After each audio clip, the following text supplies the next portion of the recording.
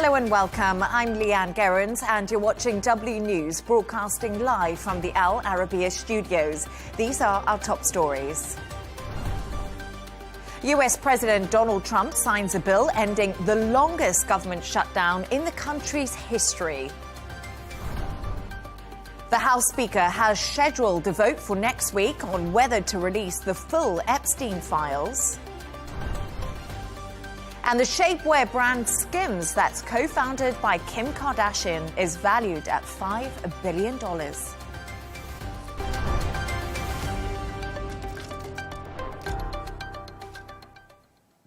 Now, US President Donald Trump has signed a bill ending the longest government shutdown in the country's history.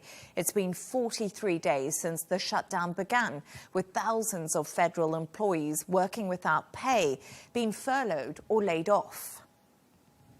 Let's go live to Washington now and speak to Republican strategist Adolfo Franco.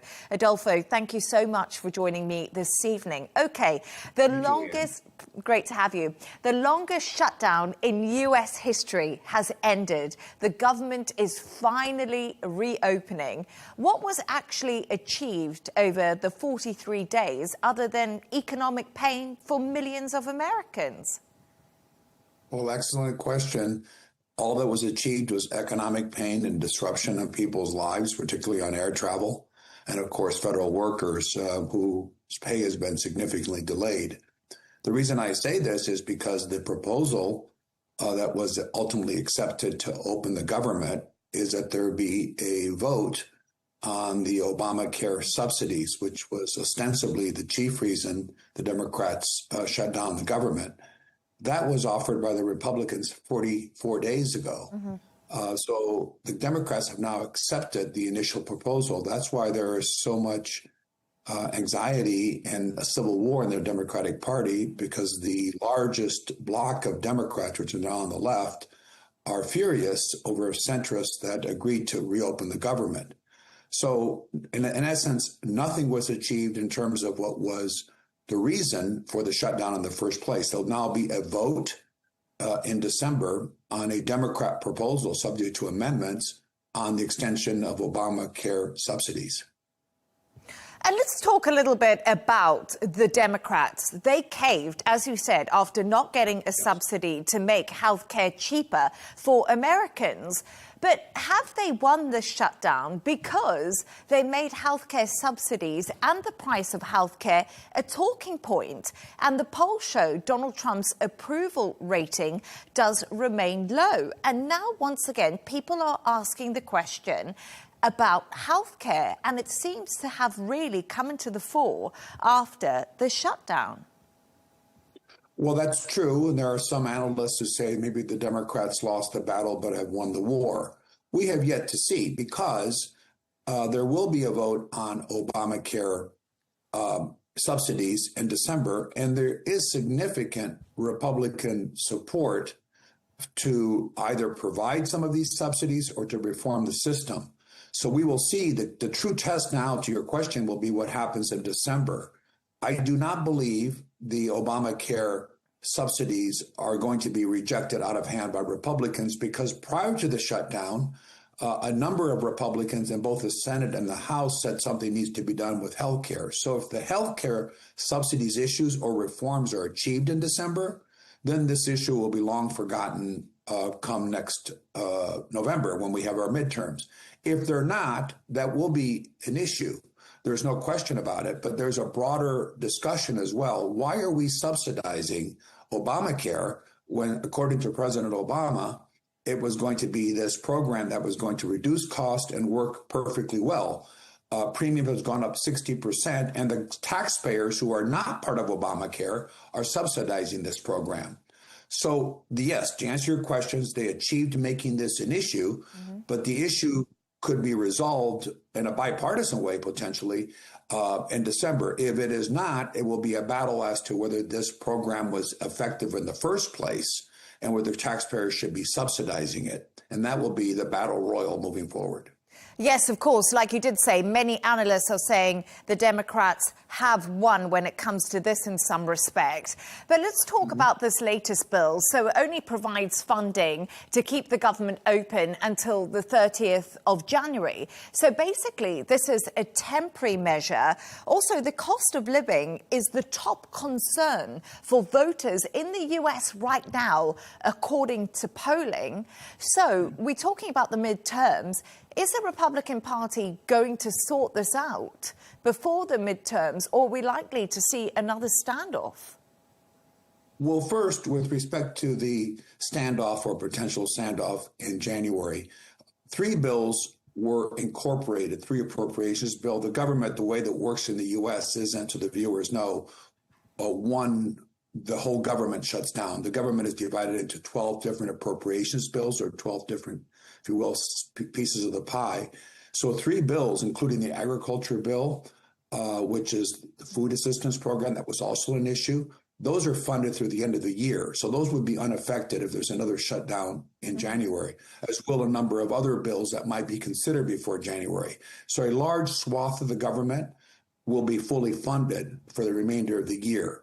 But there could still be a shutdown for the remaining unfunded programs in the government in January. It's a possibility. However, it will have to be over something that they allege. If we don't have a compromise on or a solution to the Obamacare issue, that is a potential for a repeat on that issue. But the affordability question is a different matter. That is something, it's a legitimate political issue, but it's something that you can't legislate affordability. That's just the economy. So it would be hard pressed to see how the Democrats could shut the government down over affordability issues unless they have some specific issue, which they have not raised to date. And I can't fathom what that would be. Politically, to answer your question, the affordability issue, as we saw in the November 4th elections here in several states, will be an issue in November of 26. And that will be depending on how the economy performs. And if it's not performing well, Republicans will pay a price. But that's not something that either party fully controls. Their policies do, but it takes a while for policies to actually influence the economic performance. So again, however the economy is performing in November of 26 will probably dictate the result of the election. We'll have to wait and see for that. But I just want to ask you another question. While the Democrats are currently licking their wounds over the shutdown, did the Republican Party not want to reopen the government because of the release of more Epstein documents, which have raised new questions about Donald Trump's ties to him? A lot of people have been saying this was a reason, and we've seen the likes of Marjorie Taylor Greene, who is a Republican, coming out and saying these files need to be released, breaking ranks with the MAGA movement. Well, first, I don't believe the Republicans would have been happy to open the government or never had it closed, or open the government on day one, never had it closed, and deal with the Epstein file issue. For this reason, eventually, as we've seen, the government is now open. The Epstein file, you'd have to keep the government closed forever if you didn't want the Epstein file issue to be debated in Congress. So it's just a matter of time. And there was no pressing reason why we needed to, or a reason to delay the release either in November or December or so forth, meaning they're unrelated. The government, once the government opened this issue, as it has already surfaced, it was going to be dealt with. And there are the votes. There's something called a discharge petition in the House, which means the majority of the House can override the leadership's ability to stop something from coming to the floor. And they certainly have the votes, because they have all the Democratic votes and several Republican votes. There's only a 4-seat majority by the Republicans.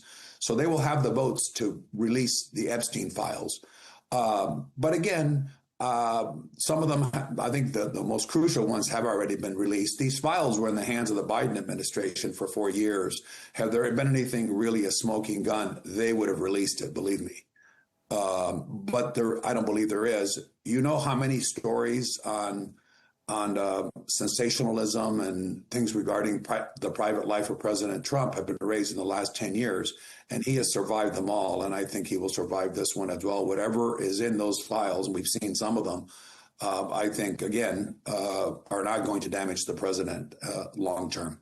As they call him, the Teflon president, Teflon Donald Trump, don't they? That's Adolfo. correct. Yeah, absolutely. Adolfo Franco, thank you so much for joining me this evening. Leigh Ann. Thank you. Let's get into this further with Scott Lucas, Professor of US and International Politics at the Clinton Institute, University College Dublin. Scott, thank you so much for joining me. I just wonder if you could comment off the back there. I was obviously speaking to the Republican strategist Adolfo Franco ahead of you, and we were talking about the Epstein files and the release of more of them. What do you think? Do you think there's a link to the US shutdown and the release of these files?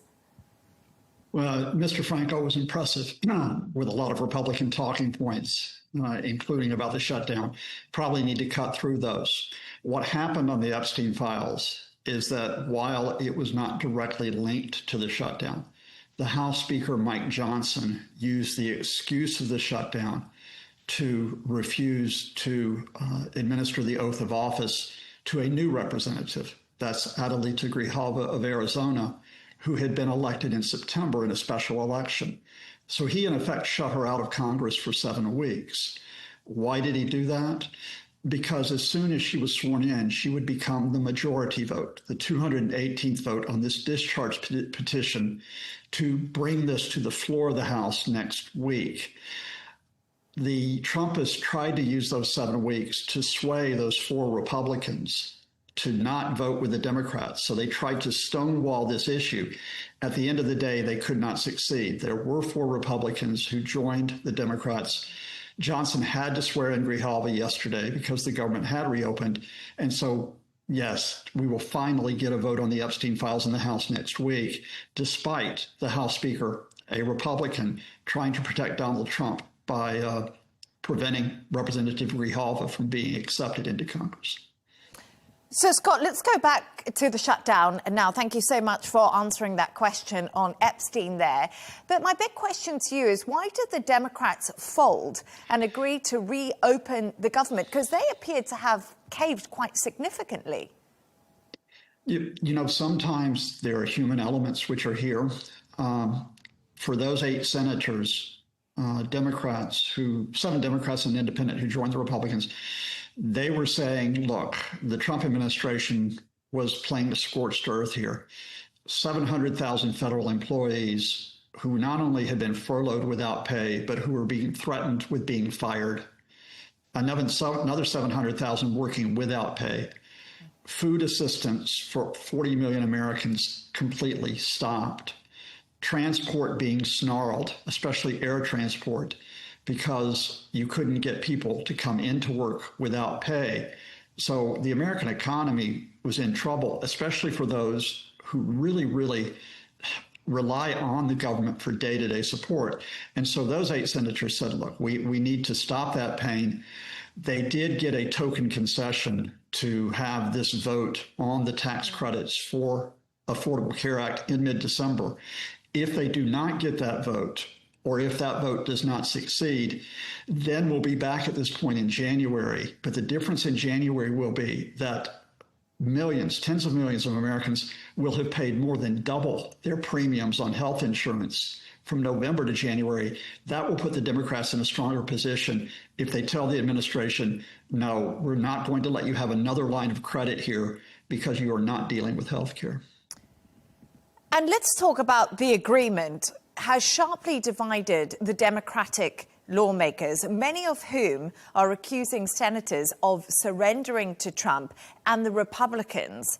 Why are the Democrats so fragmented at the moment, even at a time when Donald Trump's approval rating does remain at 40%? Because the fact that some Democrats decided to reopen the government has really caused divisions within the party.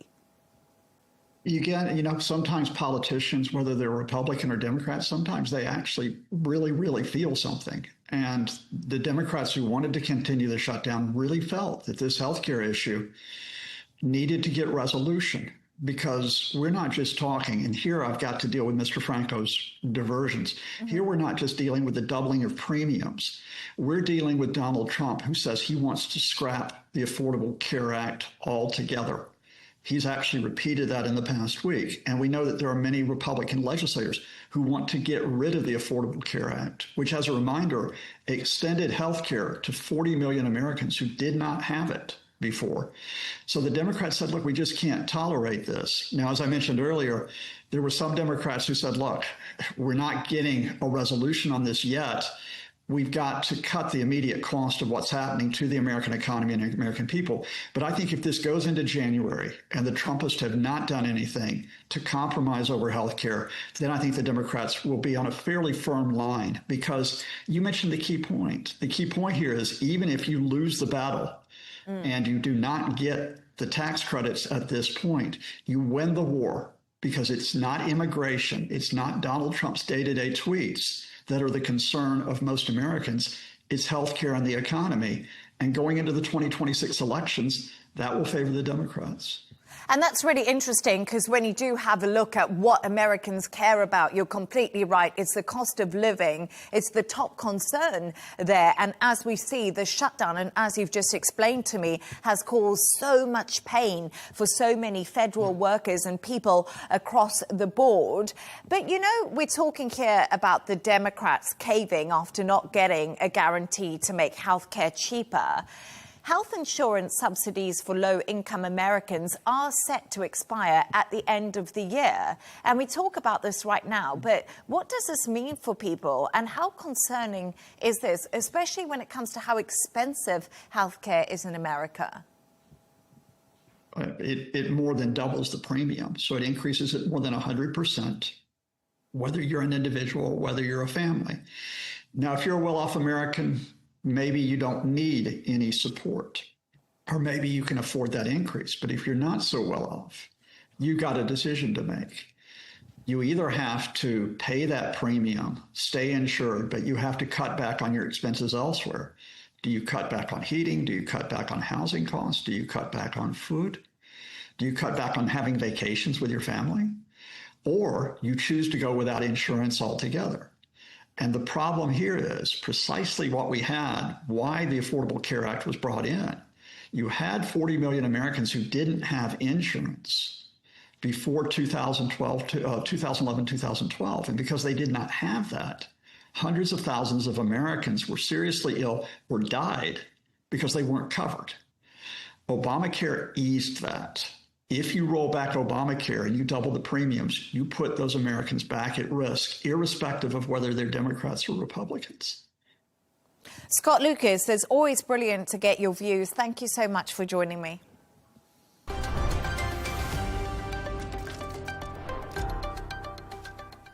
US House Speaker Mike Johnson has said lawmakers will vote on a bill next week on the full release of government files related to the late financier and convicted sex offender Jeffrey Epstein. It comes after House Republicans released over 20,000 new Epstein files and accused the Democrats of cherry-picking documents after they published emails which they said linked Trump to the disgraced financier. Here's what the White House Press Secretary Caroline Leavitt had to say. This administration has done more with respect to transparency when it comes to Jeffrey Epstein than any administration ever. In fact, this administration, the Department of Justice, has turned over tens of thousands of documents to the American people. We are cooperating and showing support for the House Oversight Committee. That's part of the reason you are seeing these documents that were released today, because of the House Oversight Committee's and Republicans' efforts to get these out to the public. This administration also moved, the Department of Justice also moved to unseal grand jury testimony, which we know, unfortunately, a judge declined those requests. So this administration has done more than any, and it just shows how this is truly a manufactured hoax by the Democrat Party. For now, they're talking about it all of a sudden because President Trump is in the Oval Office. Let's get the latest from Washington and all the reaction with our correspondent who's there for us, Nick Harper. Nick, Right. How damaging are these emails for President Donald Trump? And what's the feeling on the ground in Washington where you are?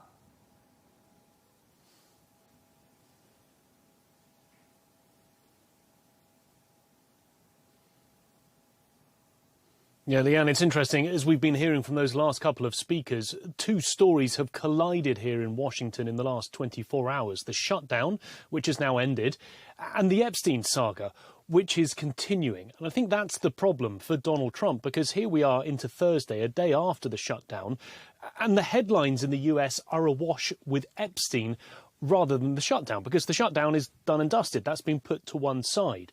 Everyone is still speaking about Epstein. It is a problem that quite simply is not going away for the president. As we heard there, the White House says that the Democrats are cherry-picking some of those emails, some of those quotes, but some of them are potentially very damaging, including Epstein writing that Donald Trump knew about the girls, that he spent hours at Epstein's house with one of the victims, and Epstein also hinting that he had damaging information on the president that he said could take him down. All of that suggesting that Donald Trump knew more about Epstein, perhaps knew more about his lifestyle, perhaps even knew about his criminal activity. But of course, the president, throughout all of this, has strenuously denied not just any involvement, but also any knowledge of anything that was taking place. But undoubtedly, headlines have been captured. This is the talk of the town here in Washington today on Thursday.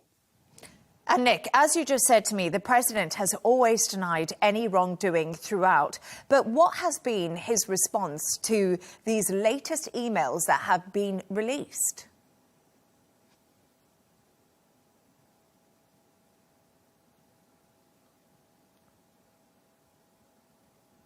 Well, as you'd imagine, he has weighed in. He's weighed in on social media and he has blamed the Democrats. He has gone on to say in a couple of different posts that the Democrats are using the Jeffrey Epstein hoax to try and deflect from their massive failures, in particular their most recent one, the shutdown. Of course, Donald Trump blamed the Democrats for that 43-day shutdown, the fact that they continued to block legislation passing through the Senate. Caroline Leavitt, the White House press secretary, we heard from her just a moment ago, but she doubled down on this idea of the Democrats selectively choosing bits and pieces that she feels fits their narrative. She said that it was all about leaking emails to the liberal media to create a fake narrative to smear President Trump and distract from his historic accomplishments. She also said that one of the main accusers, Virginia Giuffre, never directly accused President Trump of any wrongdoing. But Lisa Bloom, a lawyer and an advocate who represents about 11 of the survivors, she has said that all of these emails, in her words, are legally significant because it is Jeffrey Epstein himself, she said, pointing a finger at Donald Trump. And there's a vote next week which could see the release of all the files relating to Epstein. How likely is that to actually happen?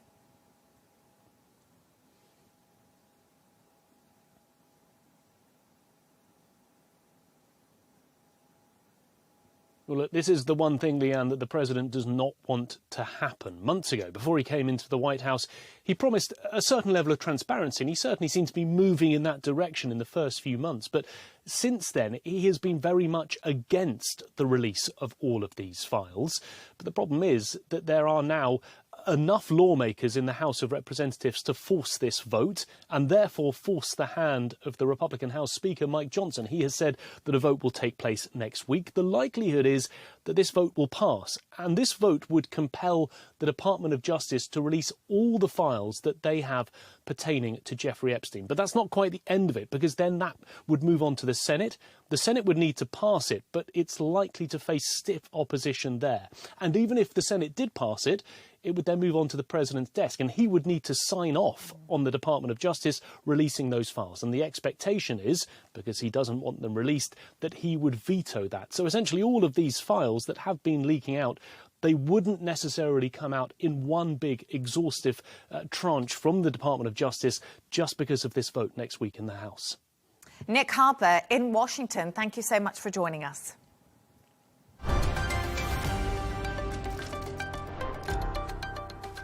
Now to Southeast Asia, where Thailand and Cambodia are once again accusing each other of opening fire along stretches of their disputed border regions. The latest flare-up has reportedly left one soldier dead, with 4 others injured, and follows months of tensions along the Thai-Cambodian border. Jan David has sent us this report. Urgency at this Cambodian hospital as medical workers rush to get this injured soldier to the capital for further treatment. Cambodia accuses Thailand of opening fire along the disputed border, killing 1 soldier and injuring 3 others. I call on the Thai side to immediately cease the use of force against innocent Cambodian civilians in Prechan village and to refrain from any use of force in addressing border issue between our 2 countries. It's the latest incident of a border dispute that has dominated Thai-Cambodian relations in recent months. In July, 5 days of fighting left at least 48 dead and displaced some 300,000 people. It was hoped that an enhanced ceasefire signed alongside US President Donald Trump in October could bring an end to the fighting. At the time, the US president promised the deal could save millions of lives. Both countries are agreeing to cease all hostilities and work to build good neighborly relationships, which have already started. But earlier this week, Bangkok halted the implementation of the deal, accusing Cambodia of laying landmines along its border, injuring 1 Thai soldier. The losses of the soldiers from the Thai army is something that we cannot accept. The landmine found to be in Thai soil is something that we deem affecting Thai sovereignty. Observers from the Association of Southeast Asian Nations have been dispatched to oversee the latest border spat. As tensions in the region rise, they hope both sides can once again come to a negotiated settlement. Jan David, Arabiya English.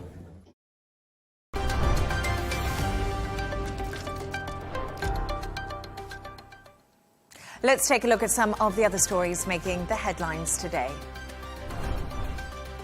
Hamas and Islamic Jihad have announced they will hand over the body of an Israeli hostage tonight that was recovered in Khan Yunis in southern Gaza. If completed, 3 hostages' remains will still be held in Gaza under the October ceasefire deal that previously saw 20 surviving hostages released in exchange for nearly 2,000 Palestinian prisoners.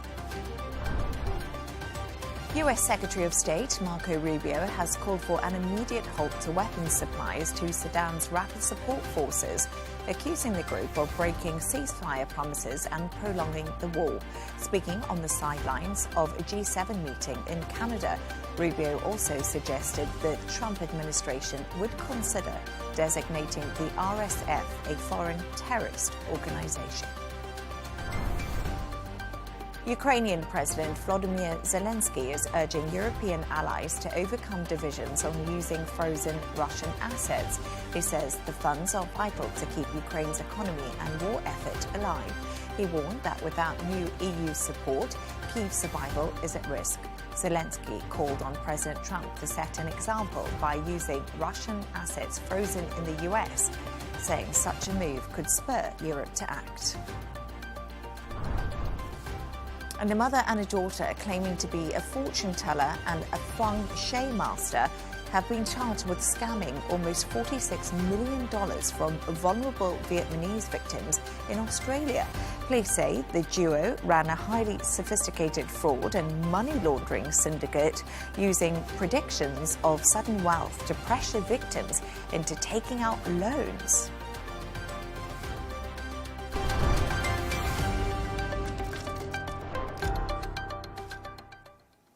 Now, the shapewear brand, co-founded by Kim Kardashian, Skims, has been valued at $5 billion. It comes after it raised $225 million in new funding from investors, which will go towards opening more shops around the world. The company also expects its sales to top $1 billion this year. For more on this, I'm joined from London by economist Laurie Laird. Laurie, great to have you on, and even better to be speaking to you about Kim Kardashian. What a great day. Look, this is not my strongest topic. You know what a geek I am. So I hope you don't mind. I had to do some external research here. And honestly, everyone who I've spoken, and you can probably tell I'm not that fashionable either, but I've spoken to a number of friends who swear by the Skims brand, absolutely swear by it. And these are not sort of youngsters who slavishly follow the Kardashians. And what I'm hearing is the quality of some of these garments, and she's moved from shapewear into outerwear, the whole range of products. But people rave about these products, and it seems to be what they like is it's pretty good quality, reasonably priced, sort of out of the top end of mass market. But what my friends and colleagues seem to like so much is the range of colors, the range of sizes that are on offer from the line of shapewear that Kim Kardashian is peddling. Certainly, she started with a lot of brand recognition, but the quality itself, I guess not unlike Victoria Beckham, who was not thought of as a particularly talented designer, and then her seeing more and more of her collections, even the longstanding designers are saying, hey, wait a second, this is not a flash in the pan sort of thing.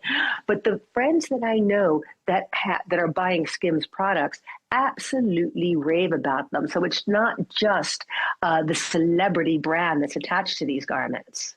And you know what's so interesting? I must admit something. I haven't bought Skims, but the competition that she's up against, Aloe and Lululemon, is something that I would buy and do wear. But what I find pretty fascinating about this whole story, Laurie, is there's so much investor confidence in this brand, and also Skims' plan is to open more stores, which I found really interesting, especially in the economic climate.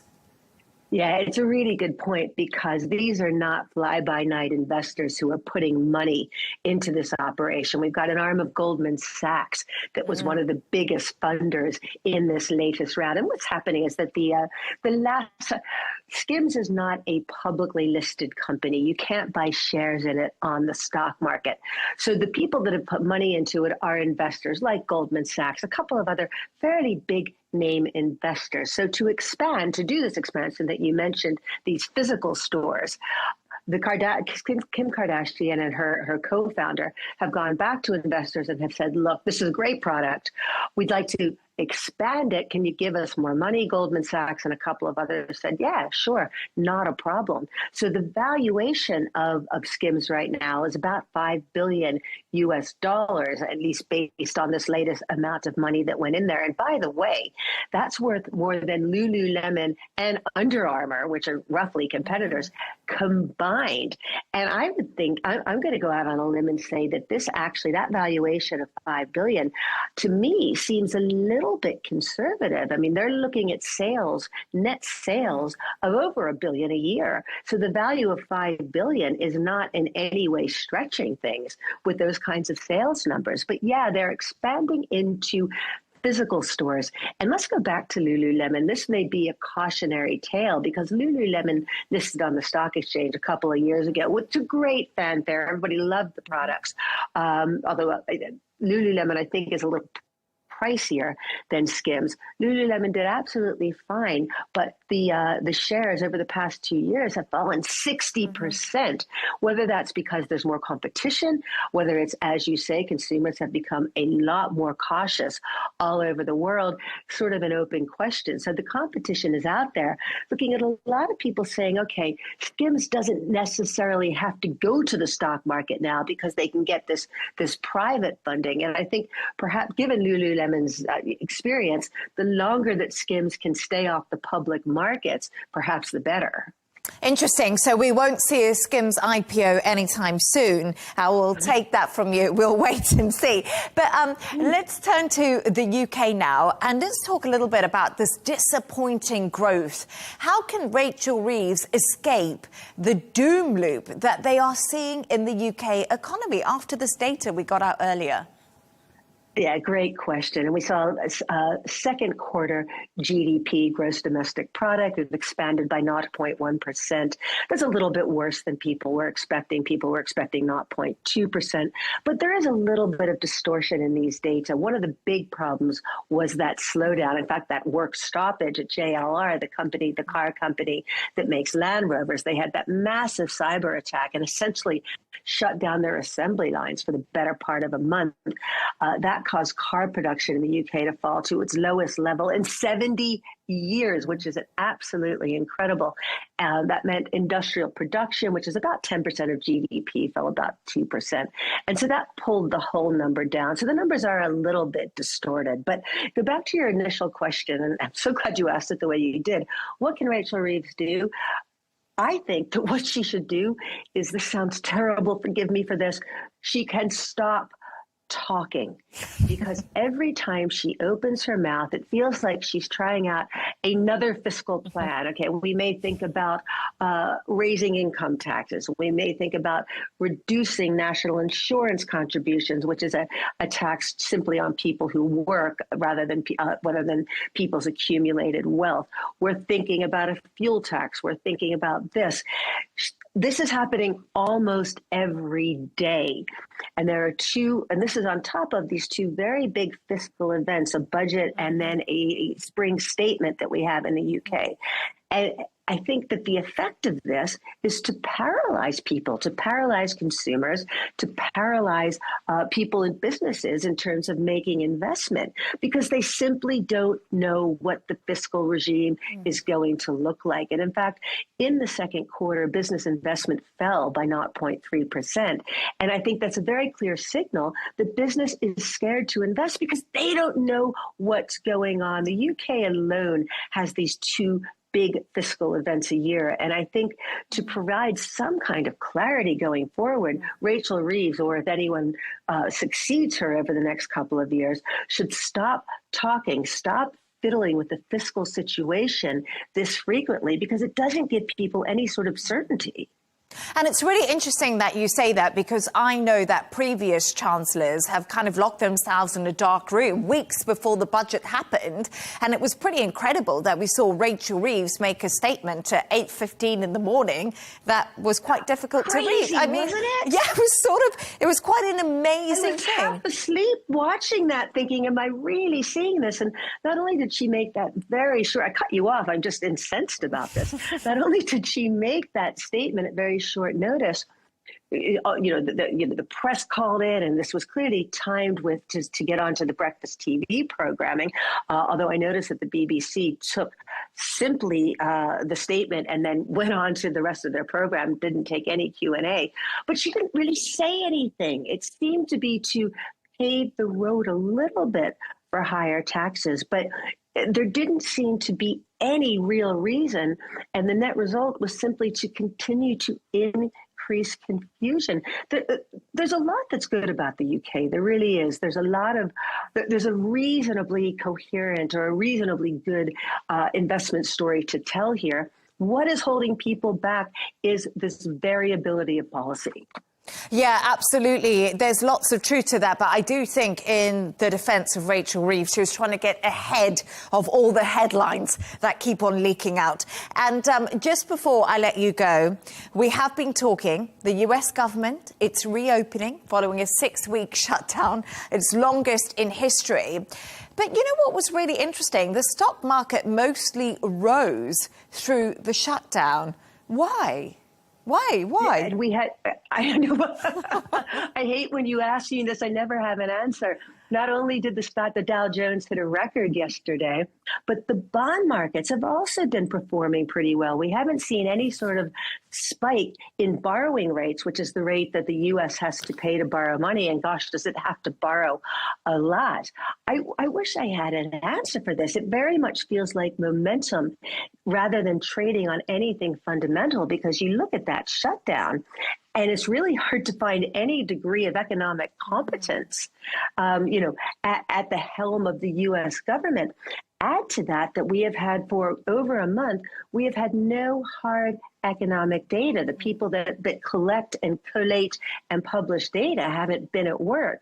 So we don't have any real sense of where the economy was before the shutdown, much less whether there were contractions, whether there was any kind of serious harm during the shutdown. We still have not heard from the statistical leaders about when they will resume publishing data. We were supposed to have inflation data today, another set tomorrow. No word on if or when that will be published. Laurie Led, it was brilliant to speak to you, and I'm grateful that we got the Kardashians in there. Thank you so much. First time, right? First time for everything. Thanks. A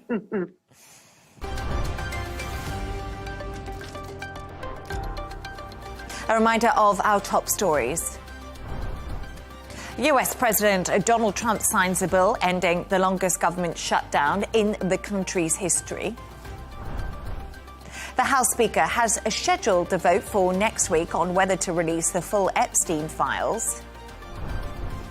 And the shapewear brand Skims, that's co-founded by Kim Kardashian, is valued at $5 billion. And that's all from us on W News. Don't forget to subscribe to our YouTube channel. Of course, follow us on X. Plus, we'll be back in a couple of hours' time with W News Extra. Goodbye. Thank you for watching.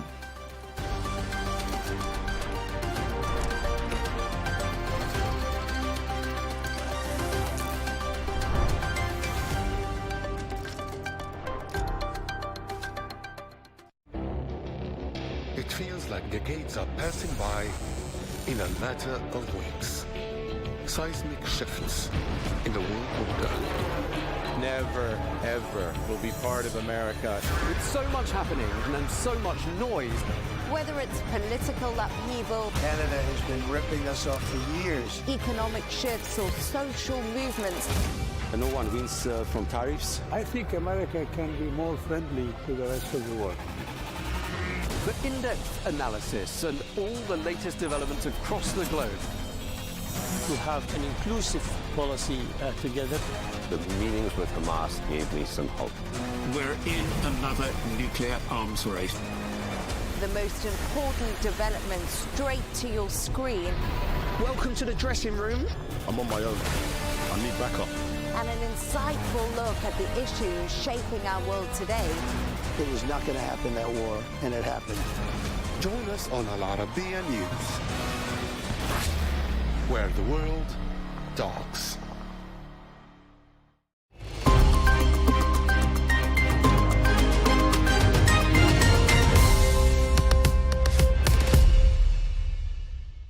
Hello and welcome to the Dailies. International and US media were consumed this week by the release of newly uncovered Jeffrey Epstein emails, which allegedly link high-profile figures, including Donald Trump, to Epstein's inner circle, fueling fresh political and legal debate.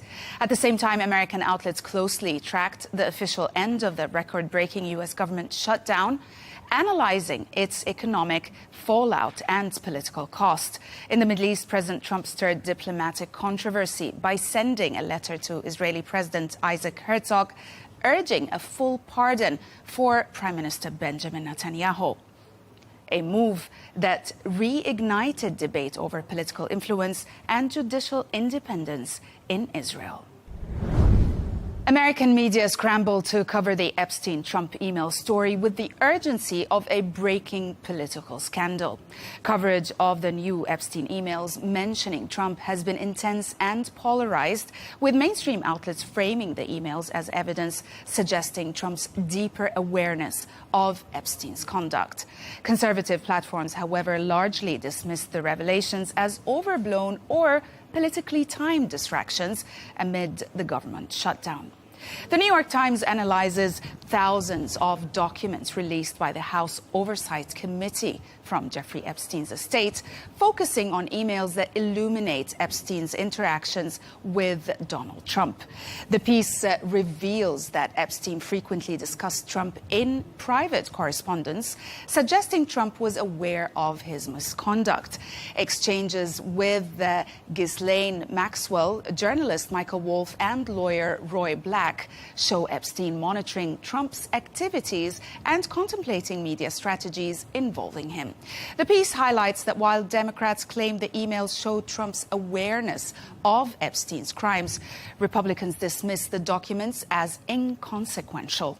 The report underscores how the communications expose the lingering political and moral implications of Epstein's network. Politico, on the other hand, presents a forensic breakdown of the most startling findings in the newly released tranche of Epstein-related documents, emails, ledgers, logs uncovered by congressional investigators. The analysis methodically outlines how these records expose links between Epstein and elites across politics, media and finance, underscoring his continued shadow influence over or even after his 2019 arrest. Among the 9 highlighted revelations, explicit emails alleging that Donald Trump was aware of the girls trafficked by Epstein, the role of journalist Michael Wolff as a strategic advisor, schedules showing planned meetings with billionaires and high-profile politicians, and Epstein's obsessive tracking of Trump's political ascent. The piece succeeds in weaving all these discrete data points into a broader narrative about institutional complacency and power protection, though it stops short of drawing firm legal conclusions. And as House Speaker Mike Johnson is being compelled to schedule a floor vote on the release of federal files tied to Jeffrey Epstein's investigations, Newsweek spotlights Donald Trump's combative reaction to the release of newly surfaced Epstein's emails referencing him. The report notes that after House Democrats publicized messages suggesting Trump knew about Epstein's girls, the president quickly took to social media, branding the disclosures a Democratic hoax meant to distract from ongoing government shutdown. Newsweek also portrays Trump's response as a characteristically defiant, an effort to reframe the scandal as partisan persecution rather than personal implication. While acknowledging the potential damage to his image, the piece cites legal analysts who argue the emails are indeed unlikely to yield criminal consequences. Now, overall, the piece captures how Trump turns scandal defense into a political counteroffensive. The newly released Epstein emails reverberated across the Atlantic, sparking fresh controversy in the UK as British media dissected their implications for figures once linked to Epstein's circle. The Telegraph reported on those newly surfaced emails that suggest Prince Andrew told Maxwell, "I can't take any more of this," referencing the mounting scandal involving alleged victim Virginia Giuffre. The piece outlines how the correspondence implicates Andrew more deeply in Epstein's network, contradicting his earlier claims of limited involvement. While the piece stops short of proving legal guilt, it frames the emails as a potential public relations disaster for the prince and the monarchy. It underscores how reputational risk and institutional accountability remain tightly linked. American media also continue to follow government shutdown news, reporting on the official end of the longest U.S. federal shutdown in history, 43 days after Donald Trump signed a stopgap funding bill restoring operations. The Washington Post tracks how the shutdown severely impacted air travel, food aid programs, and federal staffing. The piece also details the partisan maneuvering, the House's 222 to 229 vote, largely along party lines. The Senate agreement, negotiated by a mix of Republicans and only 7 Democrats, and Speaker Mike Johnson's effort to recast the outcome as a win for GOP. Also, the report suggests that the political fallout may linger into the 2026 midterm cycle. The Wall Street Journal reveals how a discreet bipartisan meeting broke the deadlock of the nation's longest government shutdown. Senators Angus King, Jeanne Shaheen, Maggie Hassan, and Republican leader John Thune quietly negotiated a stopgap deal that reopened federal agencies through January 30th. The piece highlights how the small centrist coalition bypassed party leaders, including Chuck Schumer, whose insistence on broader health care provisions stalled the progress. Also, the Wall Street Journal shows how late-night talks and also political compromises ended the stalemate, revealing that both the power of centrist dealmakers and the limits of partisan fighting. In the end, the piece presents the agreement as a sign of teamwork, but also of deep divisions within the parties.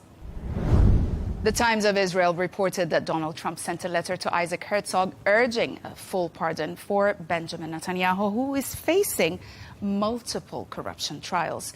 The piece highlights Trump's assertion that the prosecution is a political, unjustified attack, and also his framing of Netanyahu as a pivotal wartime leader deserving of exoneration. The report also, as you can see, it outlines how Israeli law stipulates that a pardon can only be considered after a formal request and typically following a conviction, casting doubt on the path ahead. While the tone underscores the diplomatic weight of Trump's move, the piece notes that the broader implications for Israeli legal norms and U.S.-Israeli relations. We'll go back to the Telegraph, which chronicles a highly unusual visit by Donald Trump with Ahmed al-Shara, the Syrian leader, at the White House. The piece explains that during the meeting, Trump gifted and also sprayed his own perfume on al-Shara, remarking this is the best fragrance, and offering another bottle for the Syrian leader's wife, then asked, how many wives? After al-Shara responded with one, the president then said, I never know with you guys. But the piece uses the incident to highlight Trump's unorthodox diplomatic style and the broader thaw in U.S.-Syria relations, noting that al-Shara is the first Syrian head of state to visit Washington since 1946. The report was lightly scandalous and focuses less on policy substance and more on theatrical spectacle, questioning whether such moments help or hinder serious diplomacy. And we'll end with The Independent, which reports that a newly analyzed DNA sample extracted from a blood-stained cloth linked to Adolf Hitler's death scene identified him as likely having Kalman syndrome, a genetic disorder affecting sexual development and puberty. The report outlines that this finding may indeed explain historical rumors of intimate relationship difficulties that Hitler faced. Additionally, the piece highlights the DNA evidence, or that the DNA evidence also refutes claims of Hitler having Jewish ancestry. The piece also quotes experts who emphasize that genetics do not determine moral behavior, cautioning against drawing broad psychological conclusions. That's it for today. Thanks for watching the dailies only on Arabiya English.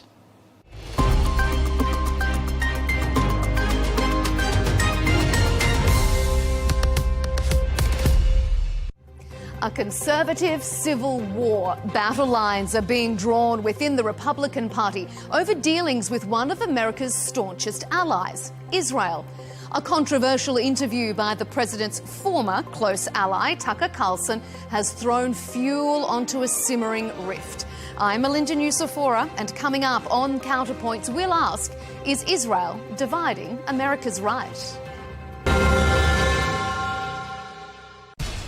We have to take care of our people, and we're going to take care of our people first. For in-depth analysis and all the latest developments across the globe, make sure you join us every weekday. President Trump is trying to negotiate a ceasefire. With so much happening, so much information, and so much noise, international law will have no part in his administration. It can be hard to keep track. Tariffs will just fuel inflation. We're going to fight these tariffs. But you can count on us to tell you what you need to know. We stand by your side. Join me, Tom Burges Watson, for Global News Today. right here on Al Arabiya News.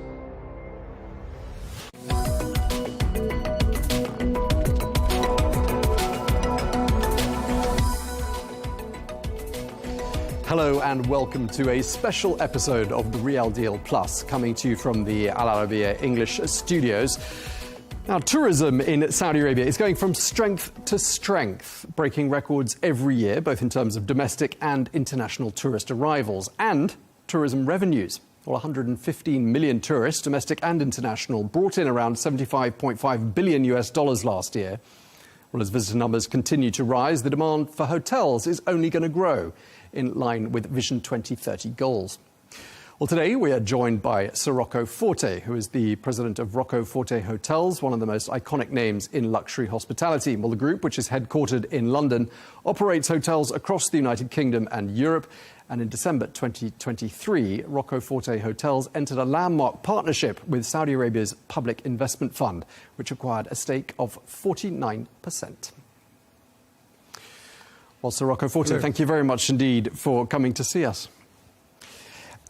You agreed a deal in December 2023 to sell 49% of your family's hotel chain to Saudi Arabia's Sovereign Wealth Fund. What was the rationale for that deal with the PIF? Well, I decided because I had members of my family who had interest. When I first started the business in 97, my father invested a bit of money. When my parents died, my sisters, I have 5 sisters, one Olga who works with me, the others didn't. They all inherited shares in the business, and they had no involvement in the business, so they kept complaining about this. And so I thought I should find a way of taking them out.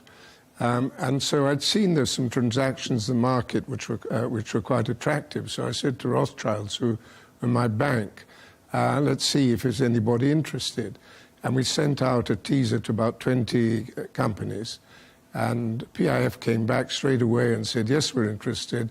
We're only interested if we can deal exclusively with you. We don't want to enter into an auction. So we sent them information. They made an offer which was attractive to us. And we went ahead. And the negotiations took, I suppose, about 6 or 7 months to come to completion. And so they invested, not only they bought my sister's shares, they invested money into the company as well, which significantly strengthened our balance sheet. The money invested was really to enhance our growth capabilities.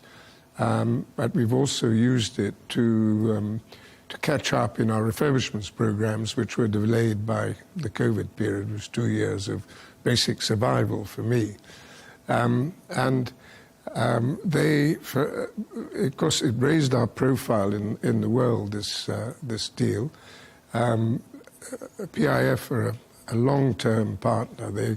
They look long-term into the future. We're a family business, and I have that same outlook.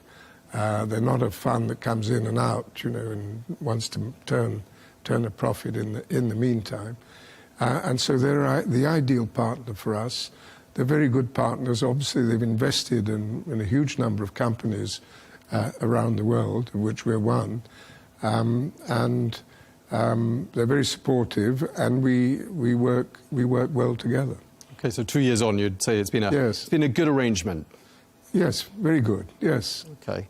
What are your plans for opening new hotels in this region, the Middle East, in particular in Saudi Arabia? Yeah, we've done most of our development in Europe and a lot in Italy in recent years, and we're opening in Milan.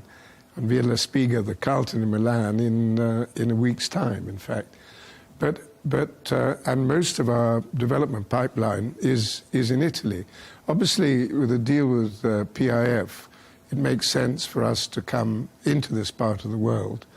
And obviously, there are a lot of developments taking place in Saudi Arabia, and we're looking, and we're close to a deal on one of them on the Red Sea, a hotel which has been developed in the Red Sea.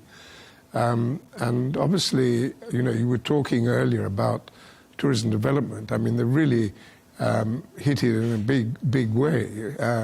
and they're building a huge number of hotels in a lot of different destinations with a view to becoming, an international tourist destination. I mean, the fascination of Saudi Arabia is it's so diverse. It's a huge country. They've got mountain regions, coastal areas, and of course, Riyadh is going to be one of the biggest centres in this part of the world, if not the biggest, with a huge growth in population, and a lot of hotel development is taking place there as well. So obviously our partners are keen that we should be involved, but I'm keen also because I think it's very exciting what is happening there. You first went to Saudi Arabia, I gather, in the mid-1970s. I'd just be really curious to hear from you what you've witnessed in terms of change during those 50-odd years. Well, I hadn't been back much in between. In the old Trust House 40 company, we had a management contract in Riyadh, and I went with the guy responsible at the time, very young man, to meet with the owners, and that was my first impression of Saudi Arabia.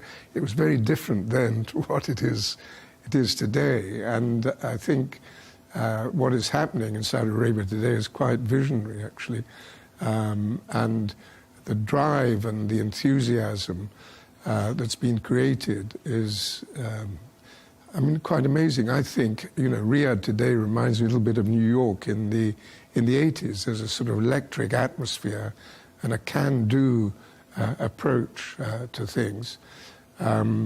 And of course, the encouraging women into the workplace has had a big effect.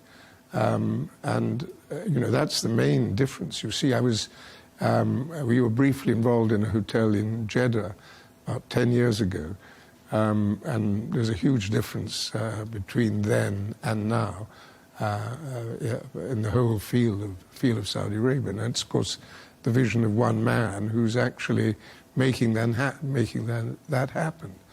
So I've never met him, but he's a bit of a genius. And the interesting thing, there's a leader of all the various tourism development projects, and he gets involved in a lot of the detail, even down to decoration sometimes. I don't know how he has the time to do it, as well as being, getting involved in the international affairs of the country. And they all say, of course, it's wonderful to work for someone who's instigated a thing, and he's going to be there to see it come to fruition.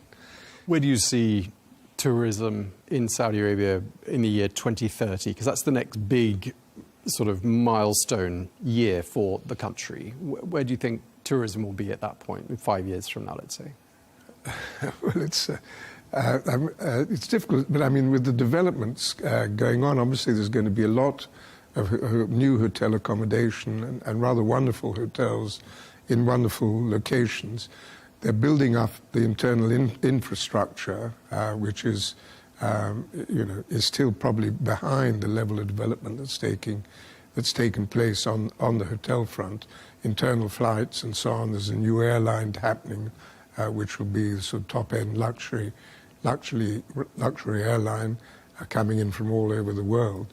So all that has to happen and continue to develop as it is now. And I think then there's no reason why Saudi Arabia shouldn't be one of the major tourist destinations in the world.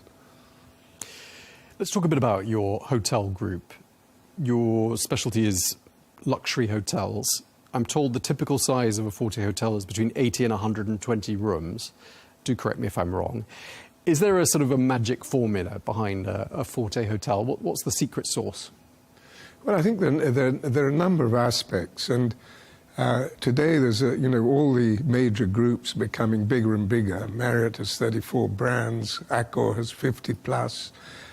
Four Seasons has moved from being a 40 hotel company to 140 hotels, and they become, I suppose, rather corporate in their approach. I think we take an individual approach to our hotels. Each hotel is different. Each hotel has to be authentic, relate to the location, and we have to create a bit of magic in what we do for the customer. People ask me what luxury is about. Well, luxury is different for every single person, using this in a different way. So we've got to understand our customers and understand what they want as individuals. We're not a supermarket, we're a sort of bespoke tailor, if you like, in the service that we create for our customers. And that's what I focus on. The other thing, I think, everybody in the luxury sector is expected to give good service, but I think we have a sort of warm and friendly approach to the service we give. And that, to a great degree, is because there's a family involved, not only owning the business, but involved in the detail of running the business. I started off with my sister, Olga, who's still very much involved, and she oversees the decoration and so on of the hotels, although we use plenty of outside designers now, but she guides them to give the hotels the feel that we want. And then my children have started getting involved in business. My son is now, Charles is doing the development, and he's driving that forward very, very fast. And he's much more familiar with this part of the world than I am now, because he's been here quite a lot, and we're looking at a number of potential projects. Hopefully in the next year or so you will start hearing about these projects in more detail. So there's this factor of family means that people in the business know who they're working for. They know they're working for individuals, not an amorphous organization. Between us, we're in the hotels a lot, so they know us personally, they know our likes and dislikes. They see the passion we have for giving service to the customer and the care that we want to take place in relation to the customer. And it feeds through, and it creates a different atmosphere from a big corporate organization. I think it makes our hotels very special. Of course, this is a region where the family business model is particularly prominent and visible, isn't it? Yes, to a great degree. I mean, obviously, family business can have a bad reputation in the sense that they're not up to date, they're not well organized, and so on. I have a terrific executive team in my business, and my children who work in the business fit in as part of that team. They're not sort of separate and running the business at a tangent to that. You've actually it works very, and there's great atmosphere. People who come work for us from different organizations, and some of the bigger organizations I mentioned, say it's wonderful working because everybody's closely integrated, closely in touch. Everything is transparent. There's very little politics, if any at all, and so it's a very nice atmosphere to work in. Yeah, I was going to say you've answered my question about succession planning, because it sounds like your children are indeed already picking up the reins and being groomed up, it would appear, for eventually running your business. Is that correct? Yeah, well, in due course. I mean, I think obviously they're quite young, my children, at the moment, and there will probably have to be an interim transition before we get to them. But I'm in my own mind, I have a clear idea of how that's going to happen. We don't have very long left, but you were born in the United Kingdom. Yes. You spent most of your life there. And I just wondered, because I know you have been active and vocal on the political scene to a certain degree, what you make of the current state of British leadership and the state of the economy, because we're seeing an increasing number of people moving to this part of the world. What do you think's behind that? Well, because we've lost a sort of sense of enterprise and encouragement of entrepreneurship. We've got more like the European Union, where government intervention and new laws and regulation have slowed everything down. Labour laws make it very difficult for employers. In Britain, we've got a new Labour bill coming through which will allow the unions to already rampant, to run wild and take us completely back to the 70s. So I remember the 70s very well. I'm old enough to have been working at that time. And, the country was a disaster. Everybody said it had no future. And then along came Mrs. Thatcher and changed it. And since her, basically, everything's gone downhill ever since. The Conservative governments we've had have been sort of not proper Conservative governments, or the middle ground, and all that, and that's led us to the current government we have, which is a socialist government, doesn't understand business, talks about growth, but everything it does is against growth. So I'm very negative about the UK at the moment, unfortunately, it's not clear this government will last its term because it has a huge parliamentary majority, although it didn't have a big majority, only 34% vote in the country. But it's not clear what's going to come after them yet, and that's the big question.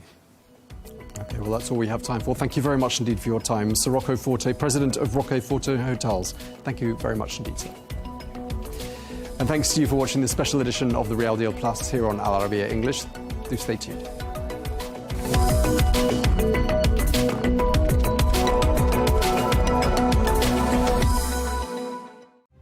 A conservative civil war. Battle lines are being drawn within the Republican Party over dealings with one of America's staunchest allies, Israel.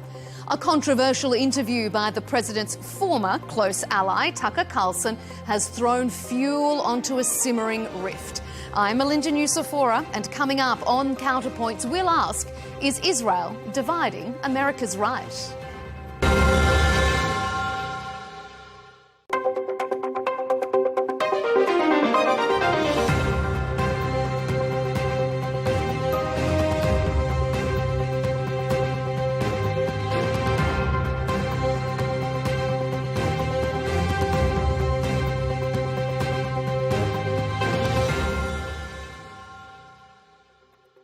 Hello and welcome to this special interview here on Counterpoints with me, Melinda Nucifora. Well, a tireless, fearless and trailblazing journalist and writer, Baria Alamuddin is known just as much for her advocacy as she is for her impactful and highly analytical writing. I have the great pleasure of welcoming Baria Alamuddin here for a special interview on the sidelines of the Manama Dialogue in Bahrain. Baria, thank you for making time for Counterpoints. Thank you for inviting me. It's a pleasure. Baria, the Manama Dialogue has been going on for more than 2 decades now. I know you've been part of it for such a long time. Tell me why you think this particular gathering of power brokers, of writers, of geopolitical analysts and thinkers, politicians, why is it important and what can it bring to the region? Well, as you know, we live in a very turbulent world. And I've been coming to this Manama Dialogue for 21 years now. I do love Bahrain, I must admit. It's a small island and the people are lovely and you feel safe and the atmosphere is nice. Running away from the bad weather in London is not a bad idea. Never a bad idea. Yes. And also, I must admit, this gathering is a very important one. And not only of the specific time, but it has been all along. They managed to bring together security personnel and ministers and many also coming from the world of intelligence as well. As you see as well, there are many people that are coming from centers of studies. You sort also build a friendship on a one-year term. So every year you meet the same people and you say hello to the same people. And as a writer and writing a column, it's really important for me to come to the region and to meet with the people of the region, but also to meet with all these security people and intelligence people and my colleagues. It's been extremely useful for me over the years, and it's developing more and more and more, and it's getting bigger and bigger, which is quite interesting. I like also the side meetings that happen. They're always important at events like this, as someone who is on the inside and has connections across so many different delegations, how important do you think those sideline bilateral meetings are? Do they sort of set the scene for maybe what we see politicians announce and shake hands on in the months to come? Announce or don't announce. Sometimes you will hear politicians that come and don't say hardly anything. These are the important ones. It's the sidelines meeting where people speak off the record and people say their mind, and you discuss and you hear stories that you don't read in the newspapers, and you learn more things. Also, over the years, you develop certain friendships, and people feel they trust you. They're, you know, when you say off the record, it's definitely off the record. It's not. And as I say, I think people also come to Bahrain, honestly, and not only for this, but for the Bahrainis are known for being such kind people that they receive you warmly, and I think people like the food as well here. They like the gathering. It's the tradition of the meeting of these people. We must also say that this is a very critical time for the region, as you know, and the world at large. So I'm looking forward for the next 2 days, and I already, my schedule is full of, you know, these appointments on the side of the big meetings in the big room. It is. About 1 year ago, in an opinion piece, I think it was just before last year's Manama Dialogue, you wrote, "Our world lacks guardrails because conflict resolution bodies like the UN Security Council have been paralysed by superpower rivalries."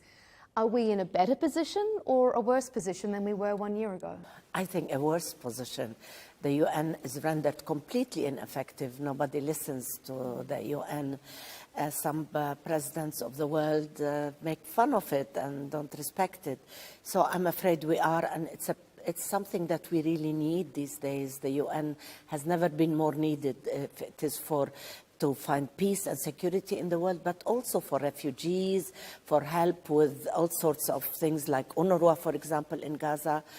I think what we need to do is strengthen our international organizations, the UN with all its branches, and need to come back. Do I see it coming soon? No, which is really unfortunate. I would like that the world wakes up. I hope they're not waiting for a big catastrophe for them to wake up, because as you know, the UN was actually constituted after the war, and we really need to revive it and give it respect and security and money as well. Your book, Militia State, was published in 2022, and even though it focuses primarily on Iraq, it does analyse how Iran projects its power across the region, considering the strikes we've seen recently in Iran, but also the dismantling of many of Iran's allies across the region.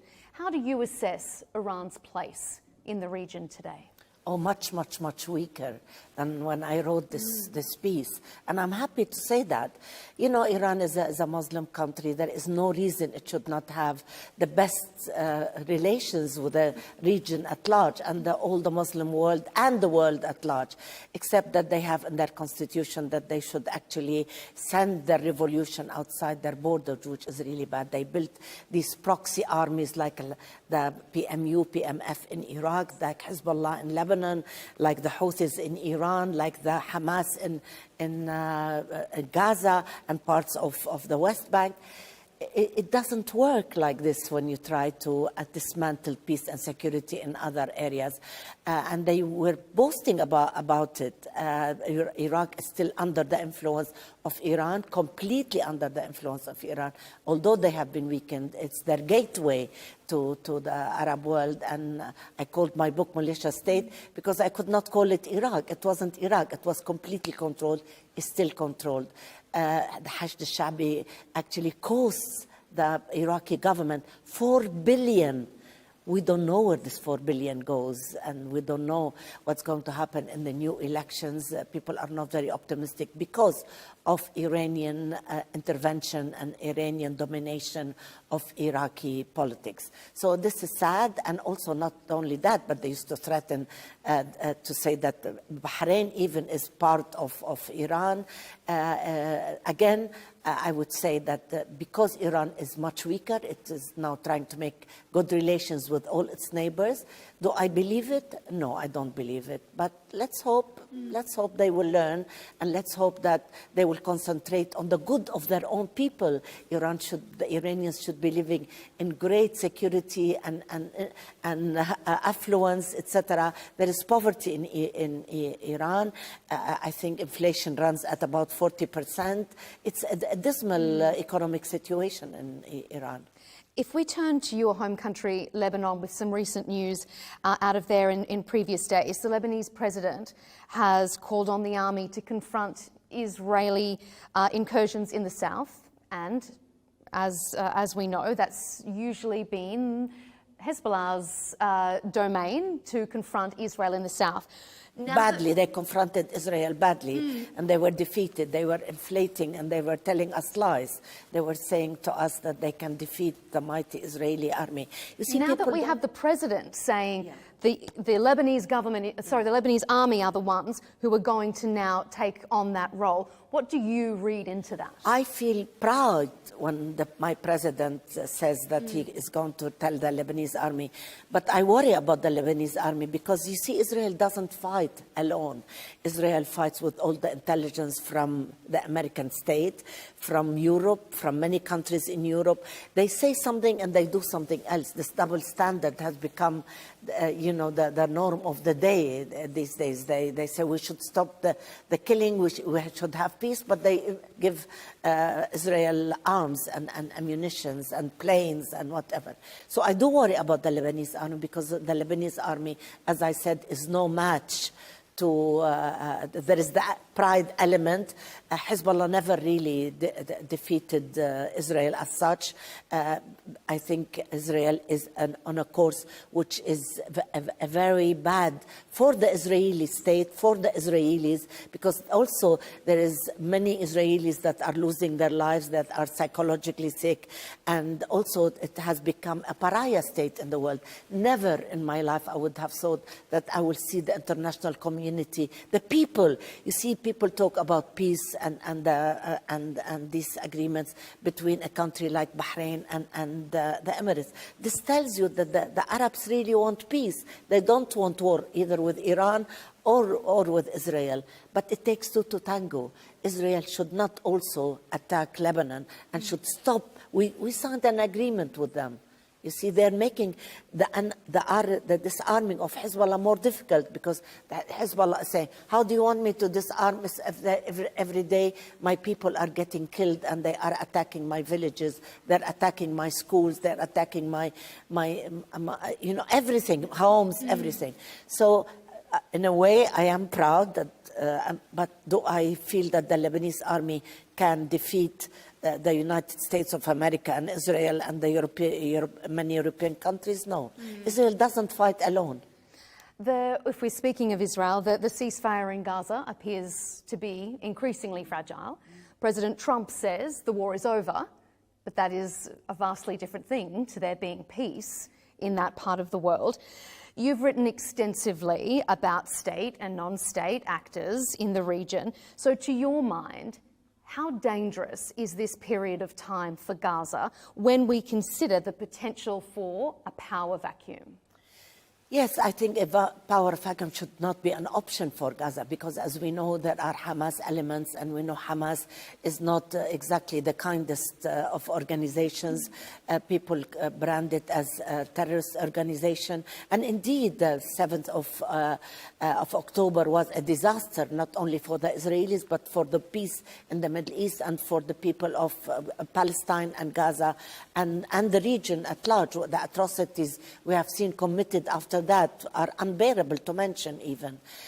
So I think what should happen, I think this plan was launched before it's being prepared. So we don't see the armies ready. Now they're discussing which countries are going to give personnel to help with the peace. We don't know who it is. Would this ceasefire last? I don't know. Definitely we see that President Trump is now finally trying to influence Netanyahu to stop, actually ordering him to stop. And you hear in Israel that Israel is not an independent state. It's now ruled by the United States. If it is ruling it is to stop the fighting, that's a good way, I think, of doing it. We should try and limit these elements like Hamas and the Houthis and Al-Hashd al-Sha'bi and of course Hezbollah, not only limit the role, but they should be not there at all. Iraq supposedly the Hashd al-Sha'bi was supposed to be part of the Houthi efforts and the Hezbollah efforts. We saw that they acted in a very cowardly way, and what they do is now they are like a mafia inside Iraq. They wreak havoc. They take the money. We don't know where the money goes. There is actually no electricity in a summer of 50 degrees in Iraq, and this is a country that has the second biggest reserve of oil. I mean, one cannot even imagine it. And schools are deteriorating. The economic life is also like this. So there should not be at all the presence of these elements, as I said. And I hope and I pray that they find some kind of force, Arab force or others, that can monitor the peace until they can train some Palestinian forces to take care of the peace in Gaza. That is, if the peace holds. Turning away from regional affairs to your own career itself, you've interviewed numerous powerful women over a very long and illustrious career, no less Benazir Bhutto, Margaret Thatcher and Indira Gandhi. I want to know, in the dealings you've had with those women in such powerful positions, do you think women can bring something special to leadership that men can't or don't to leadership roles? I don't think, I'm sure that they can bring. I remember with the late Indira Gandhi, and I was the last journalist to see her alive and interview her a few hours before she was killed in her home. She said to me, we women see details that men are not able to see. We women are multifunctional, and we see that in our homes. When you work, you take care of your husbands, of the affairs of the house, you manage it, you have children, you take care of them. So I am very sure. Also, there is a certain empathy and tenderness about women that most men don't have in general, which I think is needed to govern a country or a people or to manage affairs of a state. I'm very happy to see that women are moving forward in the world, but not enough. What about in this particular part of the world? How do you assess women's role in leadership positions in the region? I am so proud of women in this region. You know, when I come to a country like Bahrain, where women have started education amongst the first Arab nationals actually to start, and they work everywhere. Banking is led by women, health is led by women, so many sectors. I'm also trying to finish a book I started about women in Saudi Arabia. And I mean, every time I go, if I don't go for a couple of months, I come and I see it's like a revolution in women's affairs. And also in their confidence, which a woman cannot lead or cannot be somebody that can achieve something if she doesn't have confidence in herself and in her abilities and the role she can play in developing their country. I really believe women in the Gulf, women in the Arab world in general, but specifically in the Gulf, because countries like my country, where women were leaders, have regressed because of war and poverty and the state that we live in. So yes, I think there is a lot of hope for Arab women, Gulf women, as I said in particular. And again, I want to talk about Saudi women. They set these visions for 2030. A lot of them have been met already. So it's there. You don't need to 2030. And I'm really, really impressed with their determination, their passion to prove themselves. They're everywhere. Everywhere you go, there are women in Saudi Arabia now. And as I said, you know, this was, of course, progress in the making. Yes. But the last, I think, 7-8 years, it has moved at an unbelievable speed. It's women's work. that can give her confidence and give her ability to move on. If and when you finish that book, I hope you come back to Al Arabiya English to give us an exclusive insight. It sounds incredible. Baria Alamuddin, thank you so much for joining us here on Counterpoints. Thank you so much for asking me. Thank you. It's been a pleasure.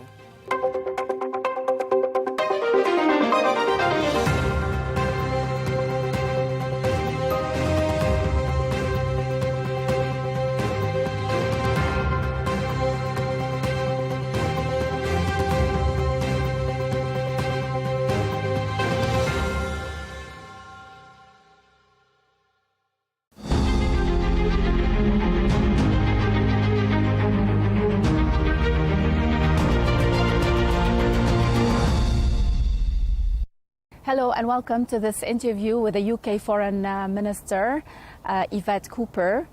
Thank you for this chance and welcome to Riyadh. It's lovely to be here. So, since we are in Saudi Arabia, tell us more about the UK-Saudi relationship, especially when it comes to trade. Well, this is a hugely important relationship for us. It's a hugely important friendship, a long historic friendship. We already have very strong trading links on issues ranging from energy, security, a whole range of different areas. But we want to strengthen and broaden those trading links. And I've been today in the Riyadh Stock Exchange talking about financial services cooperation, the many different areas that we can strengthen that relationship. Because I know I've known for many years about the work being done here around Vision 2030, and that's why I was keen to see all of the work that's been done and how we can strengthen that trading relationship, that economic relationship, but also that political and diplomatic partnership as well. And what does the UK specifically want from Saudi Arabia when it comes to trade? Well, we want to strengthen our trading links. It could be a whole series of areas where we think around life sciences, around technology, around different investment opportunities in both of our countries. We already have 1,900 British companies operating here in Saudi Arabia, and we want to strengthen those links because we think that is good for growth in the UK. It's also good for growth here in the Kingdom of Saudi Arabia, but it's good for that trading partnership that we build those links that are so important already. Let's talk about politics, because also this is one of the very important topic for our viewers and for Saudi Arabia. Sir Keir Starmer said that the UK can use its experience with the Northern Ireland solution and expertise and help in disarming Hamas. What did the US or the Israelis or the Palestinians say regarding this? Well, as we know, I think we're all of us hugely relieved that the ceasefire is in place. It's fragile, but it is in place as a result of the US-led peace initiative. But there's been a huge amount of work to get to this point, and we know there's a huge amount of work still that needs to be done in order to deliver a just and lasting peace. And that means, for us, that means we have recognised the state of Palestine because we believe that we need to ultimately have a two-state solution with Israel and Palestine living alongside each other. That's the only way that we will get that peace and security for everyone. But of course, there's crucial issues that need to be dealt with along the way. Part of President Trump's 20-point plan is around the decommissioning of weapons of Hamas as part of that peace process. The UK does have experience of the decommissioning process around Northern Ireland, and that's why we have put forward proposals as part of those negotiations and as part of that peace process. What we've also offered to do is to support things like demining, because we know that there are unexploded ordnances across Gaza. We need to be able to deal with those in order to make it safe to get the humanitarian aid in that is desperately, desperately needed. If we talk about the Northern Ireland model, which has been discussed all over, right? The model also dictates that Hamas will have a role in Gaza. Is this something that the UK will accept, at least political role? Well, we've been clear, and it's part of the 20-point plan, but we also made it very clear in all of the statements that we've made that Hamas can have no role in the governance of Gaza or the governance of Palestine. We have always made that extremely clear as part of our support for this peace process, And we believe that is essential to making sure that we can get the just and lasting peace. But we've set out different proposals about how we get that decommissioning, because Hamas has agreed, as part of them signing up to this ceasefire and to President Trump's 20-point plan, that they will demilitarize. But now we need to make sure that there is an effective process to do that. So the UK and the West is okay with a Hamas, a political Hamas? No, well, they need political party. Well, no, we've been clear that they cannot be part of the governance of Gaza or the governance of Palestine. There are many plans: the Trump plan, the Tony Blair plan, and many initiatives, the Saudi French plan. Which is the UK's preference, and is the Tony Blair part of the UK government approach also?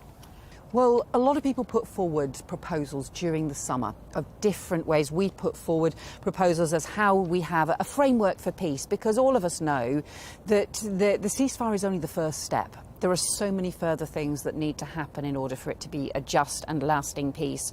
So different people have put forward different proposals and different measures, but all of those, I think, have now fed into the 20-point plan that President Trump set out, and that is what all parties signed up to and signed up to support. So that is what we now have to take forward. Of course, there will be lots of detailed work to do along the way, but it is that US-led peace initiative that I think we are supporting, and that I think many people are supporting to deliver now. So a lot of instability in the region. Let's move to Lebanon. Hezbollah has not disarmed yet, and Israel is threatening to launch a major military offensive up to Beirut, like it's been in the news recently. Is it realistic to ask the Lebanese army, knowing its capabilities, to disarm Hezbollah? Well, I think nobody wants to see a return to conflict. That would be deeply damaging, and it's really important that everyone works to prevent that taking place. It's also important, of course, we want to see the disarmament of Hezbollah. Has been a deeply destructive force in the region, but is why we support the continual work to have not just the work that the UN has led in the area, but also the work for the Lebanese government and the Lebanese army as the recognised forces, to be able to continue to work to ensure that we get that peace, that stability, and of course we do need to see the disarmament of Hezbollah. The UK is involved in the border between Lebanon and Syria. Have you had any role, or are you suggesting any role for the UK to also organise the border between Lebanon and Israel? Well, we think that this needs to be UN-led processes, and in fact, one of the UK ministers is in the region over the next few days as well. So it's really important that we continue to all work together, but we're clear that this is about UN processes. How are you supporting the Lebanese army? So we support the UN-led work in order to be able to ensure that everything possible can be done to stabilise, to have greater stability and security for Lebanon, but also for the region more widely. Let's talk about Iran. Does the UK still think that Iranian regime and the Revolutionary Guard still pose a threat on individuals inside the UK? Well, I'm afraid we have seen direct threats, Iran-backed threats on UK soil, and that is a deep concern to us and for our national security, and that is why we will always stand firm on national security issues and against any kind of threat from the Iranian regime. As you'll know, we've also been very clear and firm around our concerns around the nuclear programme, the Iranian nuclear programme, and that's why we have also restored and strengthened the sanctions around the nuclear programme as well. President Trump said 2 weeks ago that the US is ready for a deal as soon as Tehran is. So is a deal with the West imminent? Well, I think this was on the issue around the nuclear programme. We had hoped, we had continually urged Iran to comply with the nuclear non-proliferation treaty requirements to ensure that they were taking seriously their responsibilities to ensure that they could comply with the inspections, the nuclear programme inspectors, and to be able to do so. And we had called on them many times to do so. In the event, they simply did not respond. But we continue to say we want to see a diplomatic process to restore confidence and cooperation around that nuclear programme and preventing the nuclear programme. So we continue to want that diplomatic process. But because we just did not see that progress taking place, we did not see that compliance, that is why we ended up triggering what they call the snapback process and ensuring that sanctions could be strengthened, could be restored in order to maintain the pressure to comply with the requirements. But the Iranian regime is, if anything, known about it, that it's patient. Is there a deadline for this? Well, we will continue to put pressure on and we'll continue to And what are the Iran options to on the comply. table? Another military strike? No, we don't want to see conflict. We don't want to see the conflict return or escalate in any way. What we do, however, want to continue with is a diplomatic pressure on Iran to comply with their basic requirements on nuclear non-proliferation. Mm-hmm. We see the UK more involved, especially under this government in the Middle East. You're back on the global scene, especially in the Middle East. What has changed and where are the areas of interest for the UK? So we do very much feel that for us in the UK, the partnerships we build across the world, across different regions, are what make us stronger back at home. And whether that is our trading partnerships, we know that the trade, the investment partnerships that we have here in Saudi Arabia, but also across the region, we know that those trading relationships are what make our economy stronger. But we also know that the security partnerships, the diplomatic partnerships, that how that also makes us stronger at home. We know that issues, whether it be around Iran, whether it be around issues around Gaza, instability in different parts of the world can have consequences for all of us, and we are all stronger if we maintain those diplomatic partnerships and those trading relationships, those diplomatic relationships and those security relationships. That's why it's so important for me to be here in Riyadh, but it's also why we do see issues around foreign policy, around diplomacy, around those crucial relationships. We want to support peace, we want to prevent conflict in other parts of the world, but we also want that stability and security because that also helps us back home.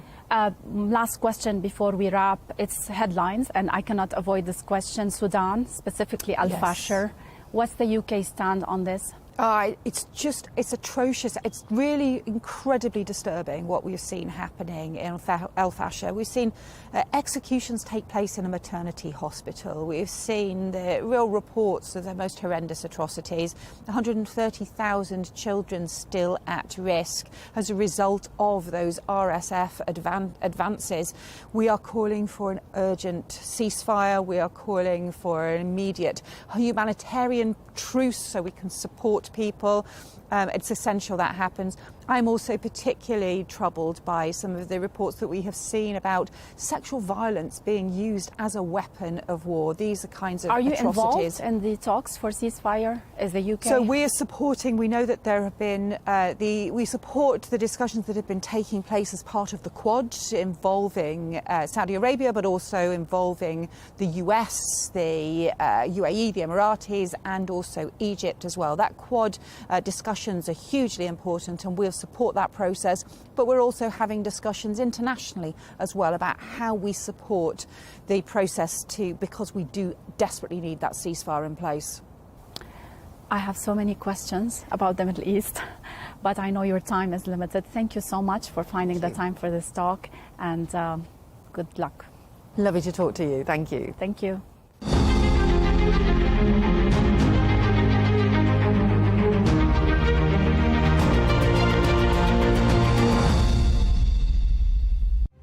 A A conservative civil war. Battle lines are being drawn within the Republican Party over dealings with one of America's staunchest allies, Israel. A controversial interview by the president's former close ally, Tucker Carlson, has thrown fuel onto a simmering rift. I'm Melinda Nucifora, and coming up on Counterpoints, we'll ask, is Israel dividing America's right? Our allies in many cases are worse than our enemies. Stay informed and connected with the latest international headlines. There obviously is a risk. From breaking news to in-depth analysis, It would appear that this war is coming to an end. Who buys this stuff? Investors, pension funds. we deliver the most important developments straight to your screen. Iran always wanted to deal with militia. Join us for compelling, expert-driven conversations. A curfew order has been established. And an insightful look at the issues shaping our world today. There are a lot of proposals about European architecture for security. I'm Leigh Ann Gerrans, and this is W News. We dealt with this when I was Chief of Staff in the first term. Where you don't just hear the headlines, you get the full story. A conservative civil war. Battle lines are being drawn within the Republican Party over dealings with one of America's staunchest allies, Israel. A controversial interview by the president's former close ally, Tucker Carlson, has thrown fuel on the simmering rift. On this episode of Counterpoints, we'll ask, is Israel dividing America's right?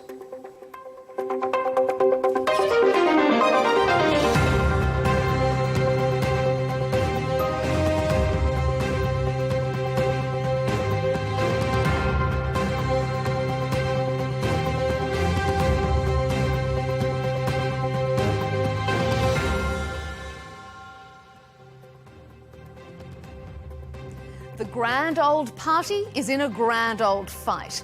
Republicans are battling an identity crisis. President Trump has promoted an ideology of, among other things, America first and free speech. In doing so, he's shaped the party in his image, but now many of those MAGA converts are questioning whether he's practicing what he preaches. And in Trump's inaugural, he says famously, a new vision will govern our land. It's going to be only America first, America first. And I said, that's me. Like, that's what I believe. Yeah. I'm an American nationalist. Me too. Fully at this point. That controversial Tucker Carlson interview with anti-Semitic white supremacist Nick Fuentes has projected this party room spat out into the public arena. Both have used their public platform to accuse establishment Republicans of being Israel first, not America first. That, in turn, has sparked allegations of anti-Semitism. The Carlson controversy has also exposed a broader rift over whether or not the party wants to covet or confront offensive far-right messaging. On this episode, we bring together two Republicans to debate if unequivocal support for Israel is dividing the GOP. Are we witnessing the rise of the woke right? And whether this is a broader battle for party ideology post-President Trump.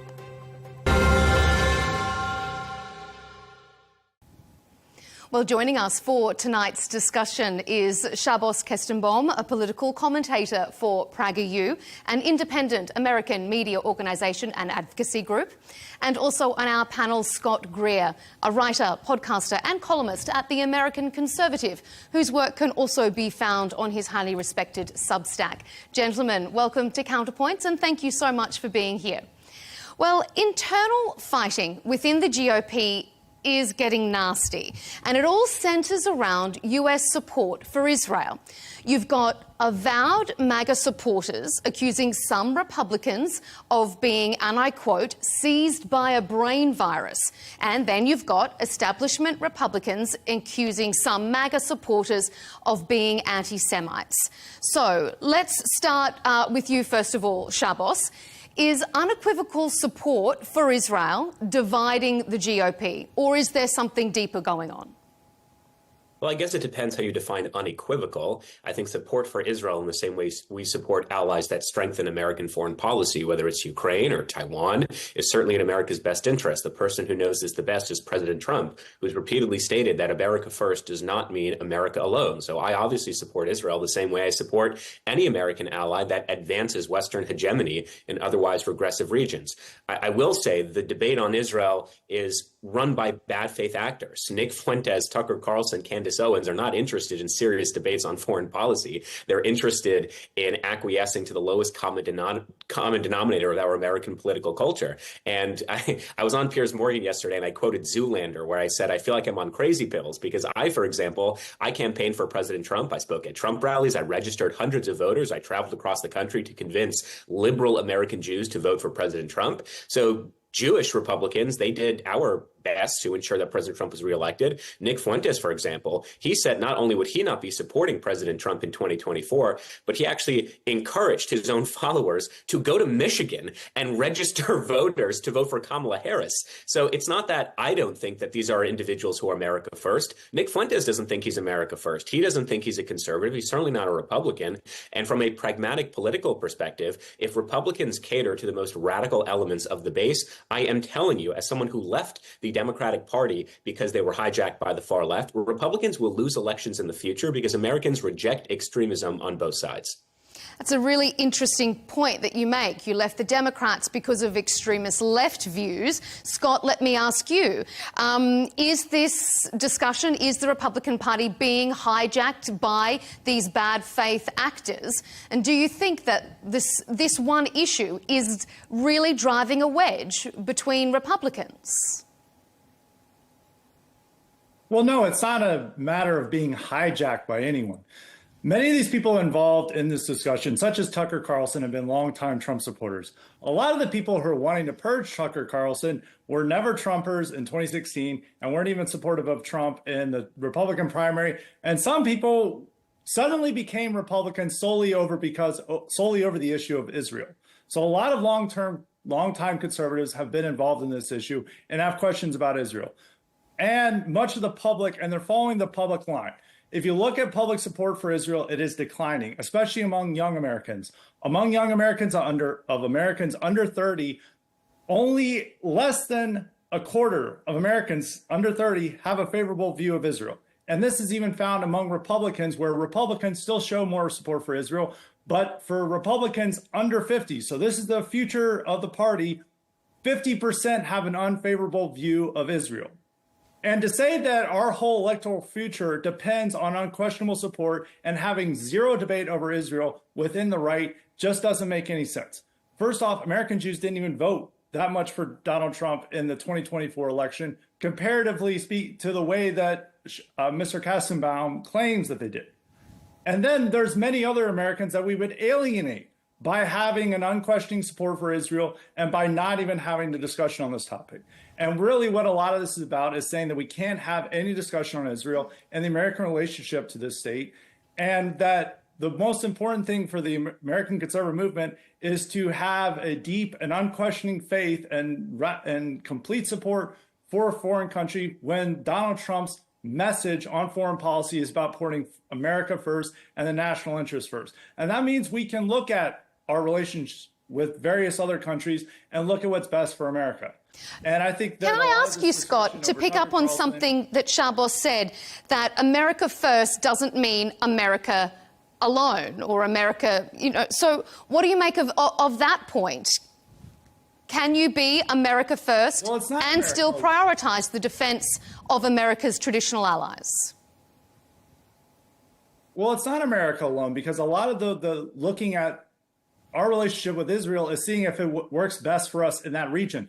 Because right now, the relationship with Israel is causing problems with all their allies in that region. Saudi Arabia is now trying to look to Pakistan and China for security deals due to what's happening with Israel and everything else with our relationship with this, that they don't have as much trust and support in us due to what Israel's actions. And that's the same with other countries in the region and throughout the world. So this is not so much that we're all retreating back to America and we're not caring about the rest of the world. A lot of this is due to us caring about the rest of the world and seeing what's best for our national interests on the world stage. So it's not about America alone. It's about putting the national interest first, not Israel's interest first, and then basing our foreign policy on that. Mm-hmm.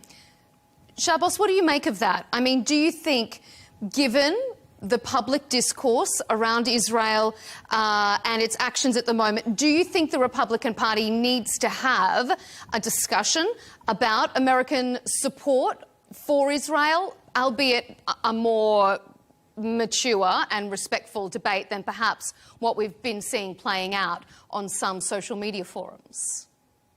Obviously, and I think it's a gross mischaracterization, not only of my argument, but of the actual political reality to suggest that anyone is saying that we must have unquestioned loyalty to the state of Israel. I mean, the only thing the mainstream media seems to be interested in is talking about questioning people's loyalties to Israel and whether Israel first is America first. That basically seems to be dominating American politics of the last 2 years. I mean, I've been Jewish since the day I was born, and I have yet to meet a single Jew who has unquestioned loyalty to the state of Israel. In fact, I was in Israel 2 weeks ago for what's called the World Zionist Congress, along with 700 delegates from all over the world. And all we did was disagree and debate and yell. So even when it comes to loyalty to Israel, most Jews have a vastly different definition as to what that actually means. All I'm suggesting is that the conspiratorial thinking that has animated parts of the far right, people like Nick Fuentes, Tucker Carlson, Candace Owens, and so on, they do not represent the best interests of the Republican Party. And while it is true that only 35% of the American Jewish community voted for Donald Trump,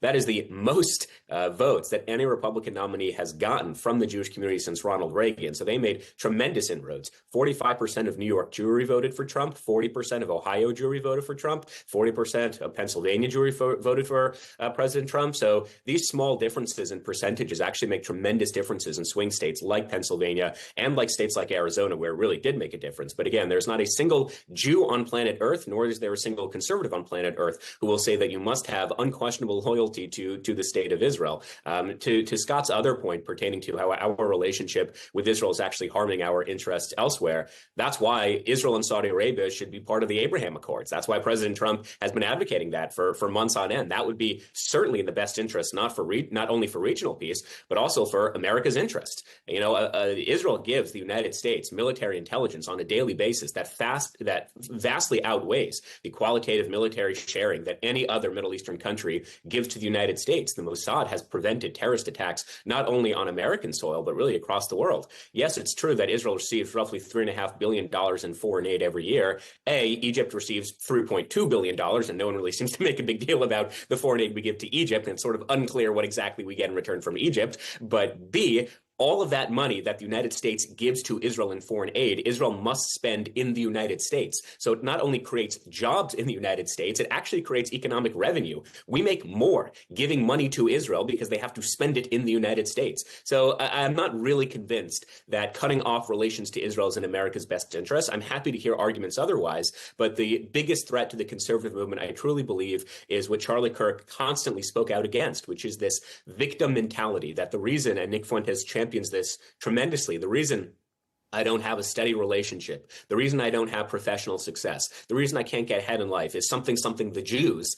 That's just a silly, unconvincing argument that very much will alienate a large swath of the American people. And I encourage the conservative movement to do whatever they can to rid themselves of this cancer. Scott, what do you think? I mean, first of all, do you agree with the characterisation of Tucker Carlson, Candace Owens, Nick Fuentes being a destructive far-right element within the GOP? I would not say that it's so much of a destructive far-right element to question Israel and other things, because they're trying to lump in all these different groups who they've had, that a lot of the old guard conservatism have problems with, that it's not just relating to Israel, it's also relating to questions of immigration and even other certain topics that they have not wanted to discuss on any other matter.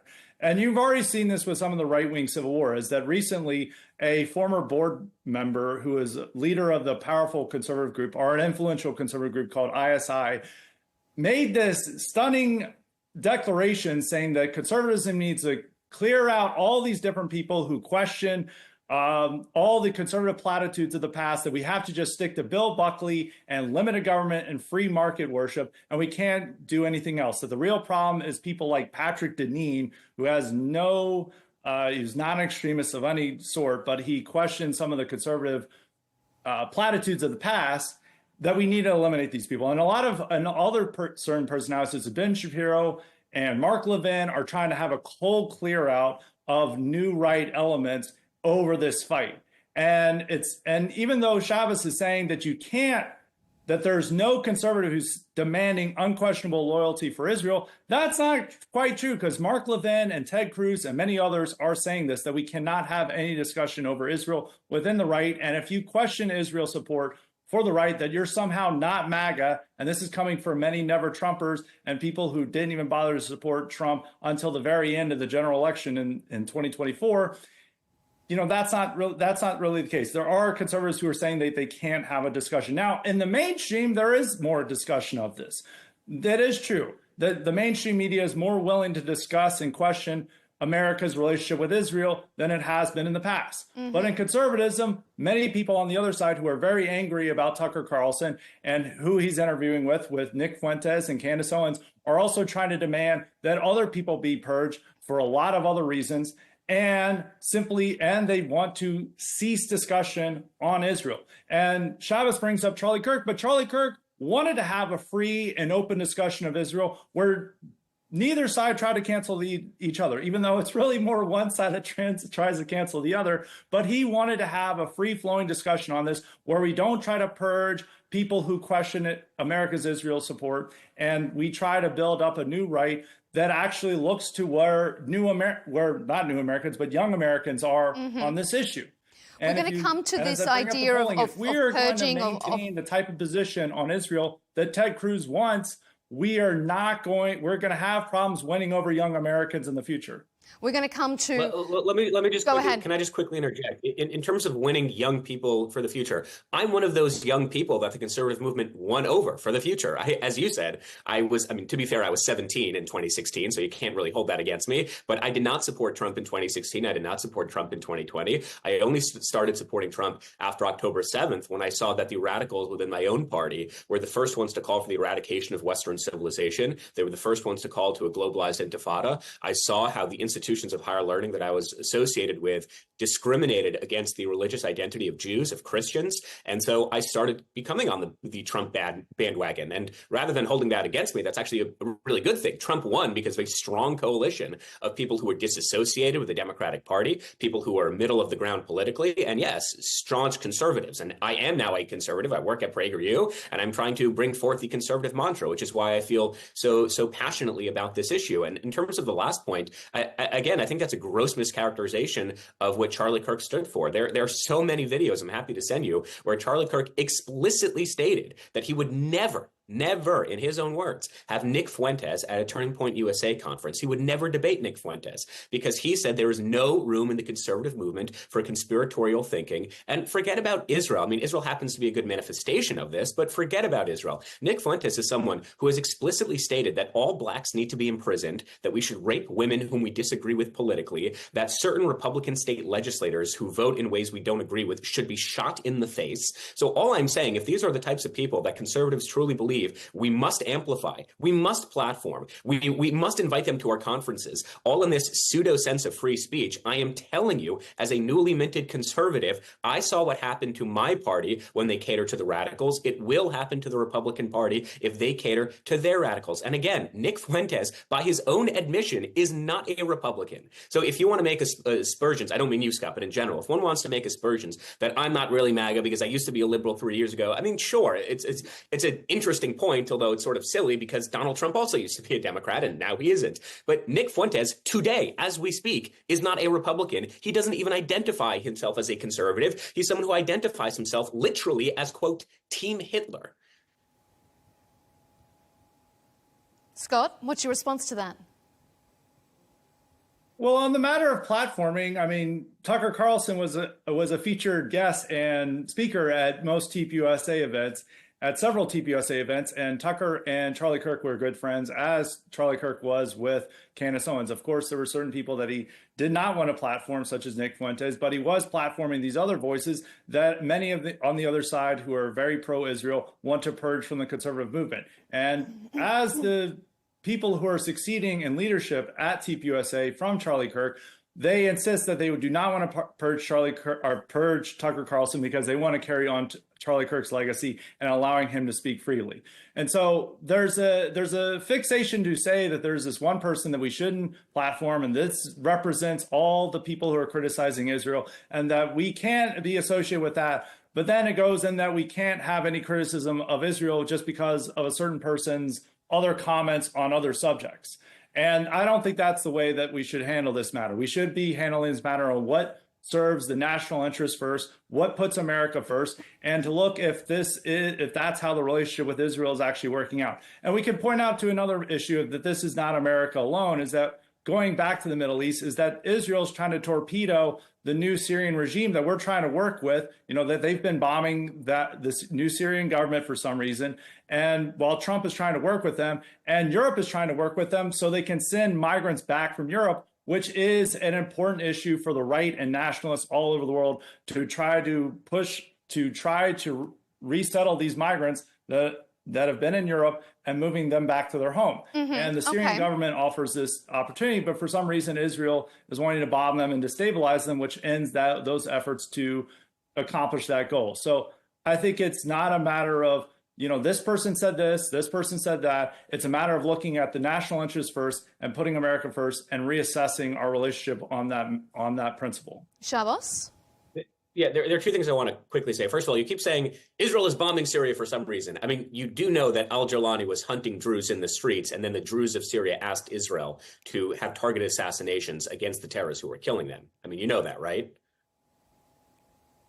There are several bad things going on in the world which we are not able to solve, and that Israel seems remarkably concerned about the Druze, and so do a lot of other pro-Israel conservatives suddenly seem very concerned in Nigeria and distracting us from what's going on in the Middle East to Nigeria. And then they're like, well, we've got to intervene, do this for humanitarian reason to save this particular persecuted group. But that's an insult to America, because America is trying to work with that new Syrian government, and we're trying to offer them protections and try to make them stabilize so that that doesn't become a headache for the rest of the world, like what was going on in the Syrian civil war. And now Israel was trying to threaten that because they're saying, well, there's problems with the Druze. I mean, there are several lingering conflicts from the civil war going on. And then to use this reason to say we need to bomb them and destabilize them, which hurts our national interests, which we're trying to stabilize, and we can, use diplomacy to ensure that there's greater protections for the Druze. But that's not the case. It's to destabilize the region and to destabilize that country, which is not in our national interests. First of all, the idea that Syria was not destabilized until Israel began bombing them barely even 3 months ago, and it only lasted for about 2 weeks, I think does a tremendous disservice to historical reality that Syria has been involved in a brutal civil war where more than 500,000 people have been killed over the last 10 years. I mentioned that they've been in a civil war. We're working towards stabilization. Hang on. Well, if they're working on destabilization, then how come they stopped the bombing campaign? It's a pretty odd strategy of destabilization when you only have target assassinations for like 3 weeks after your own ethnicity, the Druze people, who I think about 5% of Israel is Druze. I know many Druze in Israel, specifically in Majdal Shams, which is a Druze area that was actually targeted by Hezbollah rocket attacks that killed a dozen Druze children who are citizens of Israel. So Israel doesn't randomly care. It's because the Druze are an integral ethnic minority within Israel. And so the Druze citizens of Israel asked their own government, can you protect our family and brothers in Syria who are being slaughtered by the Jolani regime? And Israel said, sure, because that was in our own national interest. They did not ask American boots on the ground. They did not use American money. This was in Israel's own national security. And it was a very successful campaign, which stopped the killing of the Druze. So I'm not sure why this is sort of a point of contention. But I do want to go back to your first point, because when I spoke about Nick Fuentes, I specifically said, forget about Israel. This really has nothing to do with Israel. And then in your answer, Scott, you mentioned Israel, at least a dozen times. So forget about Israel. I think Nick Fuentes is a danger to the conservative movement,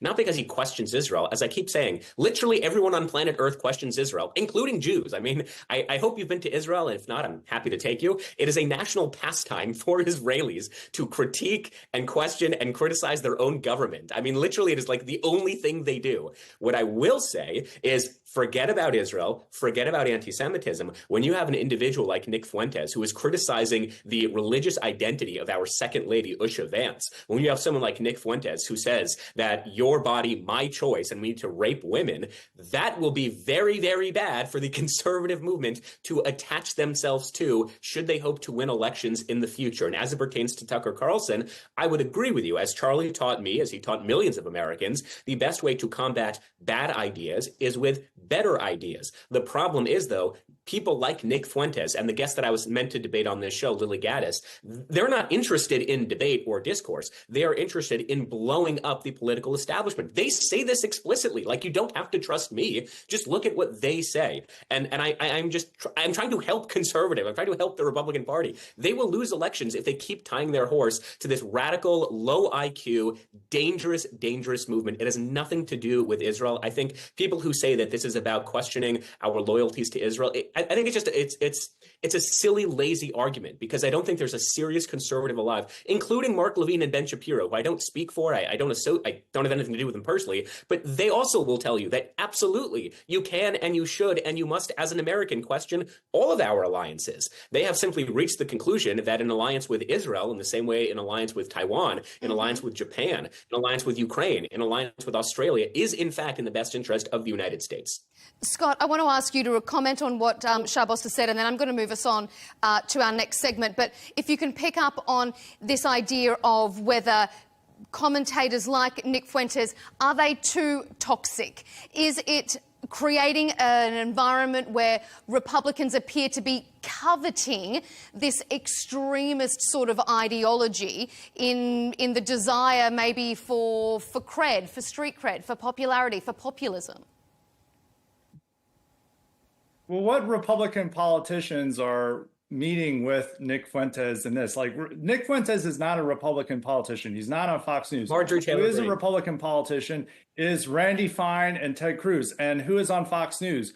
Mark Levin. So these people are much more associated with the Republican Party and conservatism. And I don't know what you want to do with Nick Fuentes, is that Nick Fuentes is an independent content creator. You're not going to censor him.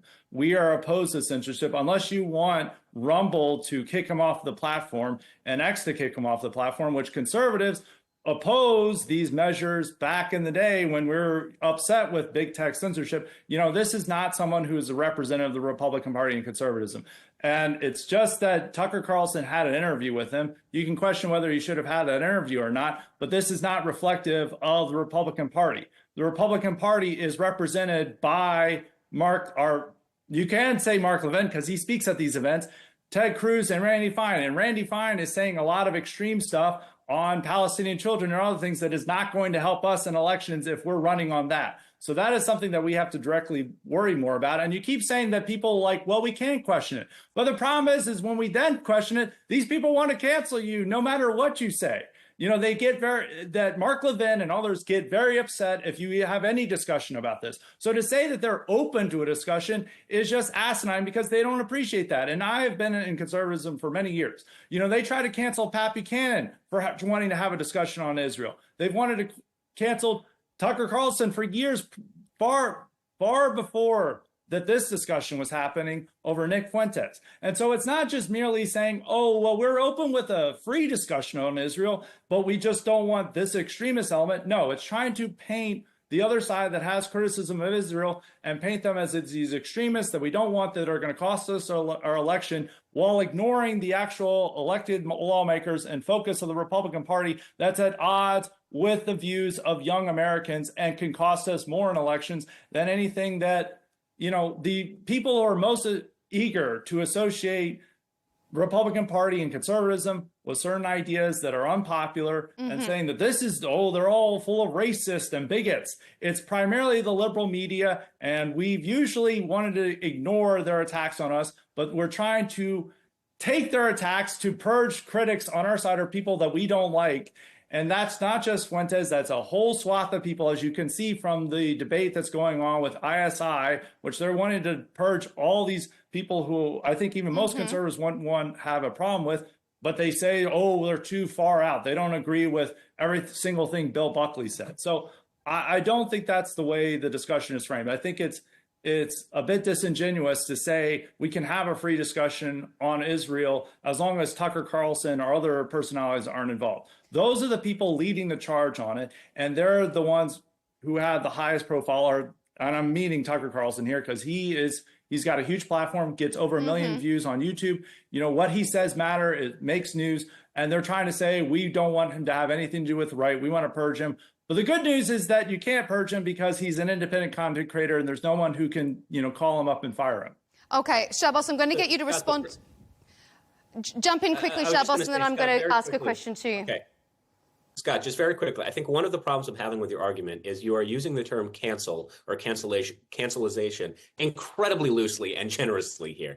As I already conceded, and I believe very strongly, the only way to combat bad ideas is with better ideas. The problem is, though, refusing to engage with people who have stated all the things I'd mentioned before about, shooting Republicans, raping women, imprisoning all blacks, sending Jews to the concentration camps. Refusing to engage with those people is not engaging in cancel culture. It's engaging in common sense. And this used to be a conservative argument, actually, that in the marketplace of ideas, good ideas win out and bad ideas don't win out. And that is why have those debates, but that doesn't mean the Heritage Foundation, for example. It does not mean Turning Point USA, for example, have a constitutional obligation to platform reprehensible individuals. And again, it's not so much that Tucker Carlson platformed Nick Fuentes. And it's interesting that you keep using Israel as the example when, ironically, I, as the Jew, am not.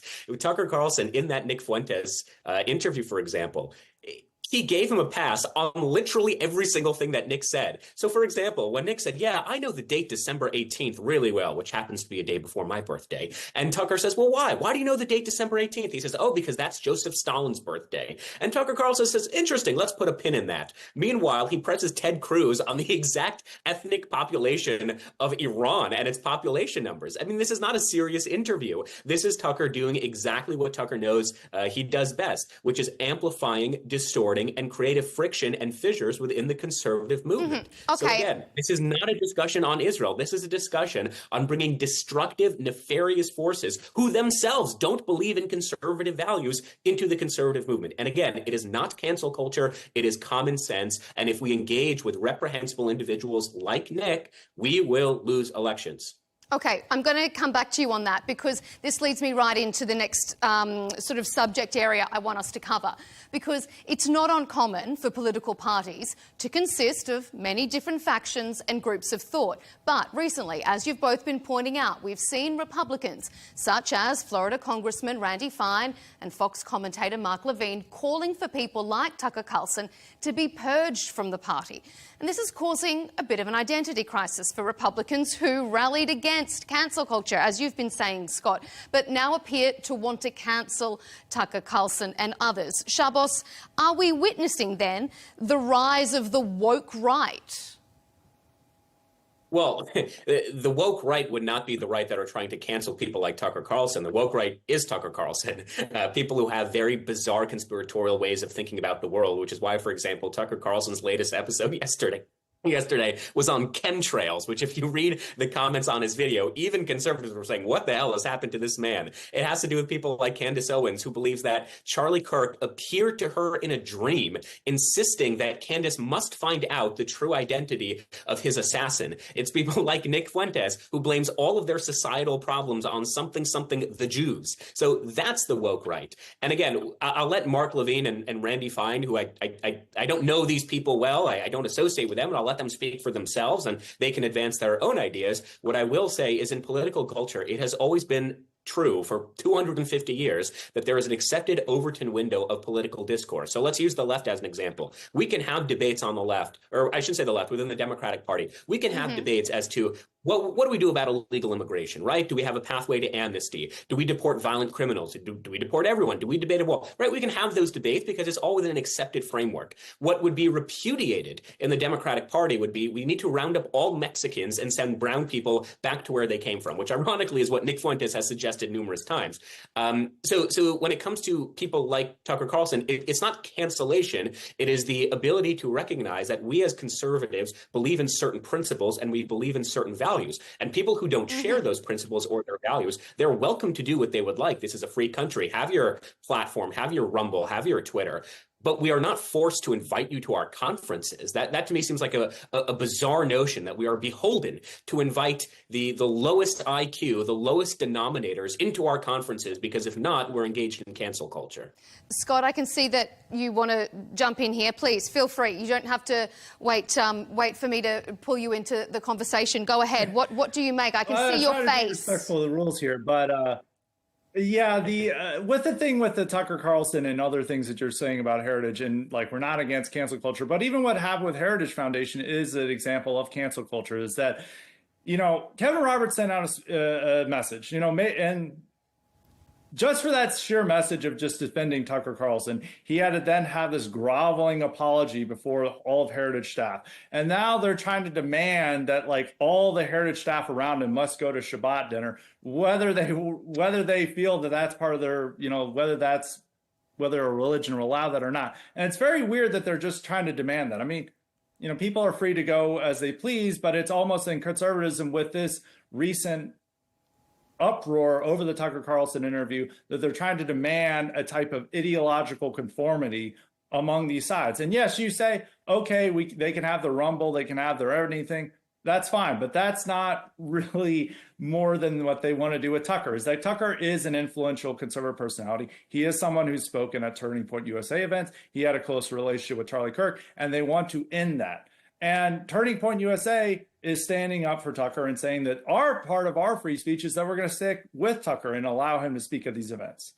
And when you bring up that mention of saying, oh, he was harder on Ted Cruz versus Fuentes, and I'm not, Tucker can do his interviews the way you want. I would probably a lot of other people would conduct that interview in a different way. But Ted Cruz is an elected lawmaker. Ted Cruz is one of the most powerful senators in the country. And Ted Cruz is somebody who wants to be president in 2028. And it's worth having that level of scrutiny for Ted Cruz, regardless of how he conducted the interview with Fuentes. It's right for him to ask these questions, especially when he's arguing for an intervention in Iran. And if he doesn't know basic facts about Iran, then that's right to call him out. And it was necessary to have that interview. If you have one of the leading forces pushing for an intervention in Iran and is one of the strongest advocates for Israel in Congress, and he doesn't know these basic facts, then that's worth calling out. And you want greater scrutiny of lawmakers versus streamers. I mean, that's how our democracy works. I mean, streamers are probably for the best are not running our country. It is these senators and congressmen and all their government officials that are, and you want to have greater scrutiny of that. And it is a matter of, the woke right is a funny term. I would not accuse either side of being woke right, because woke has a specific meaning that it can only mean something with the left. Oh, it does. And yet that's what we're hearing. It's what is being bandied around. It does. Shabbos, what do you make of some of Scott's points? Specific to the left. And what the term that came out with the woke right was primarily put out by people like James Lindsay and conservatives of that sort, and saying that, oh, these guys are identity focused. They're talking too much about immigration and other things. That's not really conservatism, and we need to purge these people. That was actually, when woke right was primarily deployed, it was deployed by James Lindsay, not on issues relating to Israel. And so this is not so much of an issue relating that we want to purge all people who criticize Israel. It's people, we want to purge all people who are part of this new right or dissident right or online right, whatever you want to call it, who are bringing forth new ideas into conservatism. And the previous version of conservatism, as represented by Ted Cruz, failed in previous elections in 2016, 2020, 2024. It was rejected. They went with Trump because he offered something new from the stale, worn out, discredited conservatism of the past.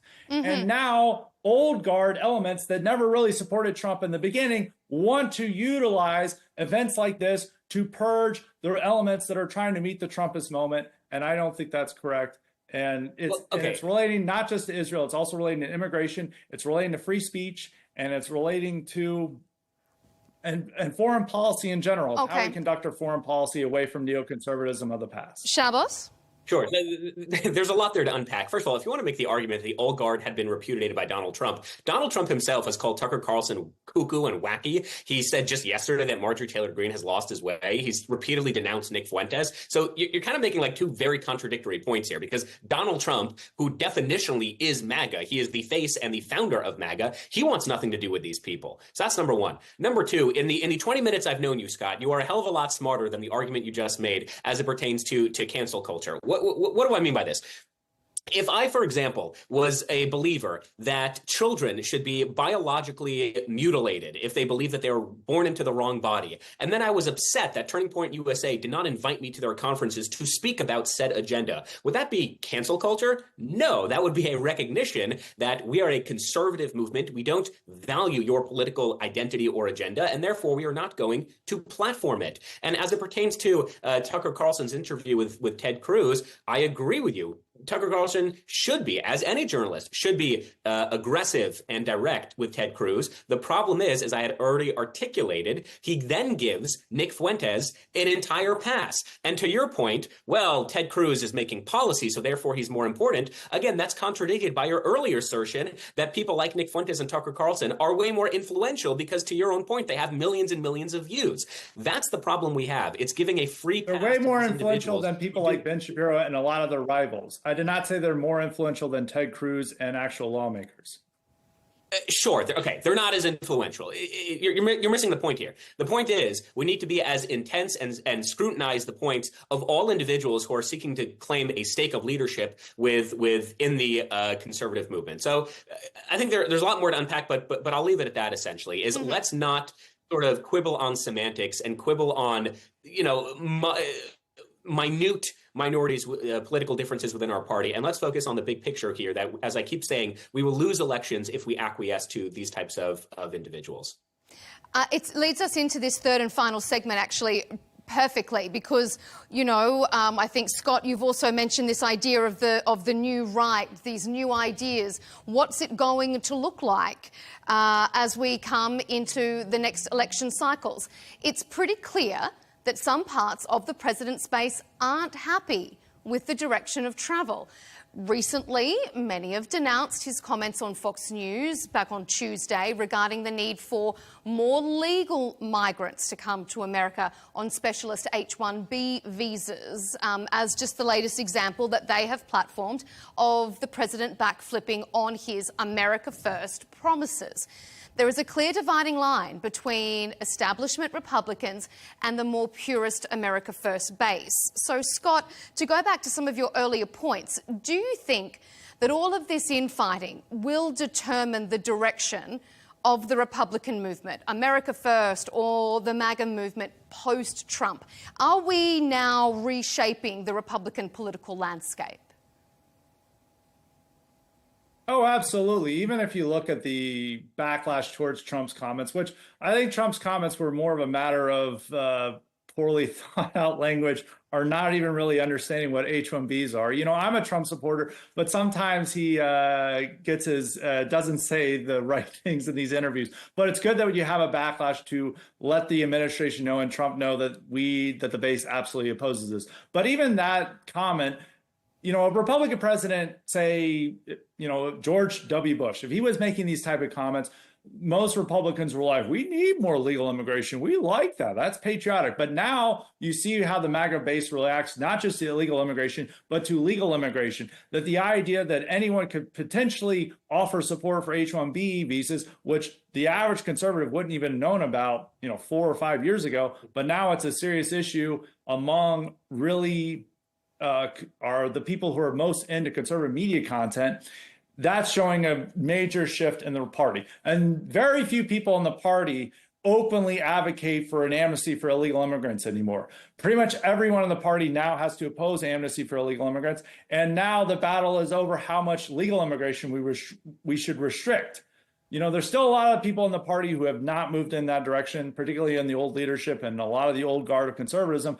But there's this push forward in that direction. And it's also on foreign policy. You would have never seen Republicans question, support for Ukraine and all these foreign commitments that we have in the past. And we would never even, they would have all said, like, you can't say America first. That's a bigoted term we left in the past. But now it's a term that is mainstream and popular. And even people like Ted Cruz want to utilize for their own side, which even though it might not be very America first.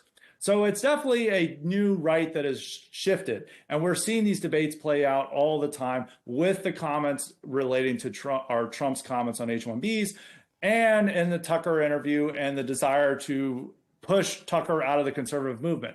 But it's going to be very difficult for them to push Tucker out of the conservative movement or any of these other independent content creators, because the new media environment favors them over the old establishment. Is that more people tune in to the YouTube and to and to clips they see on TikTok and on X and Substack than they do in the traditional media. Fox News is still going strong, but Fox News still wants to appeal to this new media environment and take a lot of these ideas that they would have ignored in the past. If you watch Fox News today, they're pretty much documenting any illegal alien crime that they can find, which in the past they wouldn't have been as focused on. And even last year, they were strongly supporting Daniel Penny, who is a veteran who took down a threatening vagrant on a train, which in the past they would have said, we can't defend this guy. They're calling him a racist. But then they turned him into a hero. And this is reflecting the new media environment and new right views and a new conservatism that is coming forth. And a lot of this fight over Tucker Carlson is old guard elements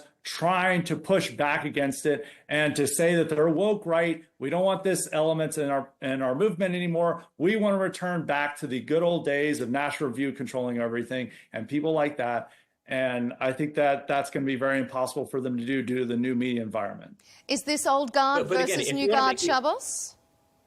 Well, again, if you want to make the argument that the old guard is pushing out Tucker Carlson, you're going to have to also explain why is it that President Trump, who is definitely not the old guard by your own admission, he blew up the old guard, you're going to have to make a convincing argument as to why President Trump wants Tucker Carlson out of the party. By his own admissions, he said that Tucker lost his way. He called Tucker crazy. He called Tucker a wacko. I mean, Tucker Carlson has spent the last few months without explicitly stating President Trump by name because he's too much of a coward, but by implicitly stating that President Trump is covering up a child sex ring in defense of Jeffrey Epstein.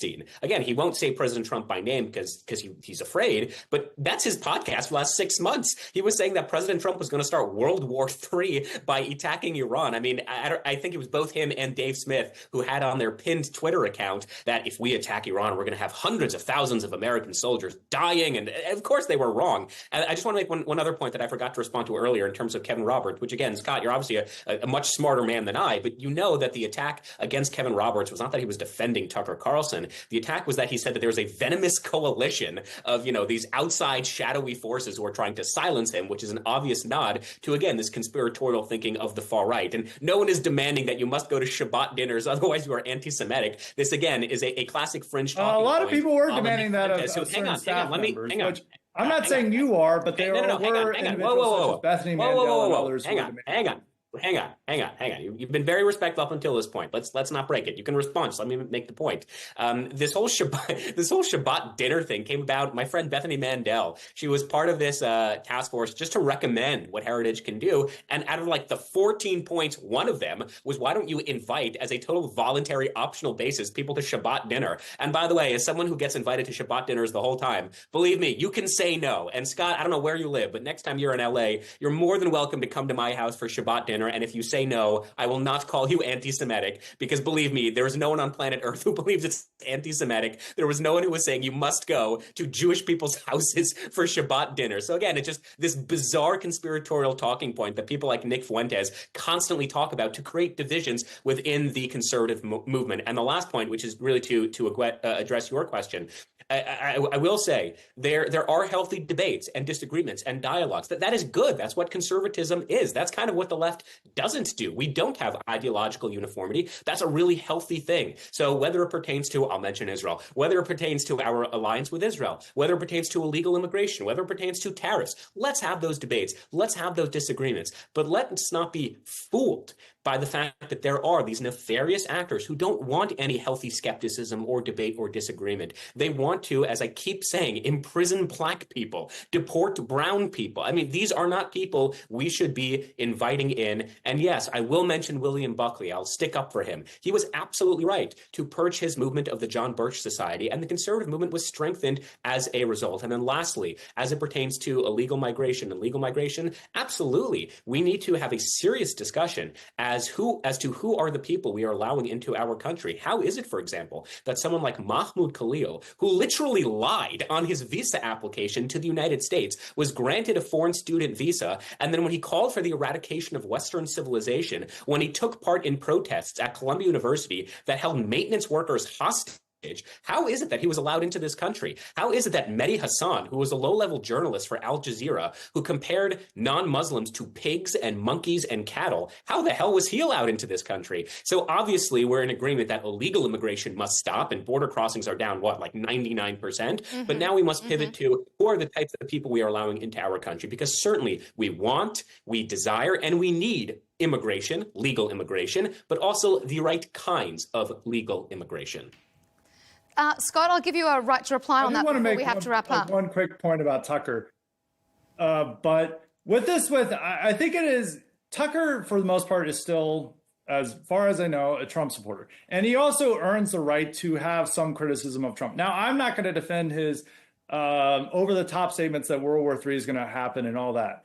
But Tucker, unlike a lot of other conservative personalities, supported Trump in 2016 when that was very risky to do and very dangerous to do. And I worked for him at the time, and he had all these people threatening him, saying, we're going to get you fired from Fox for just saying nice things about Trump in 2016. And then for the 2024 primary, when many of the people are trying to say he's not MAGA and trying to purge him, and I'm not accusing you, even though I'm not sure if you were affiliated with conservatives at the time. If you were, that's that. But there were other people who were very anti-Trump at the time, very supportive of DeSantis and wanting to push Trump out of conservatism, who were fully against Trump, while Tucker was for Trump and supporting Trump. So he has earned the right to have some criticism of Trump. And I think all Trump supporters are able to disagree with policies and statements that Trump made. You see many Trump supporters who are upset about his H-1B comments and other statements about Chinese student visas. I've criticized him on that, but I think we have a right to criticize him on areas of disagreement. And I think just because Tucker criticizes him over his move to Iran, which was, a divisive issue within MAGA, I think, you just say, oh, well, he's no longer MAGA because he disagreed with Trump on this certain area. I don't think that's a correct position to have. I think Trump supporters are able to disagree with president's actions without going full anti-Trump. So what about the fact that Tucker Carlson has repeatedly insinuated that Donald Trump knows that there's a child sex ring that implicates almost all national security government officials, yet he's not releasing the Jeffrey Epstein tapes?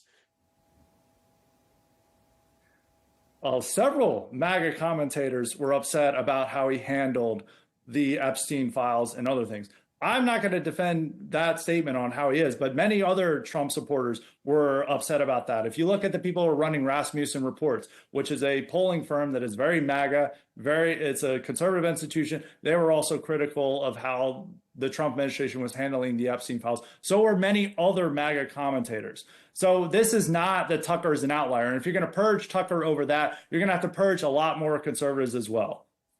But hang on, I'm not saying purge Tucker Carlson, and I think you're misunderstanding the question. It's not about how he handled or mishandled Jeffrey Epstein. If you go on Tucker Carlson's podcast for the last 6-7 months, he has stated repeatedly that there are those in power, and again, he won't mention Trump by name because he doesn't have the balls, but there are those in power who know that currently there is a child sex ring operation. He knows the people behind it, and he's refusing to release the tapes or the files, whatever, because he would be implicated. So that's not like we disagree with how they handled the releasing of the Epstein files. That is like Donald Trump is implicated in them.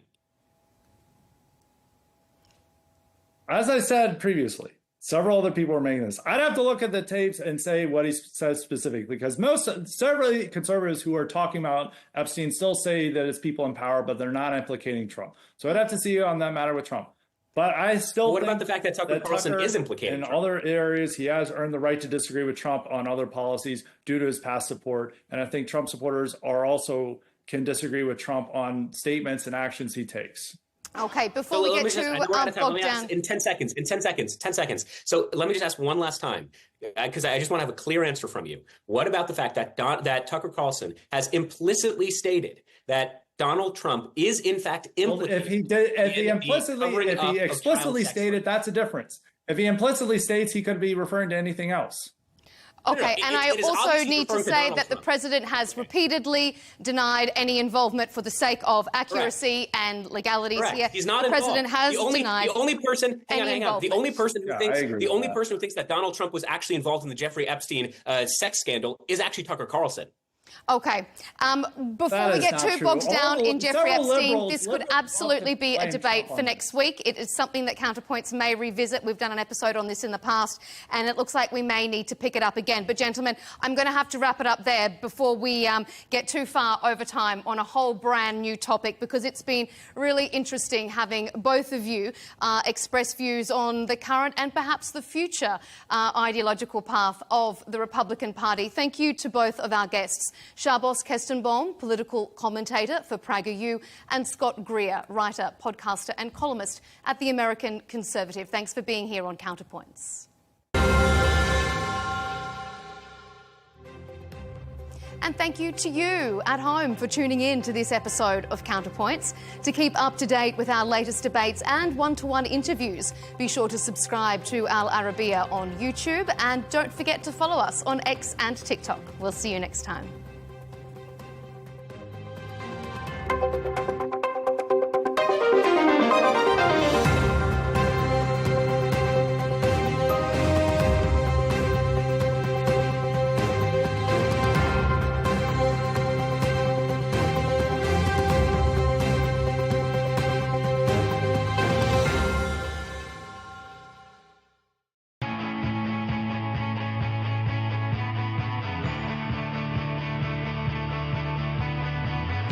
Welcome to the metropolis, the big city. This is where tech, trends, and culture meet. Meet the people. See the sights. Walk the city streets. And experience the lifestyle.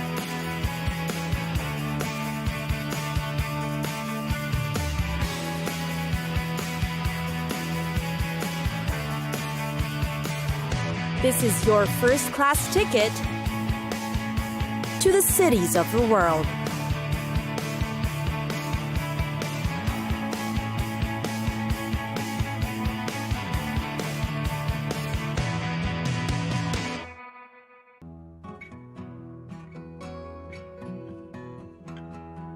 Kyoto, Japan's former capital. You can perhaps consider it the quieter, quainter counterpart to Tokyo, which is known for future tech and skyscrapers. Kyoto is where you can experience the authentic Japanese culture, no less. Here's how to get to know the city. First are the temples. The city is famous for its beautiful temples, and there are a lot of them you can visit. Kyoto, in fact, is called the City of 10,000 Shrines.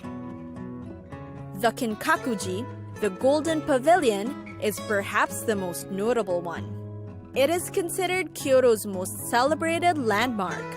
It has gold leaf walls that reflect the peaceful ambiance around it, in the middle of a park of cherry trees. Next up is the Fushimi Inari Shrine, which is worthy in your must-visit list too. It is dedicated to Inari, the god of rice and business. You'll find it at the foot of Mount Inari, with woodland paths leading up to the mountain. Indulge in the breathtaking city views while you're at it too. Walk around the historic district called Higashiyama. This is where you'll find Kyoto's traditional wooden architecture. You can buy local crafts and feast on food-stall snacks. What you won't find here are elements that symbolize the 21st century lifestyle, such as telephone cables and poles. Quite interesting. And then there's the Philosopher's Walk, This is named after the 20th century philosopher Nishida Kitaro, who liked to stroll down the lane. The walk actually runs between the Ginkakuji, the Silver Temple, actually made of wood, and Nanzenji Temple. Walking through it will take about half an hour, but worth it especially during cherry blossom season.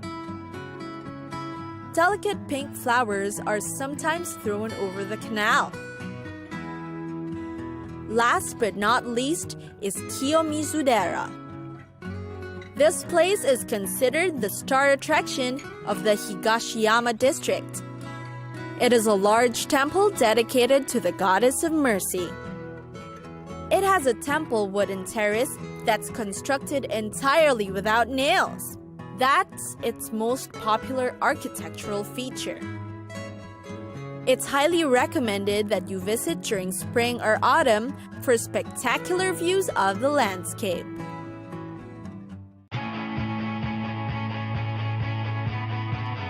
It's time for us to go. Pack your bags and get your tickets ready. And we'll see you on the next destination. Catch us again next time on Cities of the World.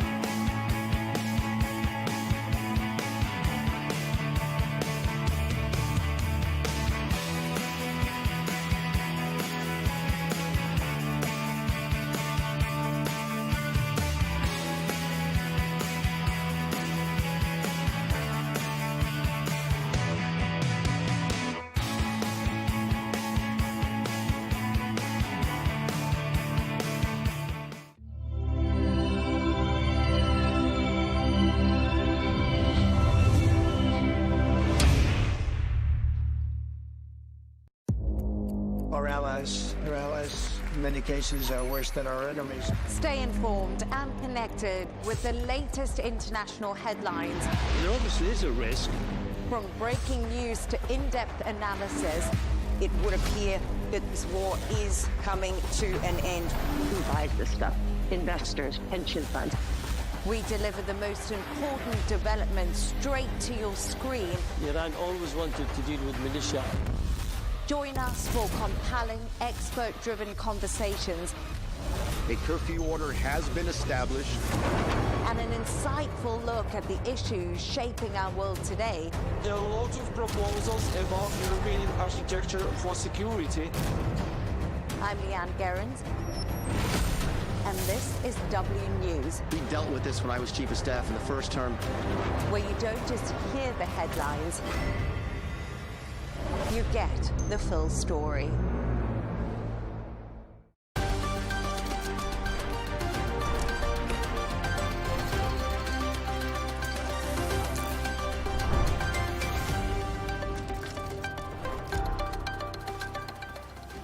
Hello and welcome. I'm Leigh Ann Gerrans and you're watching W News Extra, broadcasting live from the Al Arabiya studios. These are our top stories. US President Donald Trump has signed a bill ending the longest government shutdown in the country's history. The House Speaker has scheduled a vote for next week on whether to release the full Epstein files. And the shapewear brand, co-founded by Kim Kardashian, Skims, has been valued at $5 billion.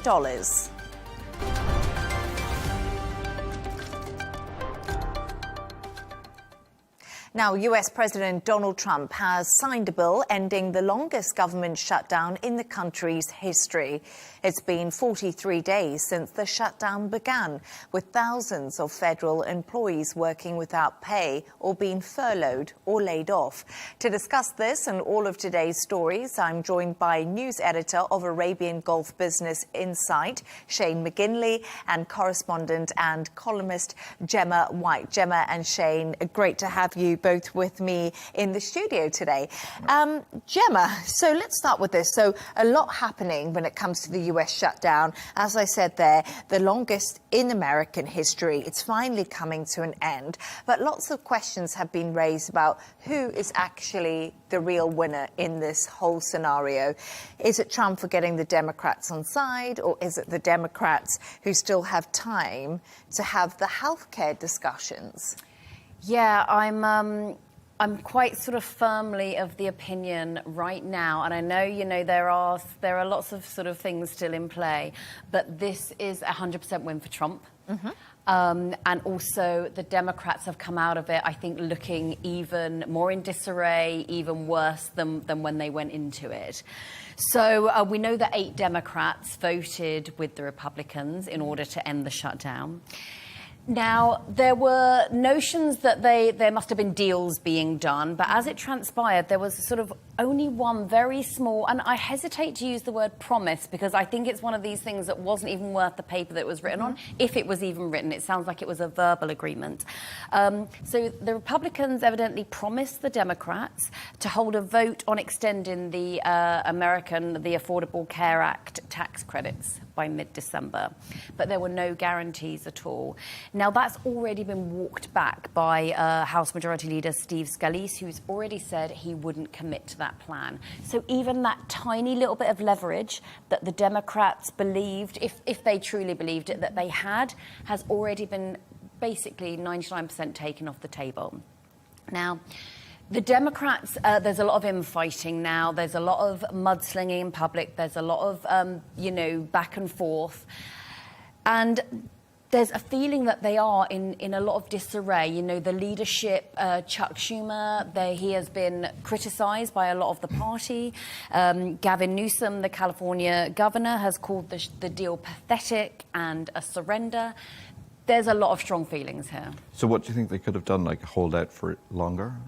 I do wonder as well if Democratic supporters are going to feel betrayed by the fact that their party didn't hold out for something more concrete or something stronger. Because it's only really till the end of January, so do you think they'll kind of look at what's happened and then maybe go for even longer or hold out in January again? I don't think they're going to get what they want. I genuinely don't. And I don't think they were ever going to get. I think it was just a way of bringing them to the table. But it's quite interesting when I have a look at this story, and I've read it and obviously listened to a lot of analysts on it. And I also had a conversation a little bit earlier with a Republican strategist called Adolfo Franco. And I said to him, have the Democrats lost the battle, but could they still win the war? Because a lot of the shutdown was over healthcare subsidies and the cost of healthcare to the average American, and it is extremely, extremely expensive. And also, the shutdown has come to an end. We know air traffic control was a disaster towards the end, and people can't get home for Thanksgiving. But I think it would be interesting to see going forward how much healthcare now plays into the mindset of people who go voting, because the cost of living is still the main reason that people in America go out and vote. Yeah, and I think I agree with what Gemma said about the Democrats, but I think the fact that they were kind of willing to fight on that issue, I think is honourable, and it puts them on the right side of history. And the fact that sort of Trump generally sort of dismisses it as a political football, but I think fighting for healthcare is an honourable pursuit by the Democrats.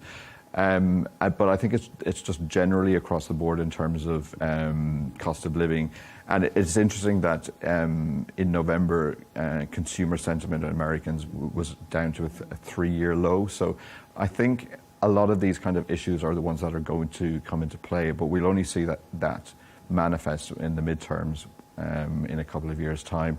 And like I said last week, I think this is just a ridiculous way of running a country in terms of having the budget become a political issue. Like if you see the British budget is coming up soon, it's not like the Tories are going to be able to hold up the implementation of whatever awful budget Rachel Reeves implements on the British people. But that's another story. So I think that's ridiculous. But I think we're going to see this more and more pretty much every year during Trump's sort of premiership and presidency. So I think we'll just have to get used to shutdowns, and the country will just have to come up with a way of coping during shutdowns, which will become a regular annual thing like turkey on Thanksgiving.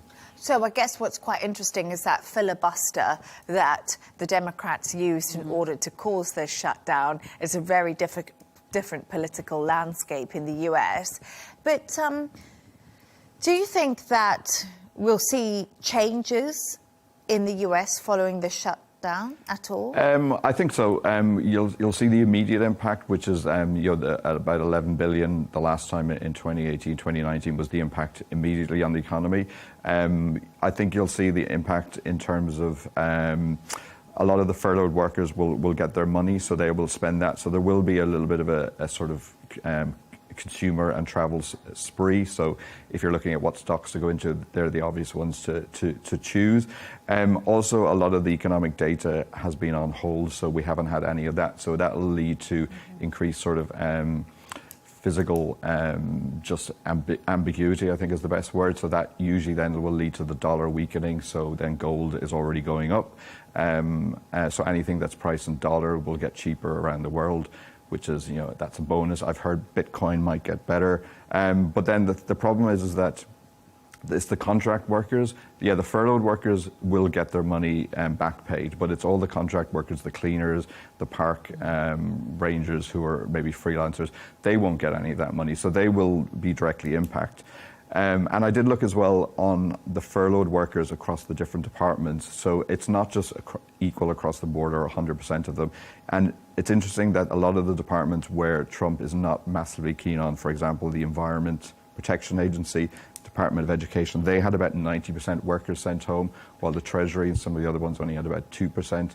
You could say the Treasury is more important, but I think that's politically weighted. So the impact on the shutdown on departments will be varied, and that will have a sort of a longer term impact.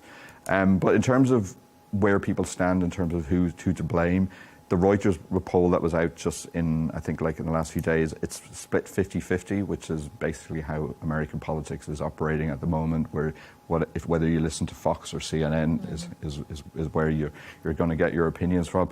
So, but the IMF did come out in the last few hours in a Reuters story saying that Q4 results are going to be negatively impacted in the immediate term. So it is going to have a long-term impact, is a long answer short. It's really interesting, though, because even, just a quick thought on this, even when we looked at the stock markets, they were actually pretty good. Yeah, they've reacted well, but I think it'll be interesting because we'll have no figures to base on, and we've got the Fed meeting results, and then you've nothing to sort of base on. And a lot of ambiguity is not good for the stock market in the long term. Or for investment. No, exactly. So. Shane and Gemma, thank you so much for your thoughts on that. Stay right there as we move on to another story now. And US House Speaker Mike Johnson has said lawmakers will vote on a bill requiring the full release of government files related to the late financier and convicted sex offender Jeffrey Epstein next week. It comes after House Republicans released over 2,000 new Epstein files and accused the Democrats of cherry-picking documents after they published emails which said they linked Trump to the disgraced financier. Here's what White House Press Secretary Caroline Leavitt had to say. This administration has done more with respect to transparency when it comes to Jeffrey Epstein than any administration ever. In fact, this administration, the Department of Justice, has turned over tens of thousands of documents to the American people. We are cooperating and showing support for the House Oversight Committee. That's part of the reason you are seeing these documents that were released today, because of the House Oversight Committee's and Republicans' efforts to get these out to the public. This administration also moved, the Department of Justice also moved to unseal grand jury testimony, which we know, unfortunately, a judge declined those requests. So this administration has done more than any, and it just shows how this is truly a manufactured hoax by the Democrat Party. For now, they're talking about it all of a sudden because President Trump is in the Oval Office.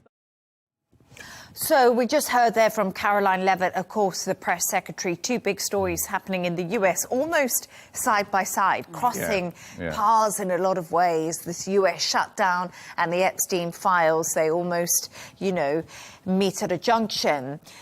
But let's talk a little bit about this vote that's going to happen. Do you think it will actually sway anything? Will we finally get to see those Epstein files? It's highly unlikely. This is the Epstein Files Transparency Act, which is has bipartisan support. It was brought by both sides, and I think it will probably go through the House because there's public support for the files to be released, and like I said, it's bipartisan. But then it has to go to the Senate, and then it has to be signed off by Trump himself. So I'm of the opinion that there's definitely something in there that maybe Trump doesn't want out. I don't think it's anything related to sexual ambiguity or sleeping with victims, because I think that would have already come out. And it also in Virginia Giuffre's memoir, which is out at the moment, she's talked a lot about a certain member of the royal family in England, but she hasn't talked negatively and actually has been quite positive about Trump.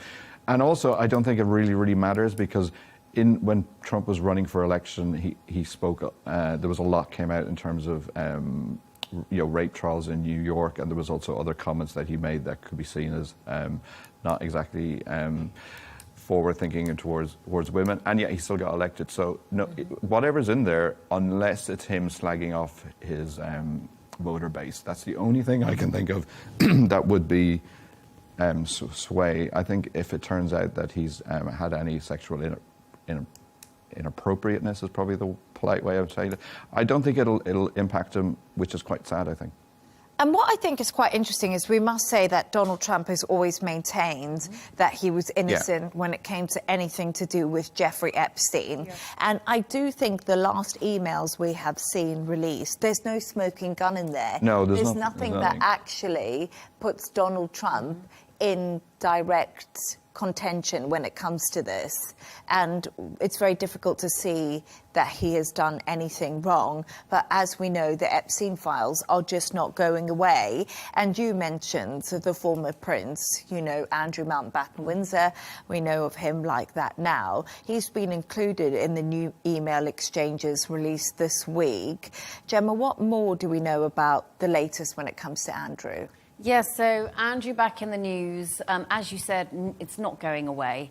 And I know, well, I think we can assume that this is what Buckingham Palace were hoping, you know, with him being sent to live elsewhere and, you know, moved out of Forest Lodge. I think they were hoping that it would all blow over, but no, it's come back. So what we've seen is more emails, especially from Epstein. So now it turns out that Epstein is the person alleged to have taken that famous photo of Andrew and Virginia Giuffre. So he also said in one of the emails, she was on my plane and yes, she had her picture taken with Andrew. So this seems to be Epstein contradicting what Andrew previously said in his very famous 2019 Newsnight interview, in which he suggested that the image could have been doctored. He also suggested he didn't even remember it being taken. And here we have Epstein saying he had the photo taken. So there's a lot of things in these emails which contradict what Andrew has previously said. Now, it also claims the document suggests that Andrew and Epstein were, you know, still speaking to each other 4 months after Andrew had said they no longer had any contact. Again, there's the contradiction here. Now, this also comes at a time when the House Oversight Committee, the Democrats, have suggested that Andrew doesn't have to fly over there to give testimony, that he could very happily, you know, do it over Zoom and do it remotely. So this is not going away for Andrew whatsoever. And I do wonder if we are heading towards a time when he will be called upon to give evidence. And it's really interesting because we're talking there about Andrew, Mountbatten-Windsor, we're also talking about Donald Trump. And I think one thing that we can all agree on when it comes to these Epstein files is the pressure is growing to find out who knew what when, and how much people actually knew about what was going on, and nothing was said. Well, I think what was interesting in the emails that I saw is that it shows that Epstein, we always suspected that he was befriending these people, bring them out to the island, get photos of them in compromising situations, and then use that against them to get what he wants. And all the email exchanges are all like, oh, well, if you say this, then, you know, the tail that wags the dog, and, you know, he'll have leverage over Trump, and all these kind of ways that he speaks. So I'm not sure how much we can believe of what Jeffrey Epstein said, because that's the way he operates. But I would be interested to know, like, if that's the way he operates, what other sort of dirt, so to speak, that he has gotten on all of the other names that have come into the circle and have been mentioned, which for legal reasons I'm not going to name, because I don't like getting sued. But that's,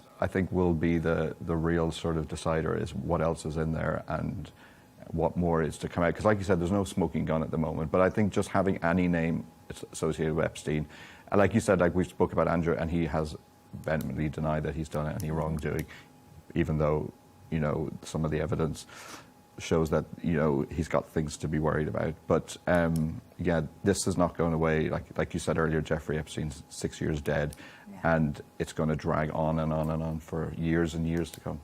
And, you know, I was thinking recently that we look at Peter Mandelson, we look at Andrew Mountbatten-Windsor, Ghislaine Maxwell. They've all been the Brits that have fallen when it comes to this, which I find quite interesting, because it's, you know, it's those three, all British. I don't know what you make of that. Well, the fact that they, I do believe that Andrew is being made a scapegoat. You know, he has obviously denied the allegations against him. It's as if everyone's looking to pin everything on one person. They can take the fall, and then hopefully the rest of it will go away. If the conspiracy theorist in me, you know, kind of believes that.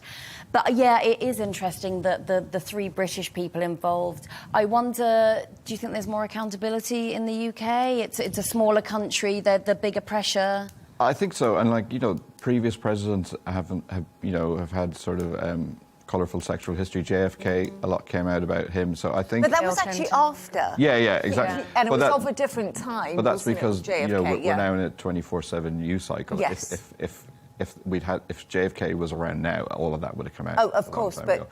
And I think it's just, as long as the cost of living is okay, which, you know, as I said earlier, is a bit shaky, that's all that really, really matters. As long as Americans are comfortable, they're kind of like, okay, whatever, you know, Trump wants to get up to in his spare time is fine, as long as the cost of eggs and the cost of the petrol at the pumps is good, then he'll be fine. I do think one thing, though, Republican Representative Marjorie Taylor Greene has repeated her call for the full release of the Epstein files. She says Democrats tried to paint Donald Trump as if he was involved, but victims themselves have said he was not. And there's starting to appear to be cracks in the MAGA base when it comes to these Epstein files, because Marjorie Taylor Greene has always been very strong MAGA. Yeah, very dogmatic, yeah. Donald Trump campaigned on the fact he'd released the Epstein files. They haven't been released. And now I'm actually starting to think we're starting to see cracks in that MAGA base that's been so solidified. So it'll be interesting to see. But then if they bring out all of the files, that will end the story. And from a Democrat point of view, it's good to sort of keep the murkiness of what may be in there ongoing, because then what you don't know is sometimes stronger than the reality. But we'll always say, won't we, oh, that's not all the files. That's, you know, we'll always believe that there's still something hidden. Yeah, there's something else in there, so. We'll wait and see. Thank you for your thoughts on that. Let's move on. The shapewear brand, co-founded by Kim Kardashian, Skims, has been valued at $5 billion. It comes after it raised $225 million in new funding from investors, which will go towards opening more stores around the world. The company also expects its sales to top $1 billion this year. Gemma, wow. Big numbers. Big numbers. And the Kardashians do it again, right? You can't count Kim out, can you? No. Struggling to say that. And you shouldn't, I don't think. She has been written off. I've been writing about celebrity for quite a long time, quite a big portion of my career. And I have seen her written off and written off and written off time and time again. You know, she's had her 5 minutes. I mean, she has extended her 5 minutes for a very long time. So she is, and the family is, part of the culture now. I think you'd be hard-pressed to find someone who doesn't know the Kardashians. In the deepest, darkest kind of, you know, Amazon forest or something. Even then you might be surprised. Now, her success, she has, obviously we know she's built upon like the reality TV show.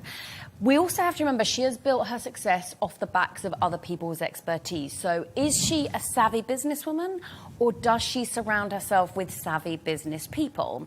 Some people might say that's one and the same thing, because to surround yourself with savvy people, you've got to, you know, be pretty smart in business yourself.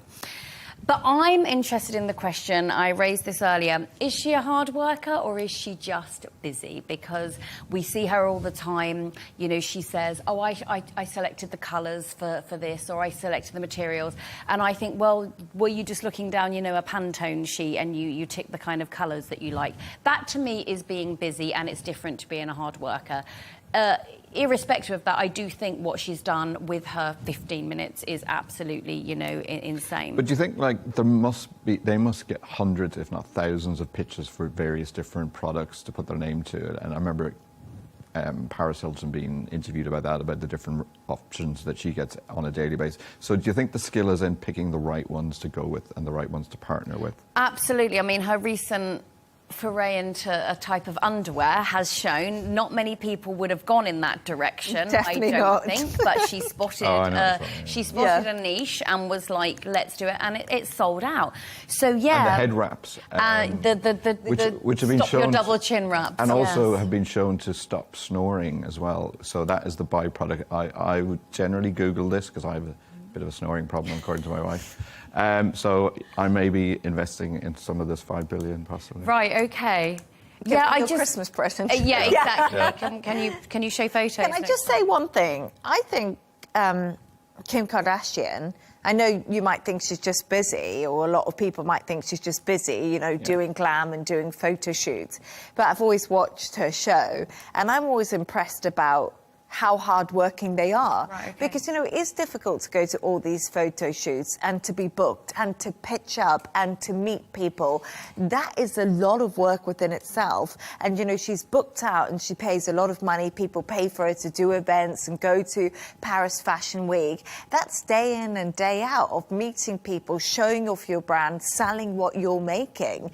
Because she's basically the brand. She's at a level now, though, that's quite glamorous work, you know, being flown to a fashion week. I genuinely don't want to take anything away from Kim Kardashian, because I do think it's remarkable, impressive, what she's done, absolutely. And it's unprecedented. I don't feel, you know, we've talked about Paris Hilton. She never achieved half of what Kim Kardashian No way. has. And so it is absolutely, you know, it's unprecedented in the culture. And they were friends. Obviously, she started off with Paris Hilton's stylist, then little did we know she'd become even bigger, you know. But I think the Kardashians are such a fascinating family because, like you say, they were probably the start of online influencers and taking selfies and influencing culture and body shape and everything sort of changed. I think it was the number of them. You know, there's a lot of the sisters, and while Paris Hilton didn't have on.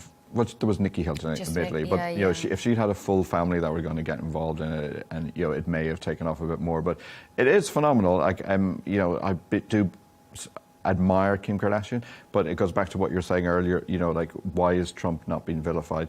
You know, in America at the moment, you've got the president, you know, linked to Epstein, and then you've got Kim Kardashian, the biggest celebrity who became famous for a sex tape, who was the assistant of someone else who had a sex tape. So it's kind of like, when you look at what's happening in America, you're like, really, what is going on? But these are the people you're choosing to worship, to elevate, and give money to. Yeah. So, but then let's just get real for a second. If you look at the numbers, let's go into the business of Skims. The reason it's not worth $5 billion is in the account of this company. Basically, a lot of really good people like Goldman Sachs. Goldman Sachs isn't just going to give money to anyone. So They've collectively, well, a lot of other people as part of the group, given 225 million. So that is the number. But the amount of the percentage, like if you remember Dragon's Den, so if you get 10%, then that is then equal to 5 billion if somebody wanted to buy it. But the number of revenue is about $1 billion. And then the reason they're going to use this is to do physical stores. So this is when it's going to get complicated, because there's 18 stores at the moment, and it started off mainly sort of marketing online, and then you could buy them sort of through online retailers. But when you start going to bricks and mortar, that's when it starts getting complicated, and that's when the costs go up. So it'll be interesting to see what happens in the next couple of years, because we've seen a lot of brand names. You know, Stella McCartney, Victoria Beckham, they set up stores, and that's when the profitability really becomes an issue. And now she's got Goldman Sachs that she's got to answer to. So it's going to be interesting to see, you know, this elevates. But there's brands like Nike have you know, tied up with Skims, and you know, the Mall of the Emirates is going to have one soon. I read it didn't give the date, so you have to wait. Unfortunately, I can't wait. So yeah, yes.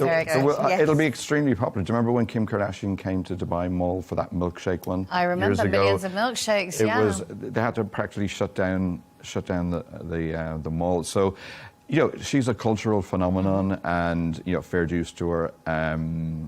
Yeah, but this will be interesting to see once the costs have started raking up in the years to come. But just a quick thought. Do you, Gemma and Shane, think Skims would have been what it is without Kim Kardashian behind it? She does have, she co-founded it with a couple called the Greeds, who have a track record in coming up with these ideas and putting them together with a face and a brand. So she had these incredibly savvy business people. Do I think it would have been as successful without her? Absolutely not. She has the reach on social media. Shines a light on it. Yeah, she has the whole family backing as well, because irrespective if you like the Kardashians or not, they seem to all have each other's backs, and they all cross-promote, and they will always, you know, and you look at, you know, Kylie Jenner, who has an even bigger following on social media than Kim Kardashian. So, no, absolutely not. I think she has been the face of it, and she's the one who's made it successful. And I love the fact that that is a family of extremely strong women who have done really well in business. We have to give it to the ladies. And Rob. Very strong women. And Rob. Who had a soft business, but we won't talk about that. Stay right there as we move on to another story now. And the latest iPhone accessory has been mocked online after revealing the iPhone Pocket, priced at a mere $230. Many have likened it to the overpriced cut-up sock. It's a limited edition collaboration with the Japanese fashion label Issey Miyake, who created the infamous turtleneck jumper. He was worn by the company's late creator, Steve Jobs. All right, let's talk about this sock then. Some people are saying, has Apple lost the plot, or is this really clever marketing? I think it's clever marketing. I don't think they've lost the plot. I'm glad you said that Japanese fashion designer's name, because I was going to mangle it probably. But no, like I've looked into all the documents that are already out, and they said that it's already showing modest adaptation primarily in the Asian markets. So I think it'll do very well, because again, it's a status symbol. It's something that you can wear and you can go, look, I've got the latest Apple device that is limited edition, and I'm better than you. I remember when that used to happen, you know, when you got the first iPad, you would take it out on the tube, even though it wouldn't connect, you know, and so you could be cool, basically. You want everyone to see it. You just want everyone to be like... having like the big brand name, it's all about what we were talking about earlier. It's the same as the Kardashians. It's sort of luxury items are always overpriced, and it's a status symbol to show I can afford this, I'm at a certain level. What's probably sad is that there's people who can't really afford it and don't need it. They will go and buy them to show that they want to elevate and they want to be seen at that status level.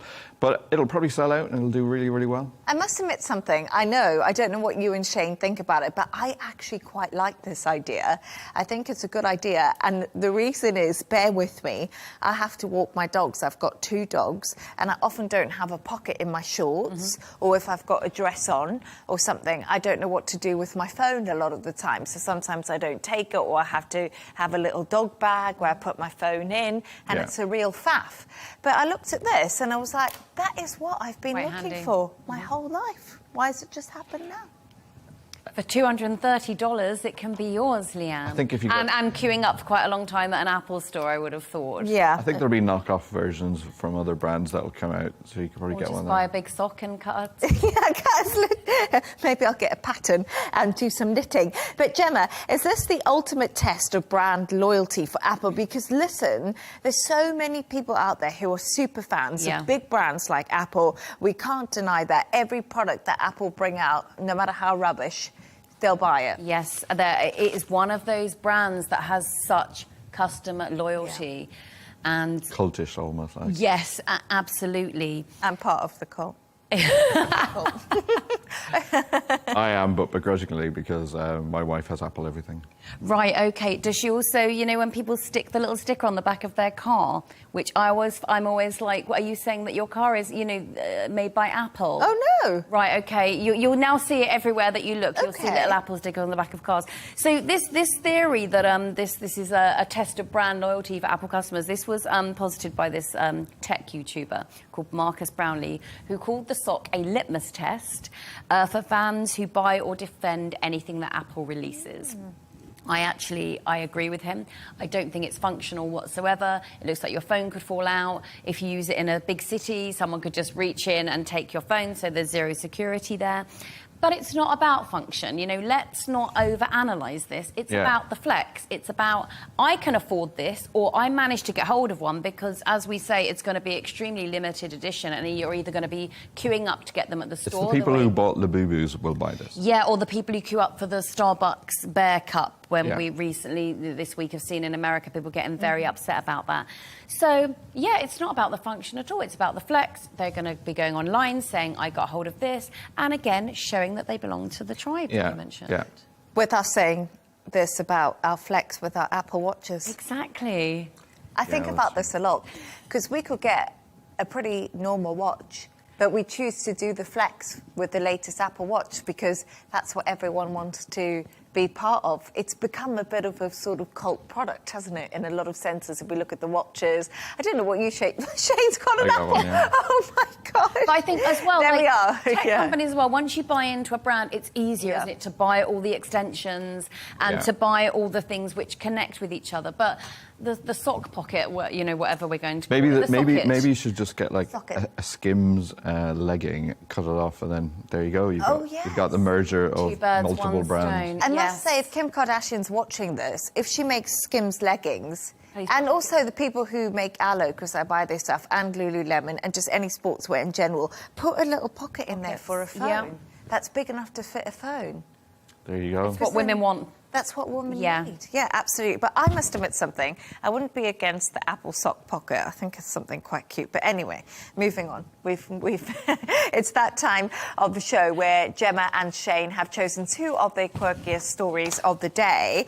Oh, Gemma, your story is pretty cool, actually, and it's about the Housekeeping Olympics, which is fabulous. What's this all about? I loved seeing this. So this just happened in Vegas this week. Of course, Vegas. They had the Housekeeping Olympics, and they're in its 35th year, so it's been going on for quite a long time. Now, what it is, hospitality workers from across Vegas, they all meet and they compete, as you see, vacuuming challenges. They compete in different housekeeping challenges. So we have a vacuum race, we have a mop relay. The mop relay goes very fast, actually. It was pretty impressive. We have a bed-making competition and another relay, which is the tucking-in sheets relay. And, you know, like in hotels, they do that great tucking, I don't love they? it. I love the tuck, Super tight and super smooth. So they are judged on not only speed, but, you know, presentation as well. And it's done to praise or in support of the hospitality workers who work super hard, especially in Vegas hotels, which, as we know, are absolutely huge. And I just think it's quite a fun way for them to celebrate and show off their skills. Yeah, they had something like that in Dubai a couple of years ago, I remember. Really? OK, I missed that one. I must admit something. I love cleaning. It's like my favourite hobby. I'd absolutely love to do this hospitality awards. I think it would be great fun. Did you watch that show, How Clean Is Your House? Oh, I loved it. With Aggie and Kim? Yeah, Kim. Yeah, I loved it. I loved it. It's brilliant. I don't know how quickly I could make a bed and do a hospital corner You like could they do. challenge yourself That's later really on, yeah. But I do like the idea of this, because cleaning is like a therapy, but what happens in Vegas stays in Vegas. This is true. So I bet you they have a lot of stories. I was just going to say, I'd like to have the story Olympics from the hospitality workers as well, please. Stuff they've seen. Yes. Can you imagine? Anyway, Shane. Oh, they might have seen some treasure. Yeah, Tell us about your treasure hunting. What a seek. You could use a metal detector in a Vegas room and see what you get. But no, this is England. So they've seen a rise in the number of what they call treasures discovered, which is basically people going around with metal detectors finding coins from, like King Henry VIII and various other sort of, Iron Age toothpicks and stuff like that. So they've seen a 40% rise in the number of discoveries. And if you want to find out where the best place is the eastern side of England. So if you're going to go get your metal detector, it starts at about £100 if you want to get into it. And the biggest one biggest ever haul was 2009 when some guys found £3.2 million worth of gold in a field. And then what I thought was interesting is that... But did they get to keep it? Half it has to go to the landowner because it's on their land. And then you get the other half. Okay. So, if you have a £100 metal detector and you find 3.2 million, that's a pretty good return in my book. But yeah, I could tell that you are not a metal detector. Leigh Ann's face is telling us that she's not into metal detectoring at all. Finds it a bit odd, maybe. A little bit creepy. Yeah. I don't know why I find it like that. Because I think sometimes where I've seen people with metal detectors is we've been lying on the beach or had a day on the beach and then they come with their metal detectors, to see what people have dropped. And I've always thought, that's a little bit creepy. I think that's quite opportunist. Yeah, that's kind of people's misery. You're at the beach, you've lost your money or you've lost your wedding ring or something. But, yeah, I think, detectoring... I think there might be something else going on there, but let's not get into that. Detectoring in, a field, just... Well, I did look it up, and usually, so we get your metal detector out, usually 1% of the time you will find something up that's classed as a treasure, which means something that's from up to 200 years ago and is worthy of putting in a museum. The rest of the time you probably just find, discarded... tin cans. Yeah, unfortunately. Is there any money in this? Probably very little, I would say. But it's just for the love of it, like getting out. It gets you out of the house. I think there's a bit of history. It's probably involved. on a par with people who go plane spotting. Oh yes. And other sort of. I would even class it as fishing. I tried fishing, didn't really get into it. I haven't tried metal detecting, but if I do, I won't be telling you. So. Why not? We'd support your hobby. Well, let me know when you're down the beach and we'll... But I do think it's fascinating, and like you say, it is, of course, a hobby to get you out there and doing some things. Yeah. And I think that in a place like England, you've got years and years of history, so you're more likely to find something. Maybe in a newer city like we are, 200-year-old coins might not be about. That's true. No, that's true. But very interesting. Thank you so much. And thanks to tonight's guest, news editor of Arabian Gulf Business Insight, Shane McGinley, and correspondent and columnist Gemma White. And that's all from us on W News Extra. Don't forget to subscribe to our YouTube channel and follow us on X. G&T with Tom Burges Watson will be coming up next. Goodbye and thank you.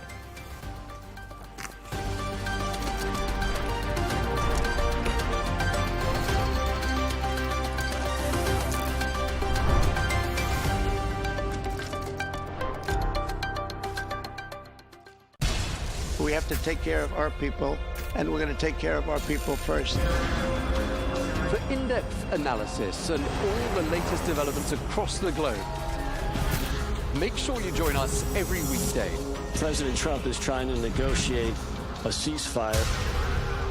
With so much happening, so much information, and so much noise, international law will have no part in his administration. It can be hard to keep track. Tariffs will just fuel inflation. We're going to fight these tariffs. But you can count on us to tell you what you need to know. We stand by your side. Join me, Tom Burges Watson, for Global News Today, right here on Al Arabiya News.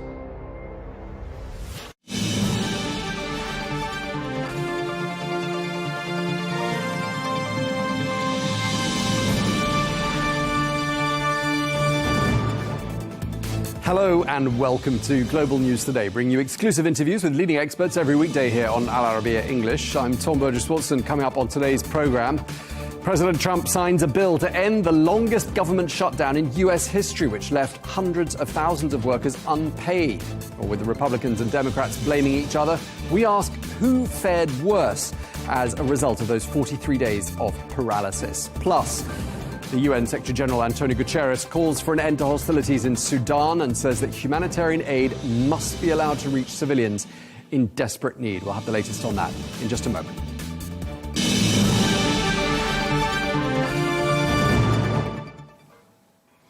Hello and welcome to the programme. We begin in the United States, where government employees have been returning to work today after the longest shutdown in US history.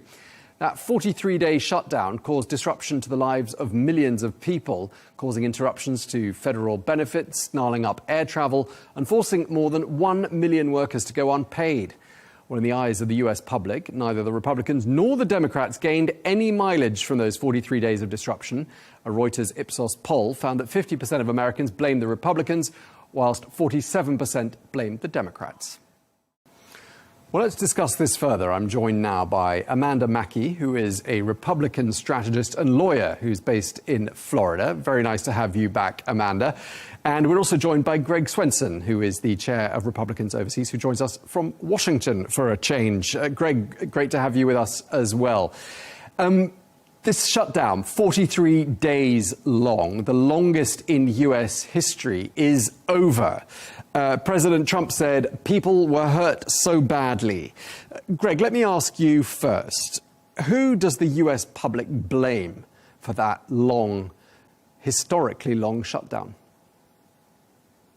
Tom, I'm not sure. I think the polls are kind of split on it, and I don't think anybody really wins with a shutdown. And of course, people on the left are going to blame Republicans.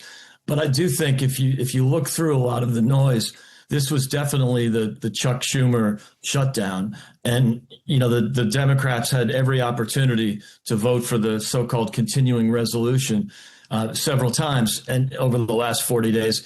And they finally voted for it yesterday. And basically, it's the same terms that were offered to them 40 days ago. And so I think it's ultimately a loser for the Democrats. I don't think mainstream Democrats were for it. I think it was really inspired by some of the radical fringe. And that's why the radical fringe, the progressive left wing of the Democrat Party is so disappointed and annoyed with Chuck Schumer, even though he voted against the continuing resolution last night. So I do think ultimately the Republicans will look better. But right now, I think the public perception is probably split. Amanda, would you largely agree with that assessment, that no one really came out of this looking particularly brilliant? Well, I think the proof will ultimately be in what the rhetoric turns out to be. Certainly, the Republicans have the best argument to make. You guys won nothing. You achieved nothing other than holding the American people hostage. You literally did not achieve anything in holding the government closed, shut down, other than create a dangerous situation for people potentially in the skies. You created a situation that made a lot of people uneasy about 42 million Americans going without SNAP food benefits for the needy and the poor. So what did you accomplish? You set out to do this in the name of Obamacare health provisions and to extend those tax subsidies. You didn't get anything on that in this bill. So really, what did you accomplish? So the Democrats have egg on their face, I think. But if you look at the results of last Tuesday's elections, they certainly swept in states like Virginia, which is obviously home to a lot of federal employees, over 300,000 federal employees. So in Virginia, in New Jersey, they did win. And so if you look at election results during that time, they did capture the audiences and the independents. But what will be interesting really to see is ultimately who do the Americans blame for the shutdown. And I think if you look at what the Republicans have said, this is a continuing resolution. We were just trying to get a bill to open up the government. We weren't doing anything fancy in this. You'd supported this before. but you didn't support it this time. I think the real challenge here is going to be for the Democrats and where they go from here, because now they are very divided. They're very upset with Chuck Schumer. They want him out. They're probably coming for Hakeem Jeffries, the House Minority Leader, next. And I think someone like AOC, her star rises very high during something like this. Greg, do you buy into the argument that the recent wins, the electoral wins that were clocked up by the Democrats last week, were somehow boosted by this ongoing shutdown as it was then? Oh, absolutely, Tom. I mean, it's no coincidence that they kept the shutdown going right through that election day. And it definitely had an effect in Virginia, where, as Amanda said, there were a lot of federal workers. And so, I don't think the Republicans had a great chance in Virginia anyway, but she surely won by a bigger margin than we expected. And I thought it's pretty ironic. I agree with Amanda that when people start actually looking at the details, they'll blame the Democrats in this case, because on the surface, they read the headlines and they say they see government shutdown, and the Republicans control the White House, the Senate, and Congress. And so the immediate perception is that there's some dysfunction in Republican-controlled Washington. But when they look in the details and see who really drove this process in the Democrat Party, which again is the progressive left wing, and as well as the fact that you need 60 votes in the Senate to pass something. So it was really the Democrats that shut the country down. Ironically, they claimed it was for the extension of these temporary COVID subsidies for Obamacare. But what they were trying to do really was provide Obamacare or free medical care for illegal migrants. And yet they shut down food stamps. So they're starving people to give free health care to illegal migrants. It doesn't sell well when you really look at the details. Yeah, one thing I didn't really understand about this shutdown is that, obviously a shutdown is about raising the debt ceiling. And the US has $38 trillion of US national debt. It's probably 39 by now, because I checked that about an hour or two ago. It grows, actually, I'm being facetious, it grows by $1.8 trillion every year. But I mean, usually when there's a shutdown, there's a debate about that. It's about why is the US government allowing debt to simply run away? Amanda, why wasn't anyone talking about that? Yeah, that's a great question. I mean, I think that Congress has gotten so far away from its responsibility in balancing a budget. I mean, when was the last time that we did that? It's been at least 3 decades. And so I think you just see that Congress is not doing its job. It really does lend so much credence to the need for term limits. And when I ran for office, that was something that I campaigned on, the need for term limits, because if you keep rewarding people with these jobs, they're never going to do anything to earn your vote. And look where we are. 43 days of a government crippled. We're the strongest superpower in the world, and we couldn't get our government open over Obamacare subsidies. It just doesn't even make sense. We exposed ourselves. We make ourselves vulnerable by doing this. When workers aren't working, government is basically collapsed. And yet our members of Congress are still getting paid, by the way. No other government worker is but them.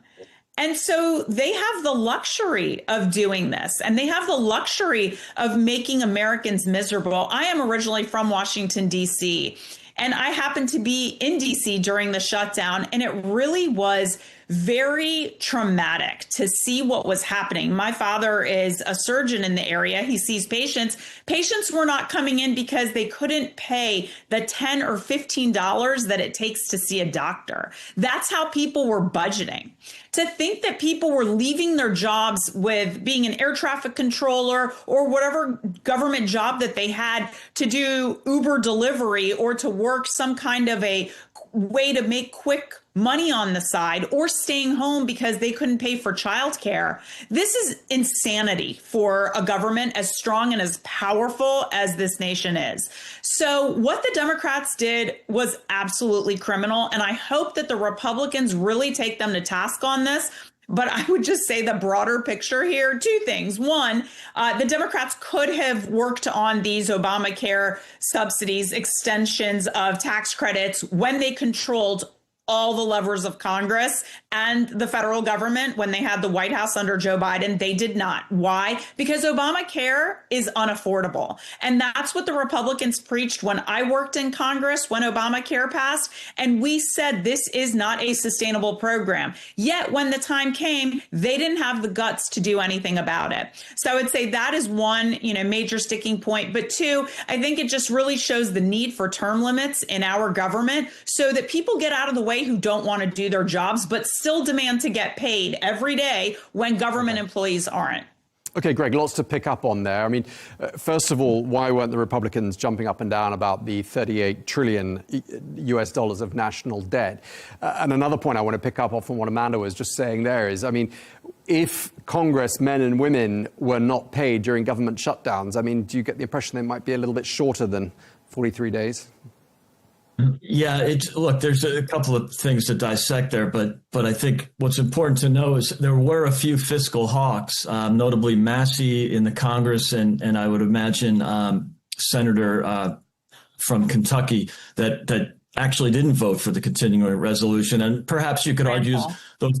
Yeah, thank you. Thanks, Amanda. But you could argue, those were protest votes. But, I think there needs to be more of those. And the time to do that is not necessarily during a continuing resolution. The time to do that is during the legislative process. And we did have some spending cuts, not enough, of course, but we had the most spending cuts we could get in that legislative process for the big, beautiful bill. But I do think there needs to be more attention. The history is interesting here. The last time we had a balanced budget was when Bill Clinton was president. But of course, the Congress was run by Republicans. It was Newt Gingrich, the Republican Revolution or the Contract with America. That's the last time. And that was in the 90s. But, Bill Clinton clearly pivoted toward the middle because he was really beaten so badly in the 94 midterms. And so you saw, a really powerful Congress, and there was a solid majority, which we just don't have right now. So things are going to be difficult. I think it will continue to be difficult in terms of serious spending cuts. It's something that Republicans always talk about, but we don't often deliver. So I think the only way to fix this problem might be to grow out of the debt, basically grow out of the deficits by increasing tax revenues. Tax revenues are up significantly since 2017 and the tax reform and deregulation that Trump brought in the first term.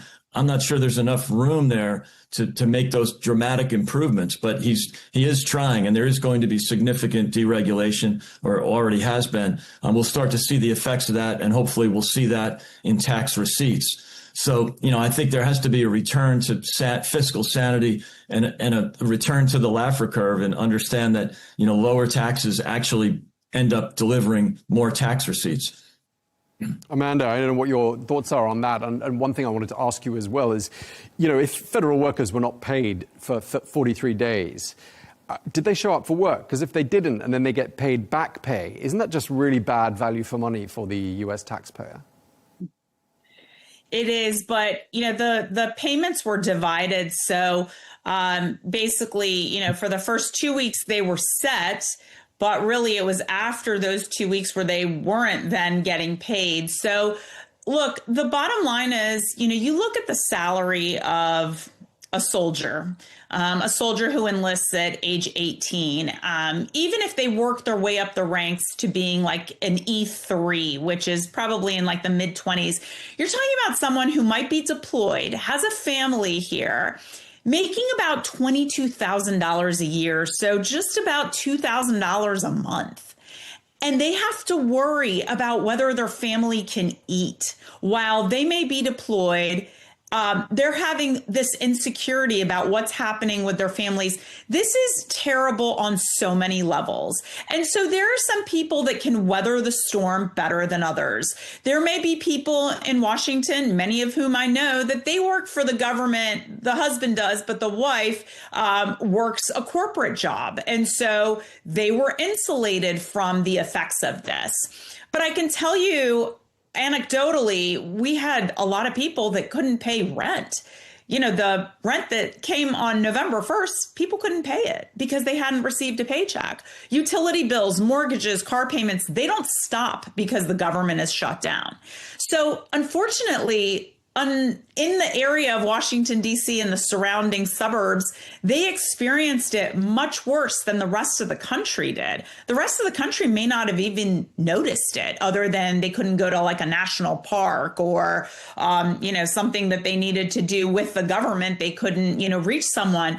But by and large, government employees went to work unless they truly couldn't. But just the fact that we did this to them, just the fact that Democrats allowed this to happen in the name of politics. And we know it was in the name of politics because the day after the Tuesday elections in Virginia and New Jersey and, of course, New York City, they asked for a meeting with President Trump. The Democrat leaders wrote a letter saying, we'd like to talk with you now. So it was very evident what they did, and they played politics with the American people's lives. And Greg, totally. I mean, look, Tom, they use the term by any means necessary. That seems to be the central theme in the Democrat Party right now as they've pivoted to the radical left.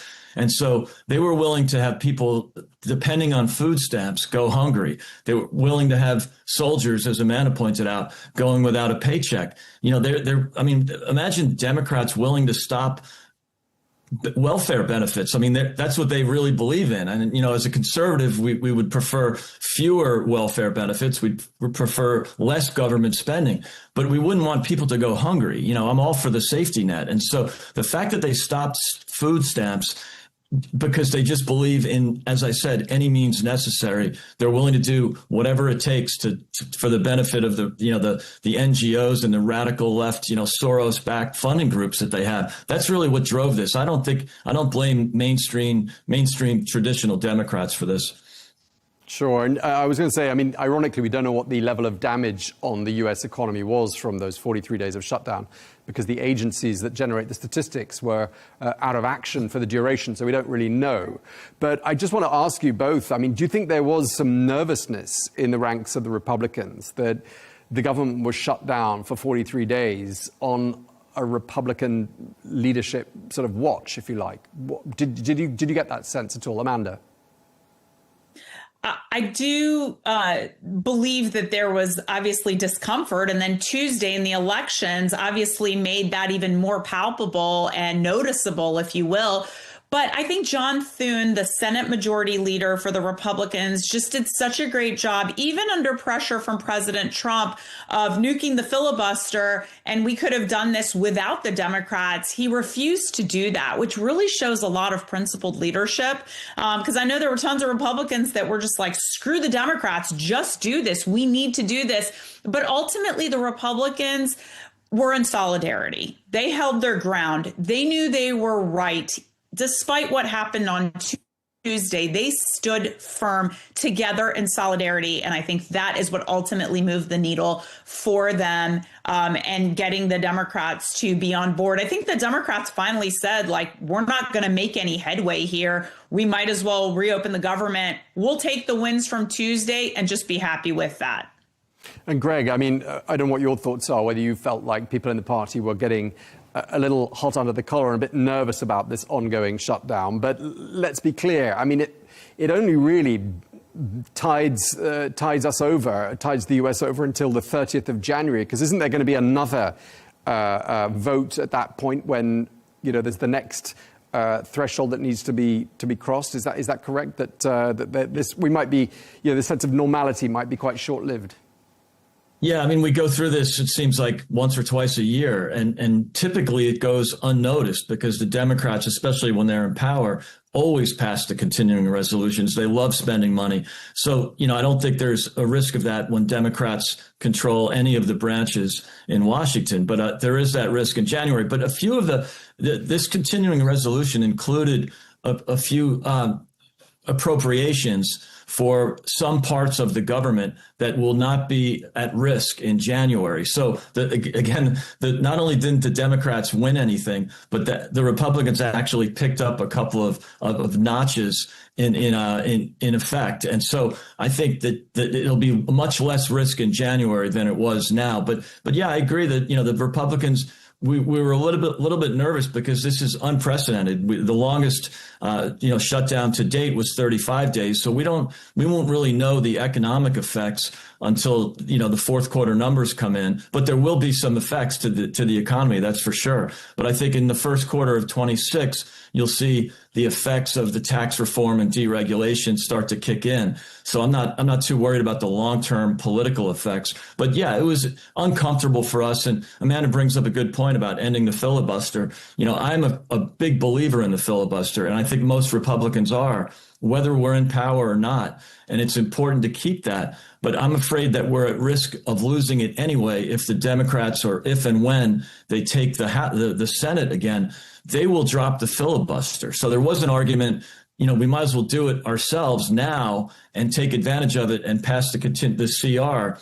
But I think ultimately they will do it, and they were threatening it during the Biden years. The only reason they weren't able to drop the filibuster is because Joe Manchin and Kyrsten Sinema were moderate Democrats and sensible and common sense Democrats who stopped that from happening. But that was close, and they're no longer in the Senate. So if the Democrats take the Senate back at some point, it will be led by the radical progressive left. They will drop the filibuster, and then we'll regret not doing it when we had the Senate.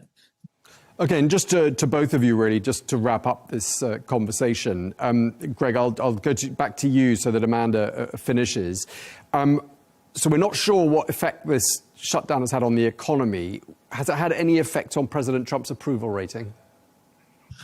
Well, I don't think so. I think that if anything, again, the headlines will make people think, on the surface that the Republicans are in control, but, the government was shut down. But once this is digested, once we see some of the outcomes, I think it will turn in favor. But I don't think the president lost any strength in the ratings, because of the shutdown. He was very transparent, very vocal about it. So I think if anything, he picked up a few points. Okay, Amanda, your final thoughts so we can wrap up this conversation. I would just say that you'll see the divisions and the fissure between the Democrats and the leadership, and the Nancy Pelosi, who the day after Zohran Mamdani was elected, saw her way out into retirement. I think it just shows where the Democratic Party is headed. And I think you're going to see a lot of finger pointing, a lot of blaming of the leadership, the current leadership by the Democrats. So that in and of itself will bubble to the surface, how this was the Democrats' ploy all along to target the Republicans to make Trump look bad, when in fact they're the ones that look bad and their leadership is eroding. Okay, well, Amanda Mackie, you have had the last word. Thank you very much indeed to you, and thanks as well to Greg Swenson, Chair of Republicans Overseas. Thank you very much indeed to you both. Thank you. Thank you both, guys. Thanks. Thank you.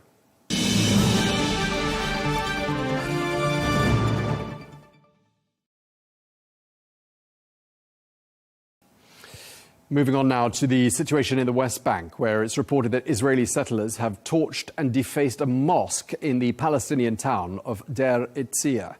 It's also reported that settlers attacked villages of Beit Lid and Deir Sharaf, setting fire to farm equipment, farmland, tents and warehouses belonging to Bedouin communities. Well, several Palestinians are understood to have been injured.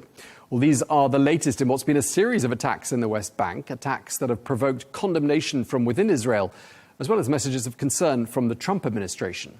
Well, President Isaac Herzog himself described those attacks as shocking and serious, whilst the US Secretary of State Marco Rubio warned that these events could undermine peace efforts in Gaza.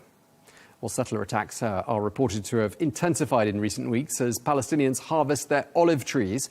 The month of October saw the highest ever number of recorded settler attacks in the West Bank since records began. Well, for more, we're joined now by Ghassan Khatib, who is a former Palestinian minister who joins us now from Ramallah. Thank you very much indeed for joining us, sir. We're told there's been a surge in settler violence. I wondered if you could just tell us what the latest is on the attacks that have been carried out during the course of this week. Yeah, there seems to be a systematic increase and escalation in the Israeli settlers' terrorism that has been launched against Palestinians, especially in rural areas adjacent to Israeli settlements. And apparently the objective is to deter Palestinian villagers from reaching their land as a preliminary step for the acquisition and the confiscation of these lands. Recently, there has been increase in the attacks in the north of the West Bank, and last Saturday at least there was 30 recorded attacks by settlers in the same time in 30 different locations in different parts of the West Bank, but mostly in the north, around Tulkarem, Beit Lid, Der Sharaf, Deristia, and other villages in the north of the West Bank. And the fact that 30 attacks were recorded in the same time, in the same day, indicates that this is not arbitrary as much as it is orchestrated and planned. Okay. The other phenomenon is that these attacks happened, most of it at least, in the presence of Israeli army. And the Israeli army was either watching and doing nothing or protecting settlers when there are clashes with Palestinian villagers, which means that these settlers' attacks are backed and encouraged by the Israeli government and army.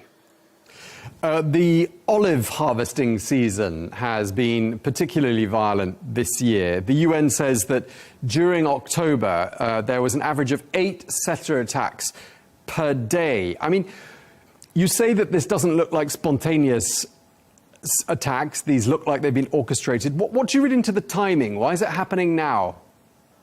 I think the timing has to do with internal Israeli aspects. I think that the different Israeli right-wing parties are competing with each other in showing hostility to the Palestinians and showing enthusiasm and contribution to the expansion of settlements and terrorizing the Palestinian villagers.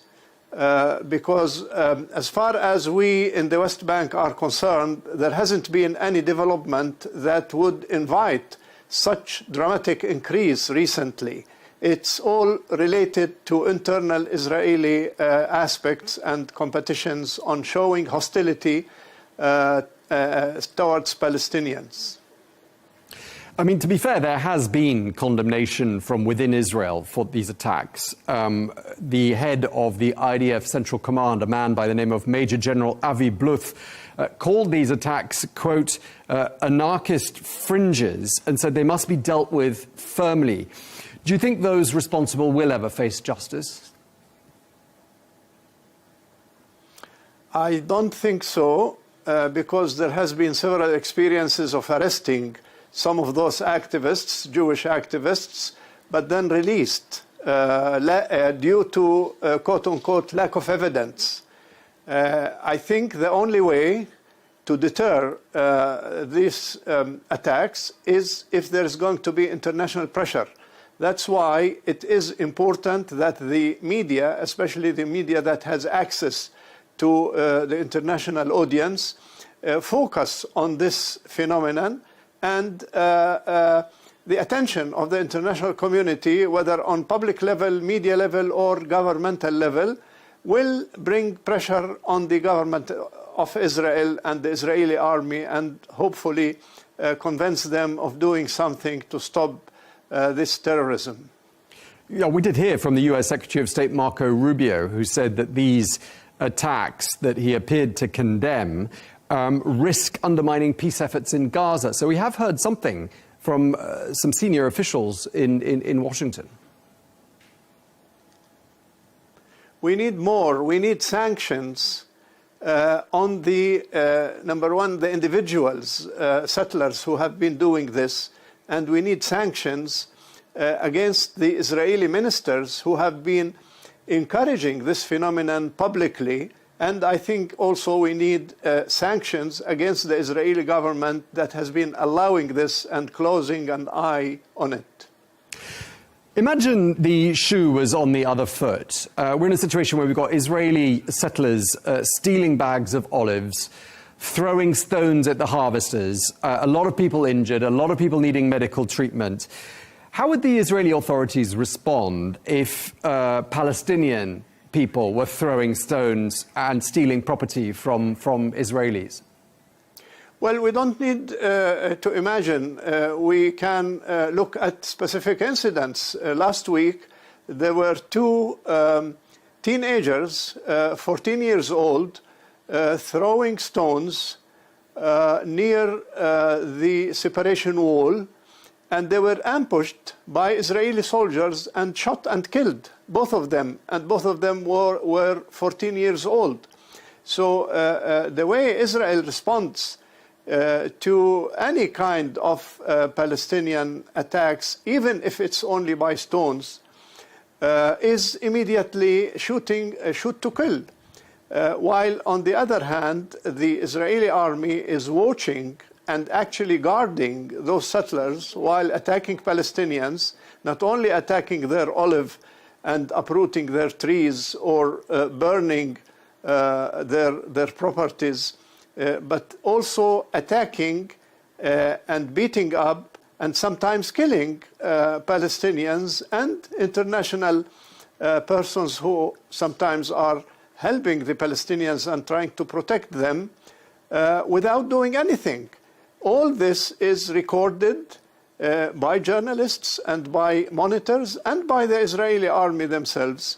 And the Israeli army is always, not always probably, but in most of the cases, are witnesses to these settlers' activities, and they are doing nothing. We shouldn't be surprised by this, because when we follow the statements of Israeli officials, Israeli ministers, we see that those officials and heads of parties have been encouraging those settlers, providing them with guns, providing them with relevant vehicles to the mountains, and encouraging them to go ahead with these attacks against Palestinians. That's why our problem is not with individual extremists in the Israeli society. Our problem is with the Israeli government that is allowing this and encouraging it. And Dr. Khatib, when you say there are people who are encouraging it, who in particular are you talking about? Which ministers, which officials would you say are to blame for this? I think I start with the Israeli Prime Minister Bibi Netanyahu. Bibi Netanyahu did not say anything yet on this phenomenon, in spite of the fact that it has been covered by the Israeli media and by the international media.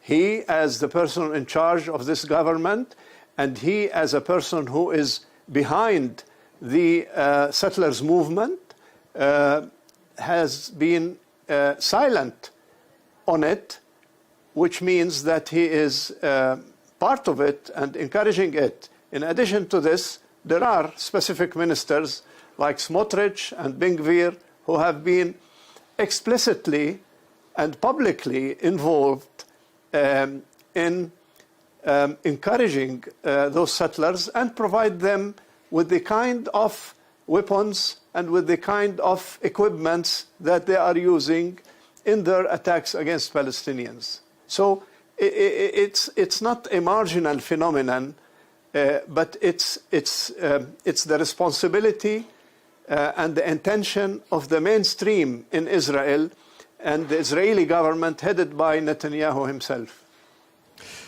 Now, earlier on this week, there was the funeral of a 13-year-old boy by the name of Aissam Moualla, a Palestinian boy. He was in a coma for a while after inhaling tear gas that was fired at him by the IDF at a village in Beita, which I think is near to Nablus. And at the time, he was picking olives.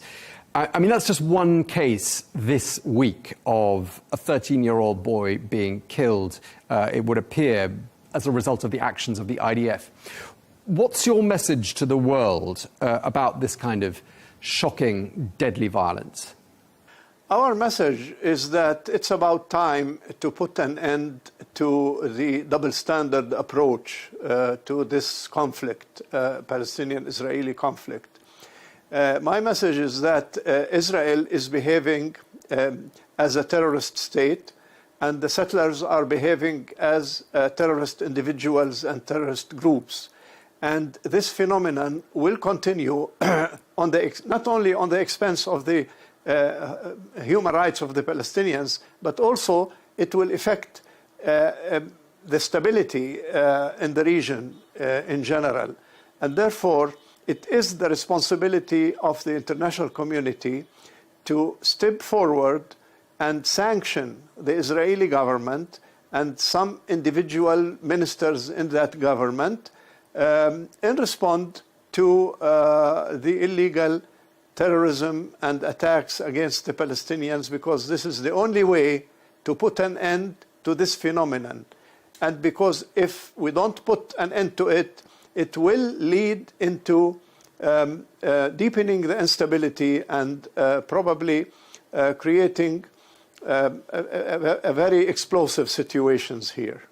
Yeah, and I wonder if President Isaac Herzog, the Israeli president, sees things from your perspective as well, because he called these latest events shocking and serious, and he blamed, quote, a handful of violent and dangerous individuals.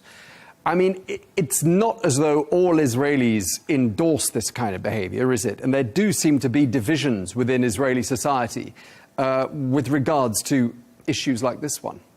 Well, there might be a minority of the Israelis who feel that this is something that needs to stop.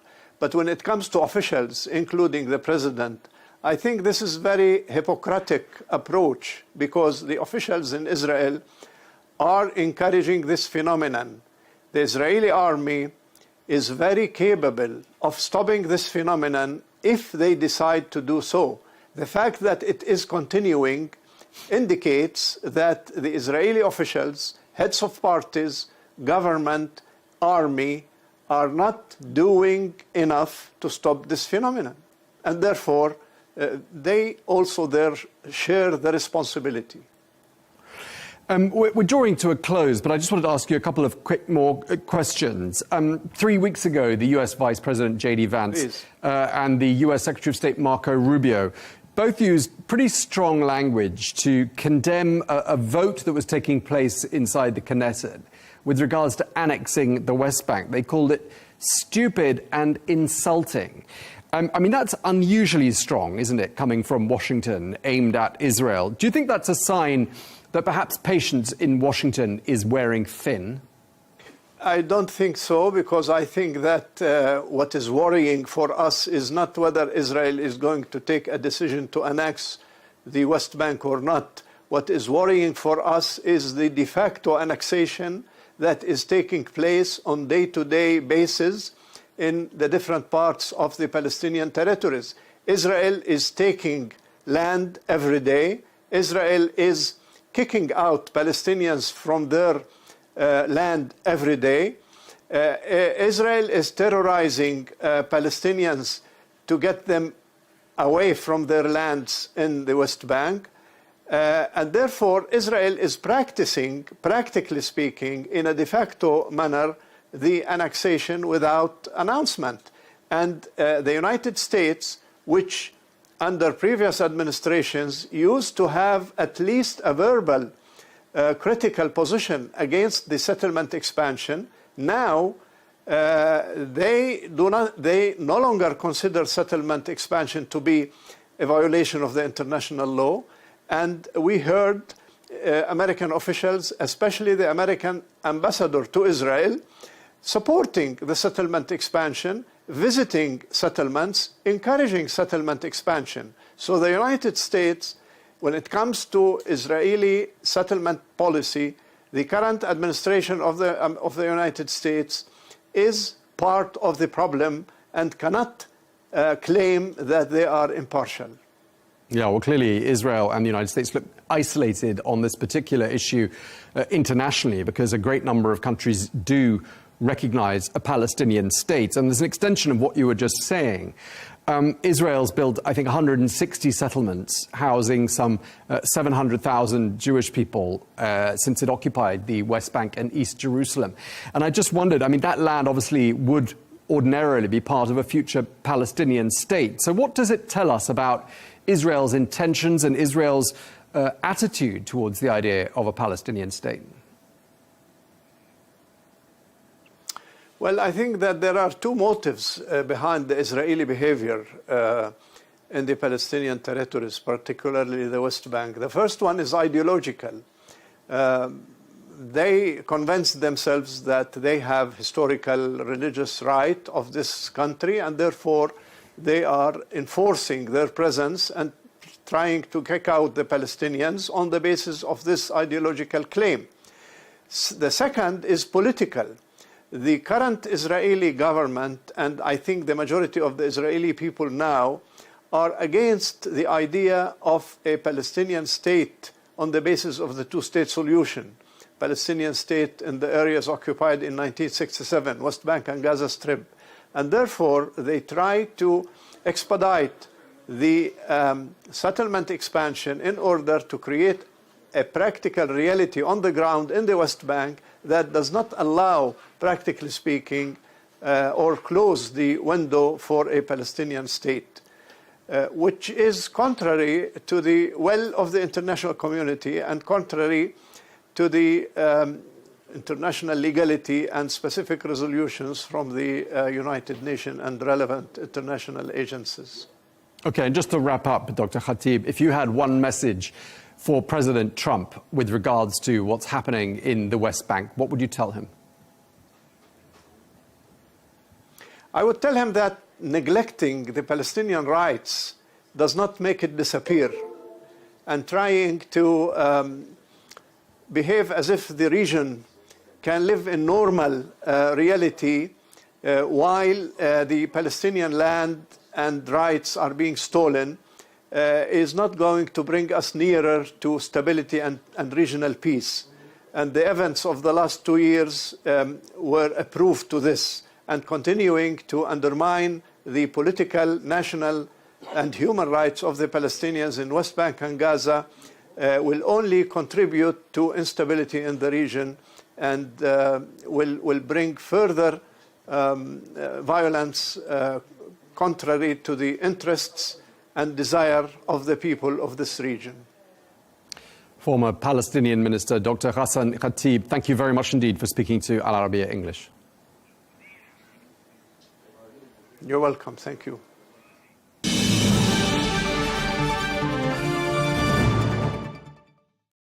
And finally today, the UN Secretary General Antonio Guterres is expressing his grave concern about the situation in Sudan. He's calling for hostilities to stop and for humanitarian aid to be allowed to reach civilians in desperate need. Well, Guterres has also called on the Sudanese army and their rivals, the Rapid Support Group, to engage with his envoy for Sudan and bring about a negotiated settlement to this conflict. Well, the conflict, which erupted in April 2023, has created the world's worst humanitarian crisis. And analysts say Sudan is now effectively divided, with the RSF dominating all of Darfur and parts of the south of the country, while the army holds most of Sudan's north, east and centre. Well, let's get more now. We can speak to Eugene Byun, who is a UNHCR global spokesperson who joins us now from Geneva. Eugene, thank you very much indeed for taking the time to speak to us. It's reported that last week the Rapid Support Forces accepted a ceasefire that was proposed by the United States. The army has not accepted that ceasefire. Are there any signs of a let-up in the violence there in Sudan? Unfortunately, we're still seeing a lot of the civilians from Al Fashir is seeking safety in neighboring town, including Tawila, and also the further as far as like Ad-Daba, which is like a 1,000 kilometer to seek just the safety, and then also that any food, any service is available. So unfortunately, we'll continue call all parties involved in this conflict to let civilians to seek safety, and as well as guarantee the safe passage for those civilians. Right, and in this context, with war raging on and neither side showing any signs of backing down, how difficult and how dangerous is it for humanitarian operations to be carried out? we have to remember that the Al Fashir itself and then the surrounding area was besieged for over 500 days already. And it has been extremely difficult for humanitarian workers to move around and get in the humanitarian aid to those people in need. And now, more than ever, that with the communication cut off from Al Fashir, and it's become extremely difficult and dangerous for humanitarian worker as well as a civilian who is seeking safety. And we are seeing a lot of the children, women, elderly arriving in Tawila town, 50 kilometers from Al Fashir, completely malnourished, completely traumatized. So it shows that the month of not getting any humanitarian aid make civilians suffering for the month. Right, and just really to remind our viewers, I mean, two weeks ago, the Rapid Support Forces captured Al Fashir. That was the last stronghold that the army had in Western Darfur. And then there were, of course, those shocking reports of violence in Al Fashir. I mean, are you saying that with communications cut off, we don't really have a clear picture of what the humanitarian situation is like there in Al Fashir?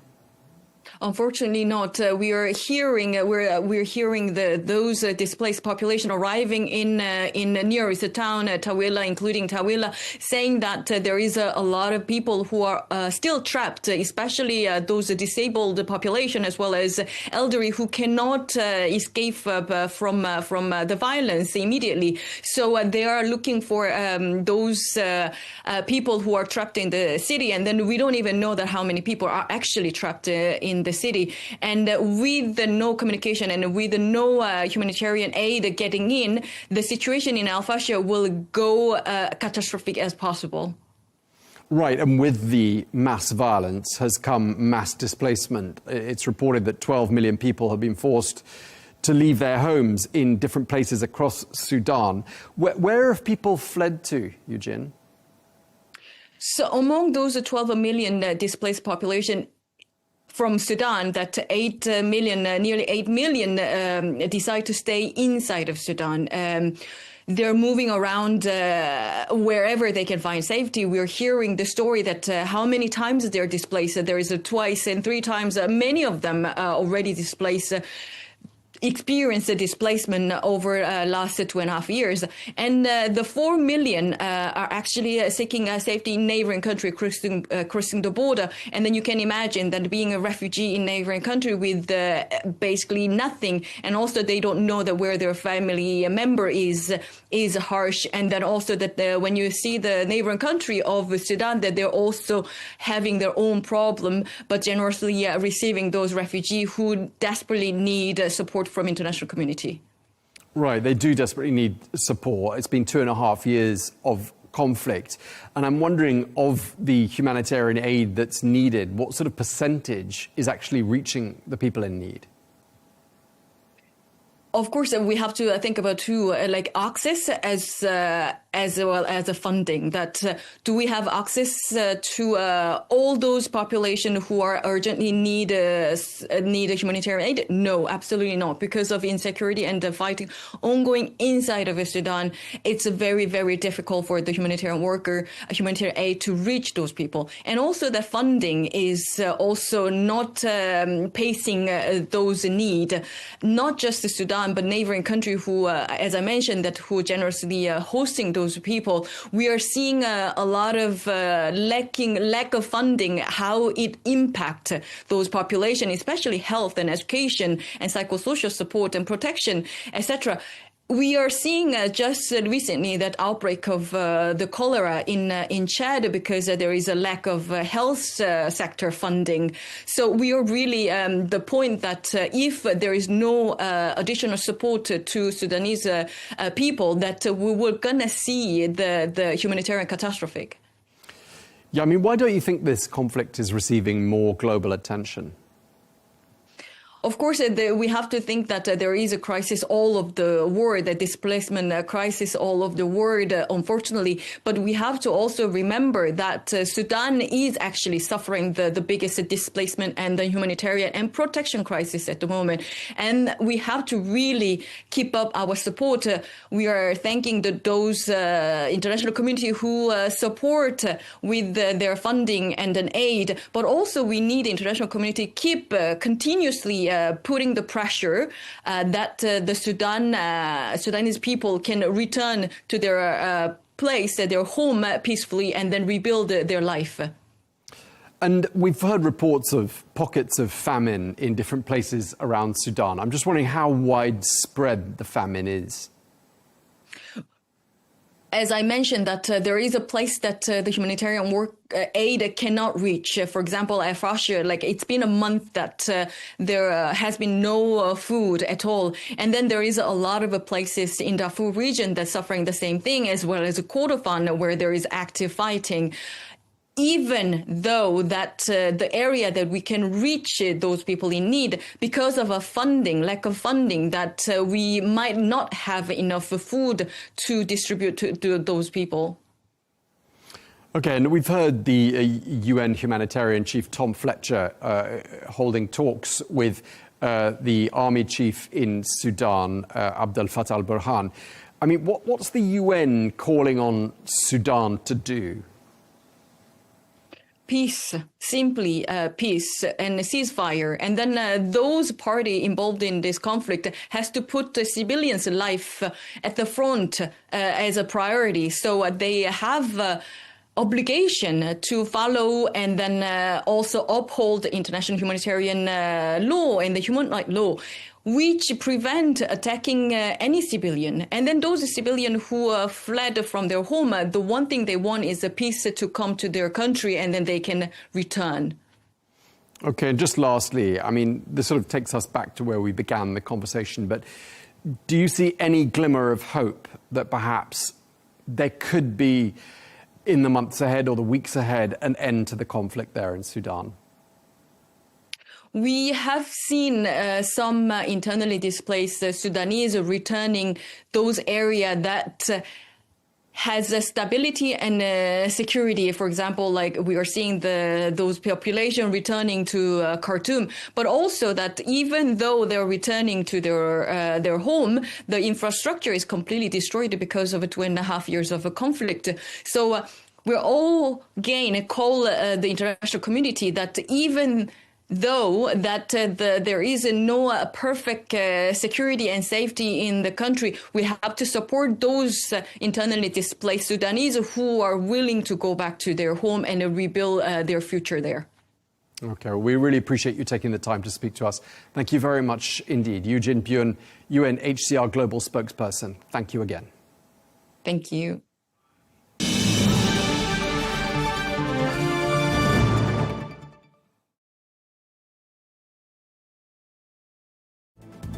Well, that's all we have time for this edition of Global News Today. Thank you very much indeed for watching. Do join us tomorrow for a look back at some of the best interviews of the week. Until then, goodbye.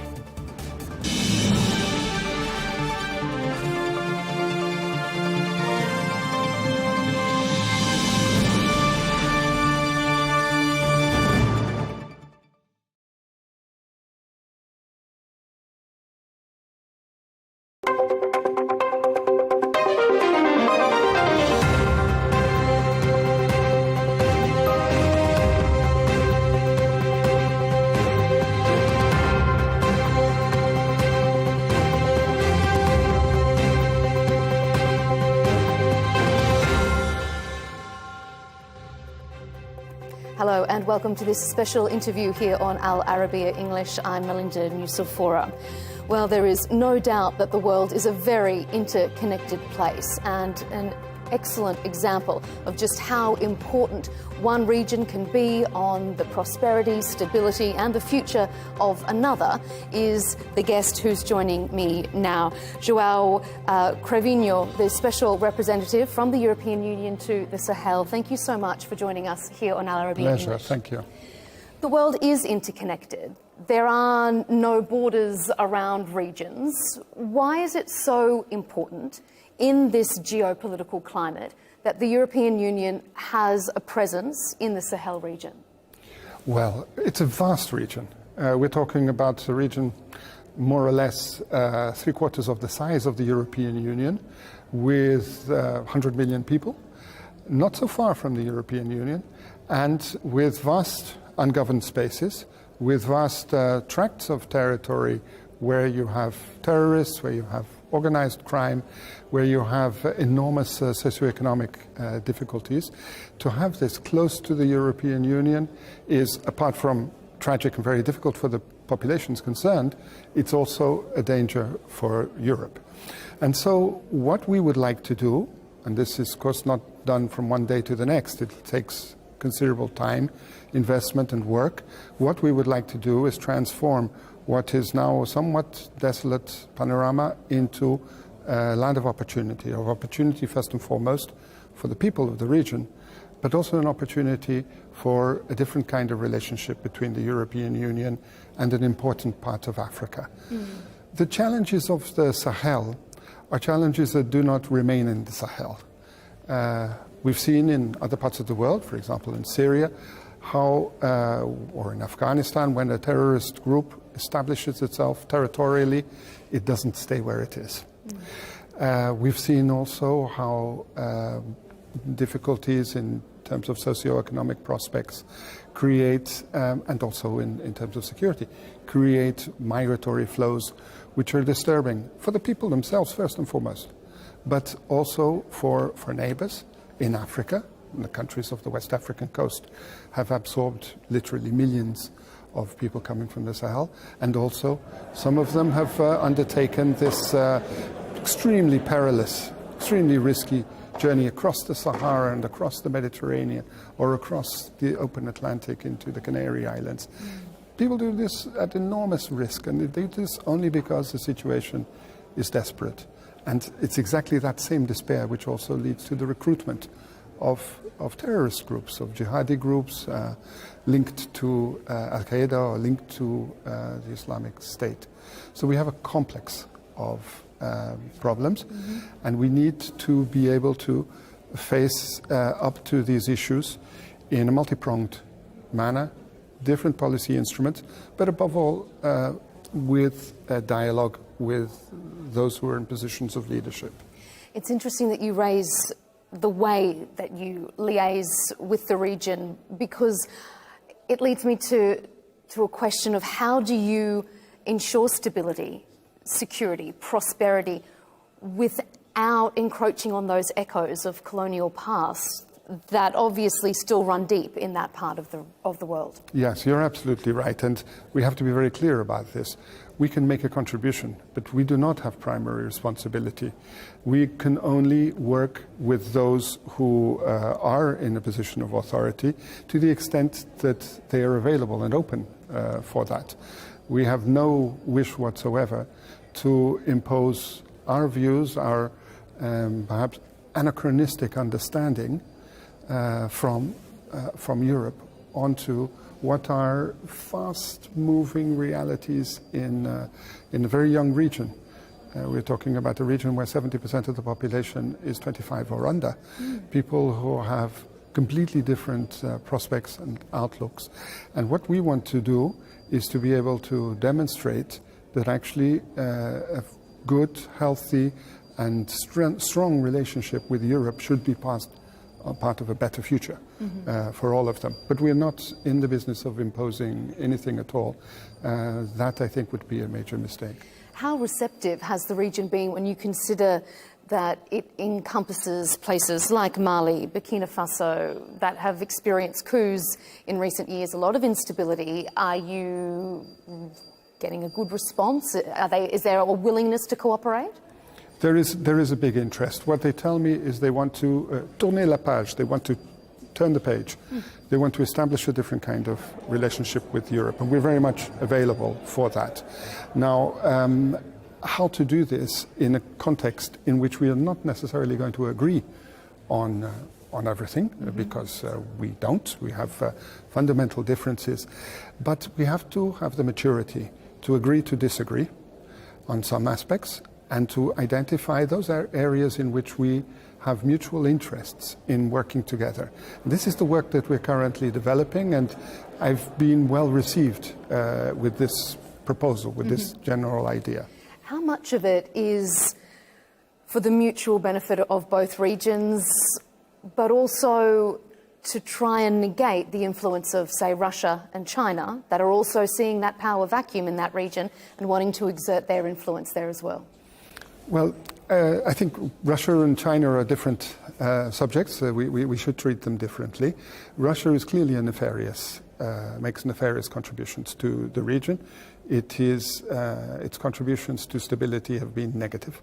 And I think that it is now clear that what Russia had to offer, which is simply brute force in Mali, is not producing the results. Nowadays, the military security situation in Mali is worse than it was when the Russians were invited in to try to reconquer the territory. So the limitations of Russian capacity are quite clear. China has a very different approach, but and it is interested in resources. We see that in Niger it invested a very large amount of money, for $5 billion US in making the longest pipeline to the coast in Benin. But with China, what I would say is that they have their approach, and we respect sovereign choices of countries of the region. However, I think that what we have to offer is much wider, much more interesting for the populations in the longer term. But this is not necessarily a question of either or. There is nothing impeding countries of the region from working with China and working with us as well. Mm-hmm.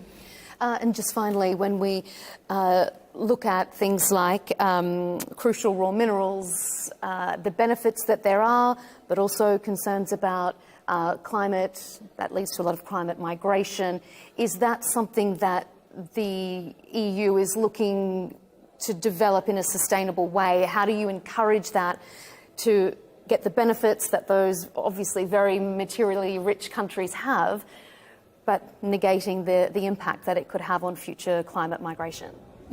Yes, well, I mean, this points to the need that we have as an international community really to develop appropriate governance mechanisms.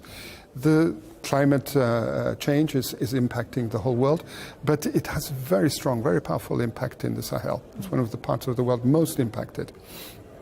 This is creating all sorts of changes, elements for change, usually negatively. It is creating, for example, with respect to herders who usually take their cattle from one part of the region to another part, they're forced to find new paths, which are bringing them into conflict with farmers in different regions. And this can also have an ethnic dimension. So here we have climate change producing intensified ethnic conflict. I think that we require an approach that is holistic. You cannot simply apply a one-dimensional formula, military force, for example, and imagine that the problems are going to be solved. That's why I think that the European Union is in a good position to be a good partner for the region, precisely because we do have a multitude of different policy instruments. With respect to critical raw materials, I think that the most important, and I know that the young people of the Sahel feel this very much, is that the wealth that is under their soil should revert to their own futures. And I think that with respect to that, it is necessary to work with the authorities in the different countries in ensuring that appropriate codes of conduct are respected, that there is value added, that there is a return for the populations. And to be honest, I don't see that when you were talking about Russia being a partner for the region, and they're also involved in mining, but in a manner that is not producing any positive results for the population. It's a really interesting part of the world, and we appreciate you taking the time to share your expertise. Joel Cravino, thank you for joining us here on Al Arabiya English. Thank you very much.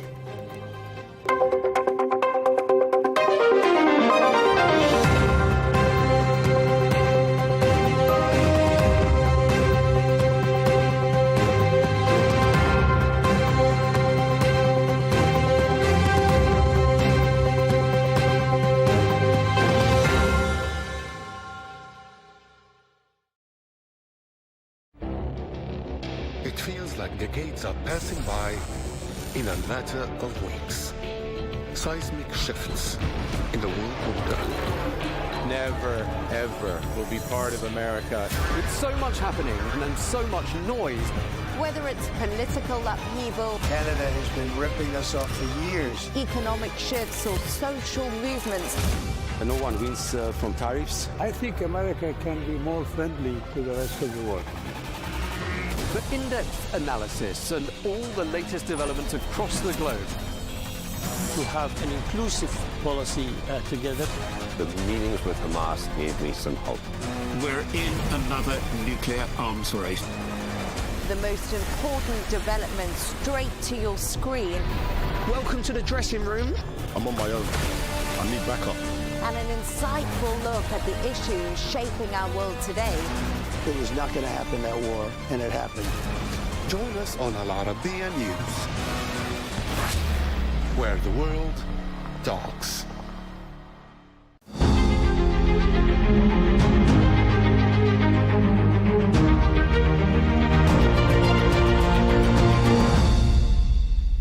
Hello and welcome to Arabiya English with me, Micheál Prendergast. I'm here with the UFC CEO Dana White for a special interview to speak about some of the biggest stories shaping the future of MMA, from heavyweight showdowns and Saudi expansion to a historic White House event, Conor McGregor's return, and the future of streaming. Thanks so much for your time, Dana. I'd like to start with Aspinall versus Game. How important is this for the heavyweight division? Yeah, this fight's a big deal, not just for the division, but for both guys on Saturday. Obviously, if Aspinall lives up to what he's, expected to be, he should go in there and make quick work of Cyril Gane this weekend. Cyril Gane looked like he was going to be the guy up until, the John Jones fight. And, Saturday night's big for him. If he can go in and beat Tom Aspinall, and the guy's light on his feet. He got great hands, moves like a middleweight, goes to the ground. He's got a great ground game. It's a big fight for both these guys on Saturday, not just the division. You're going to be in Saudi Arabia next week for Power Slap. Also, the growth of Zuffa boxing through His Excellency, one of your close friends, Turki Al-Sheikh. How influential has he been in the world of boxing? No, I saw Power Slap and I thought that it could do well if it was presented right. And the live event is incredible. If you go to the live event, you immediately become a fan. And then as far as Turki Al-Sheikh with the Zuffa boxing, it wouldn't have happened if it wasn't for him. I probably would not have gotten into boxing if it wasn't for Sheikh Turki. And he's a close friend of yours now. What is it in particular that he's adding into the equation? Of course, they're investing a lot of money, but it's more than that, isn't it? Yeah, listen, in boxing, it's all about the money. The big fights that you want to see don't happen unless, it took Saudi money to make those fights happen. And, I think that he has reinvigorated and kickstarted the sport of boxing. So enough to get me interested again. So, what he's done is pretty incredible. You've called the White House UFC event the greatest card in fight history. President Trump has obviously played an enormous role in this. What has been your opinion of his influence in proceedings? He was the inspiration, all of it. He's the one that asked me, I think we should do a fight at the White House. And I said, I'm in. Say when. So, yeah, it was his idea. He's got this big thing about the White House belonging to the people, and he wants to bring more events and more people to come and experience not just Washington, D.C., but the White House. An octagon on the White House lawn? This surely provides an unprecedented security problem, especially after those assassination attempts. How is the UFC dealing with this? It's a big issue, but that's going to be Secret Service, and there'll be less than 5,000 people there, and we don't even know how we're going to do ticketing yet. But the Ellipse across the street, there'll be, we can have 85,000 people over there. We'll do screens and a big stage. We're going to basically roll in and take over Washington, D.C. that week. The UFC will. Conor McGregor has announced on Fox that he's going to be fighting on the card. He's going to be fighting Michael Chandler. What do you think of that? That's not true. We haven't made We haven't made one fight yet. Not one fight has been made. A bit of speculation from Mystic Mac. Yes, he's speculating, yes. He wants that fight very badly. I don't think there's any secret about that. He and I actually talked today, and, he seems like he's in a good place mentally, emotionally, and now he's got to physically get ready if he wants to fight on that card. Marvin Hagler, he famously said, it's hard to keep the hunger. It's hard to get up at 5 a.m. and go running when you're sleeping in silk sheets. Yeah. Is that the case for Conor McGregor now? And on yachts. Yachts make it tough too. But yes, if we can get the motivated, fired up Conor McGregor, from the past back, then maybe he'll be headlining the White House. You've got a long-standing friendship with President Trump. After the first assassination attempt, he called you. You were on holiday in Italy. You flew back and you gave the opening speech at his next rally. This is surely a testament to your friendship. Yeah, it was. It's always an honor. I love the guy, and when he calls,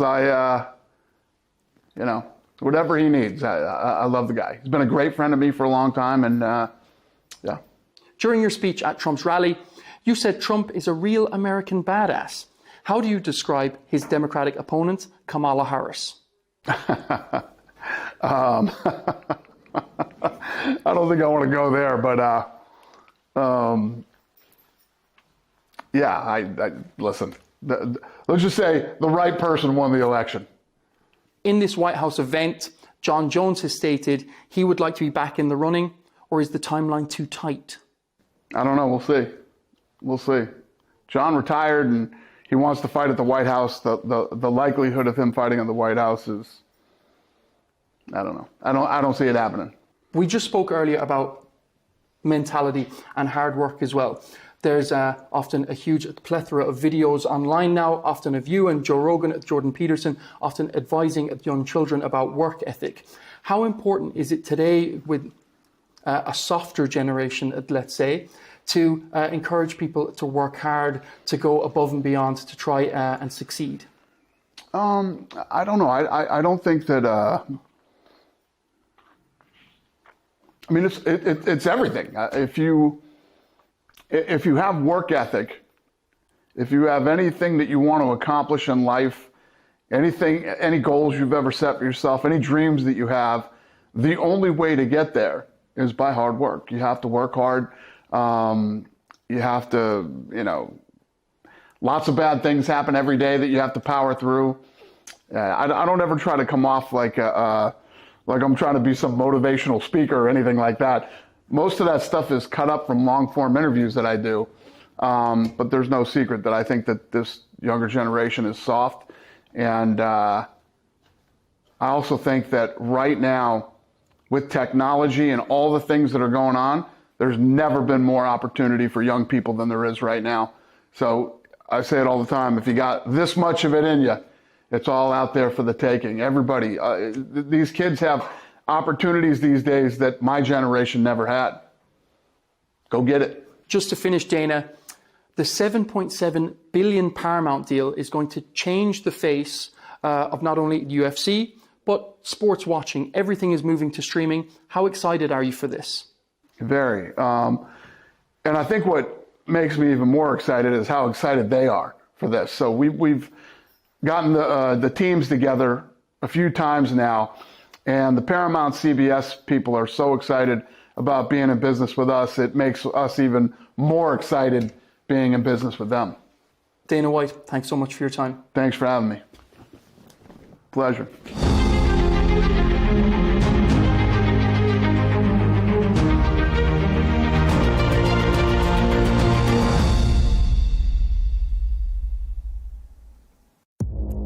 Our allies in many cases are worse than our enemies. Stay informed and connected with the latest international headlines. There obviously is a risk. From breaking news to in-depth analysis, it would appear that this war is coming to an end. Who buys this stuff?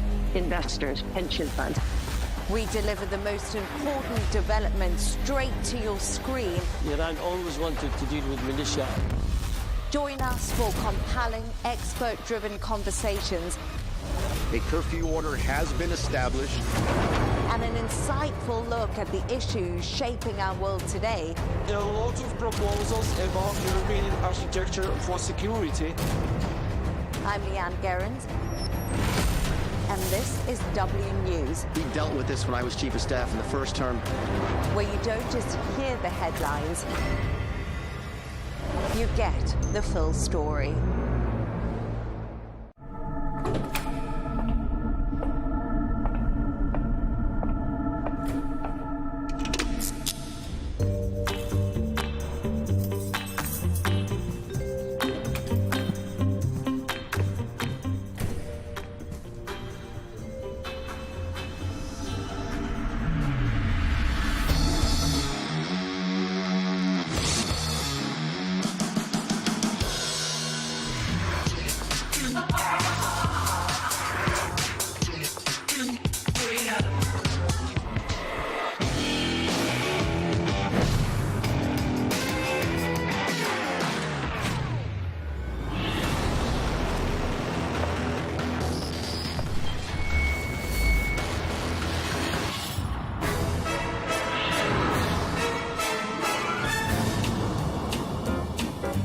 So sorry, Tom. I'm late. I'm nearly there.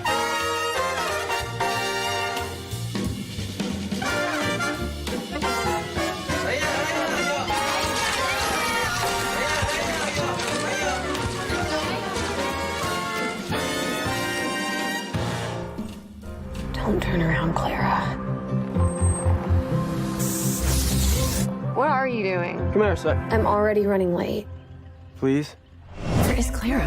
Hey, Aunt Jenny. Hey, Claire Bear. Guess who just spent the last half hour with the coolest guy in school? Oh my God. It must be great to be doing the interviews together, because this must have been a film where you spent a lot of time discussing the characters together and obviously filming the scenes. This is really special. This is so much fun.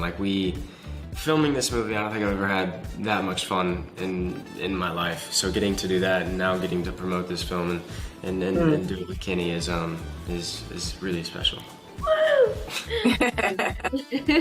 My mom got pregnant with me when she was 18. She and my dad were high school sweethearts. My Aunt Jenny also ended up with her high school boyfriend. I thought we would be one big happy family forever. But the universe had other plans. I'm very sorry. Your husband and sister were in a car accident. We did everything we could. McKenna, the movie is about so many things. It's about loss, it's about unknown, it's about love. It's, so many themes go through the story. What resonated the most for you? I saw a lot of myself in her relationship with their mom. I thought that it was, with them making the bucket list and being so tight. But then, I think it's kind of not for all of us, but it's a semi-universal experience being a teenage girl with a mom and going through that little phase where you're just like, Mom, I don't know, I love him. And so I just think I definitely saw myself in Claire's relationship with her mom and all of her complicated emotions. She was a very character that was very similar to me and who I am, so it wasn't too far of a stretch. I just lost my dad and my aunt. I just want to leave. It's been a long year. Then let's leave. And we couldn't know that the sun was collapsing. It feels like there's this wall between her and me. Let's talk about Alison and working with her on the mother-daughter relationship. How was that experience? It was really fun. I adore Alison. I think that she's so cool and so admirable, and just the way that she carries herself and is so aware of her presence in space and everything that she can add to a production and all of her conversations of value as a producer. I think that she's so cool, and getting to play her daughter when she's far too young to be my mother was very fun. But she was a young mother in it. Yeah, exactly. Though she's the greatest, I loved being her daughter. I also loved being her daughter. Yeah. Well, I don't know if he loved being her daughter's boyfriend as a character. I mean, it was tough, but it was tough. He did it in the end. What? Hey. It's tough? You didn't like being her daughter's boyfriend? No, listen. Listening. She didn't like me at first, and then she liked me because I'm awesome. Yeah. Yeah. Absolutely. That's not how I thought our first kiss would be like. How did you think it would be? Keep my hand in yours. I'm not gonna let their betrayal dictate the rest of my life. You keep using me to piss your mom off, and I'm done with it. The final question is on fan expectations. You know, these movies are, you know, very welcomed by audiences. So what are you most looking forward for audiences to finally discover seeing it on the big screen? Going to the movies is my favorite thing ever, and so I'm just excited for everybody to get to see this and laugh together, and it's such a sad, and it's very romantic, it's very sad, it's all the good things, all of the emotions. But it's also really funny, so it's really fun to watch in theaters and get to have that kind of experience together. But yeah, no, I'm just excited for people to see what we've worked on and then what we've created together. It was a lot of fun. I don't know how I'm supposed to top that. Yeah, what she Try. said. I don't know if I can. That was great. What she said. Enjoy the movie, bring friends, have a good time. Yeah. What aren't you telling me? There's a lot I wish I'd done differently. But I'll never spend 1 second regretting you. You deserve to be happy. No regrets, right? Everywhere, everything.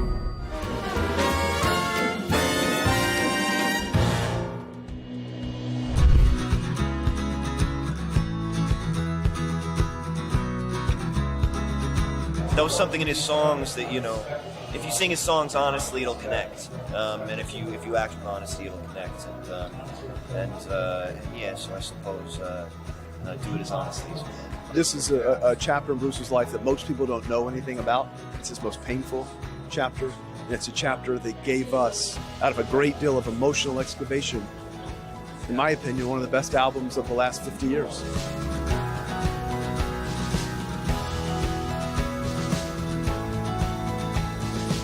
It was amazing to work with Scott because he just helped guide this. He had such a clear vision and guided me towards the right things. The film is just a much better film because he happened to be around. Songwriting's a funny thing.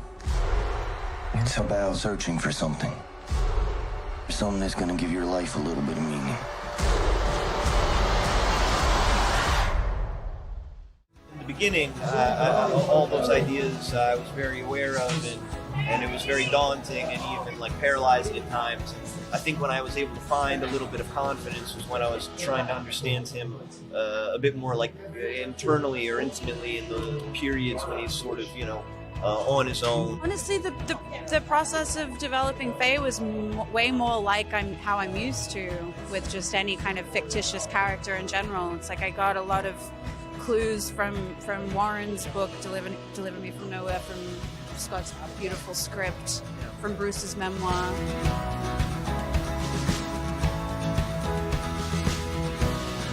When you're making a film about America's most authentic artist, you try to align as closely to fact as possible. And having Bruce Springsteen be around, I was able to do that. I knew one thing, you know, I've seen Bruce perform. I know that he sort of exhausts himself every time he's on stage, and I knew if I just pushed it as far as I could, you know, maybe I could fool everybody, and that was the goal. Trying to find something real in all the noise. You always do.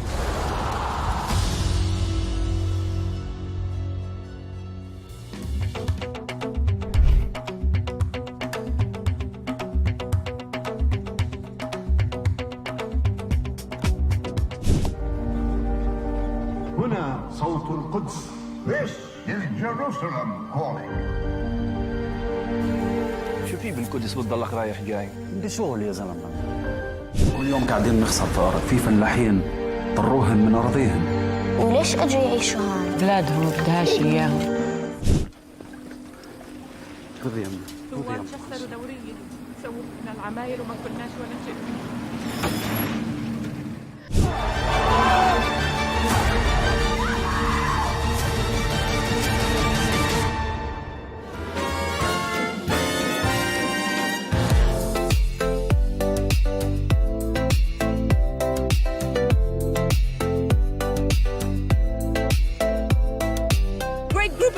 in this. How exciting was it every day on set, you know, kind of playing acting? It was incredible. It's very, very exciting and very surreal. Just walking in and seeing Julia, seeing Andrew, and watching them work it was just like a free masterclass every single day. Setting the story in the academic world with the content and with, you know, the timely meaning of the content, how much did it change the acting exercise for you in terms of research and talking to people and informing yourself about what's going on? Well, my character's a PhD philosophy student, which I am not. I'm nowhere near that intellectual. So that was... Did you meet loads of those? Incredibly, a lot of the props on set, they had articles, they had pieces of dissertation, and just sitting there reading them and immersing yourself in that world, that was really helpful. A lot of the world building they did, the sets, the costumes, all of it just helps you become the character. So yeah, a lot of credit goes to them. Finally, about Luca Guadagnino and having his own vision about everything. So how is he on set? How focused? How bubbly? He's incredible to watch. I love working with Luca. He's so detailed and he cares so much. Nothing is by accident. Everything is intentional. And he sits in the room sometimes and watches the scenes with you. Like, he sits right here, just off camera. And I think that makes you feel so respected and so part of it, which I think is a great kindness. And the same with Julia. She's very, very generous. And Andrew as well, like just watching them kind of take up the space and welcome you in. It was a great kindness to someone who was a little bit nervous. Love it. We're living it. Yeah. Oh yeah. Yeah. I think the only way we grow is through discomfort. When physically, as children, when the body grows and the bones grow, it's really uncomfortable. And I'm uncomfortable saying that. But that's what you said. And we're having a conversation. Yeah, as long as there's, I think, conversation and attempts at connection. So it matters. The attempt. Yeah. The attempt. Yeah. Tell us about Luca and how he works with his actors. Is he very nurturing? He is very nurturing, actually, yeah. And he also likes to keep you loose. I was very, very serious on my first day. My first day, I had to do a lot of screaming and shouting at Io and Julia, which was not very fun. But I was very focused, and he comes up to me and he's like, "Darling, are you going to always be like this?" He was very upset. That he was upset for me that I felt like I had to be so upset. And he was very, very caring. He wanted me just to be comfortable and all of us to be comfortable and happy. Should I build a world for you that has all the edges rounded out? I have a right to these spaces. Had your chosen cell with niceties and trigger warnings. I am a desperate man, absolutely desperate. I almost feel bad for him. You should be ready. Ready for what?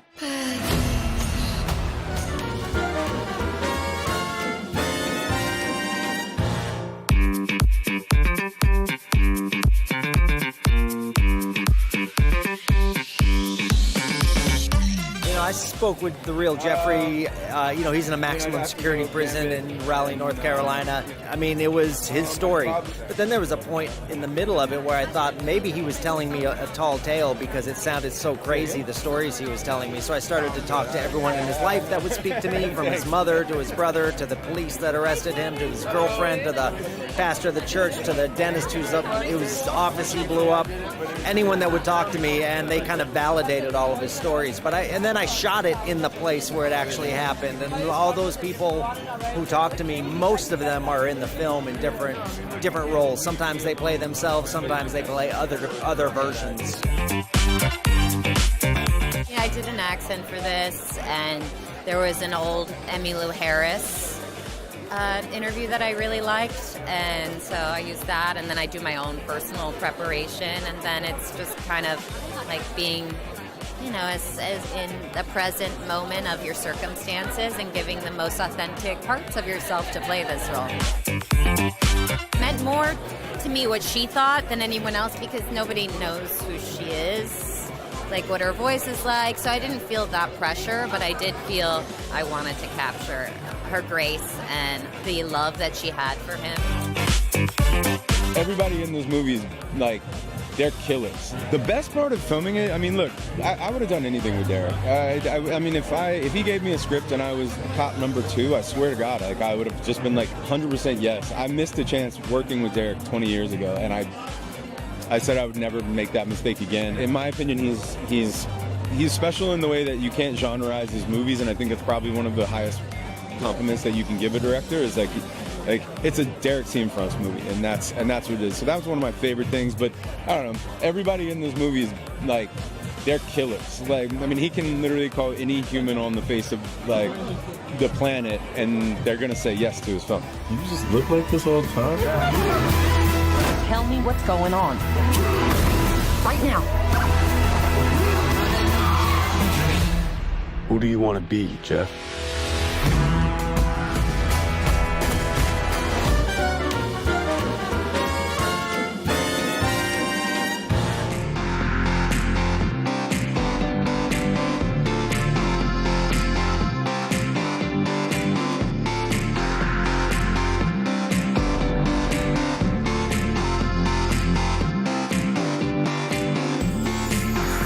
I was watching the character and thinking he might have taken a lot of energy out of you, but a lot of love at the same time. Is it the right impression?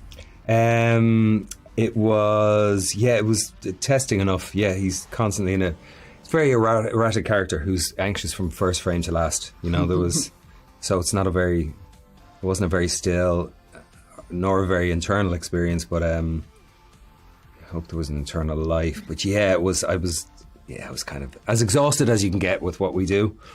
By the end of it, I was pretty raw.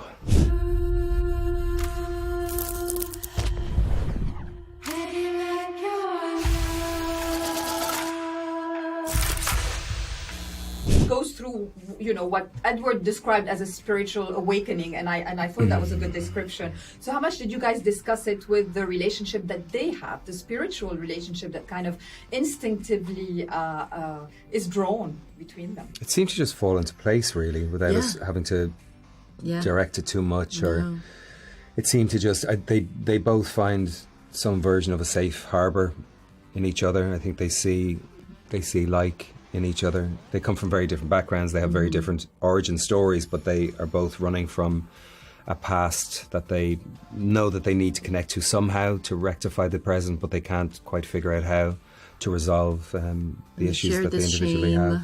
That they both have in each of their own ways, but also you meet them basically at the lowest points of their lives, respectively. And I just find it also very easy to find that connection, because there are connections that you don't. It's a little platonic, which I find very beautiful. And they're both living natural. a lie. Yes. They're both living a lie. They're both hiding. They're both have bad luck all and throughout their presenting lives. to the world a version of themselves that they think will allow them to move through the world with some degree of success or some degree of gaining an affluence. But you don't surrender yet. Your character is like I'm still relentless. holding on, white knuckling. She somehow surrenders. She finds a way out. Yeah. But they were the only peaceful scenes I had in the film were with her. You know, the scene particularly at the boathouse. You know, there was a very small period in time there where Doyle drops into an honesty in the present with her that he hasn't been afforded the luxury of before that. The realm of the hungry ghosts is for people driven by greed. Just give me one more hand. I can pay you. It's not too late for you. Not so lucky after all, huh? Talking about that scene, which is very quiet and soothing, and then the rest of the environment of being in Macau and the vibrancy of the colors and the noises and everything. How much does it become another character for you shooting this film? Oh yeah, it was amazing. I mean, anytime, it doesn't always happen, you know, sometimes I've worked in London and you're shooting in Leavesden Studios and you're not doing any exterior scenes in London City itself. It's all and nobody dares to make sound. Yeah, there's caravans outside, and then you go into a warehouse and there's beautiful sets built, and the sets are incredibly helpful once you get into them, but you are aware of the significant artifice of the whole process, whereas there was no sets. It was all practical stuff. It was all clubs, it was all casinos, it was all streets in Colowan, and it was really beautiful because it meant even on the weekends you were surrounded by the world that you're inhabiting during the telling of the story from Monday to Friday, and I love that. It's kind of it's kind of nicely all consuming. And Macau's really significant. I mean, this image behind us is so beautiful, but it's such a place of contrast Macau. Yeah. There's the old town part of it, and there's the fishing village Coloane, which was very heavily influenced by the Portuguese arrival. And then there's this new section that was built in 2006 that is the casino strip, and it was really, really rich in character. And Edward was very, and James Friend, his cinematographer, they were very keen to just make sure that it was a vocal character within the film, you know. Macau, gambling capital of the universe. Here, card games can change your life in an instant. Before they wrap me up, what is the film mostly about to you guys? I have no clue what's it about, man. Edward says it's about capitalism, his commentary on That was originally what he was going, but and then it's it so became much more personal than that. to him. Yeah, I it's think very it became personal. Much more than addiction. It's connection, it's redemption. Yeah. A lot of it. Yeah. And that it's never too late to course correct. It's never too late to awaken. Yeah. You know, awaken to the errors of your past, or the sadnesses you feel, or the anxieties or the nervousness and the shortcomings you feel like you live within. It's never too late to be accountable and make some change, you know. Certainly for the character I'm playing, you know, for her by too, virtue I of think. yeah, for just didn't all want the to speak for you, characters. but I think so too. And don't eat too much lobster. Oh yeah. Thank you so much. Thank Great you. to Ryan. Good to see Great you. to see you, love.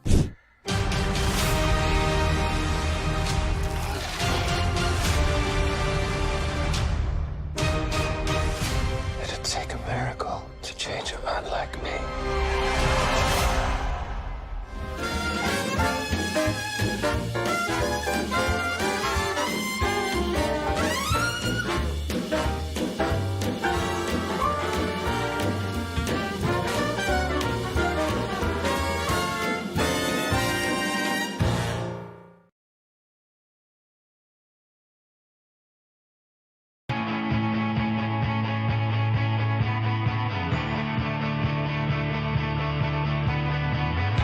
Welcome to the metropolis, the big city. This is where tech, trends, and culture meet. Meet the people. See the sights. Walk the city streets. And experience the lifestyle.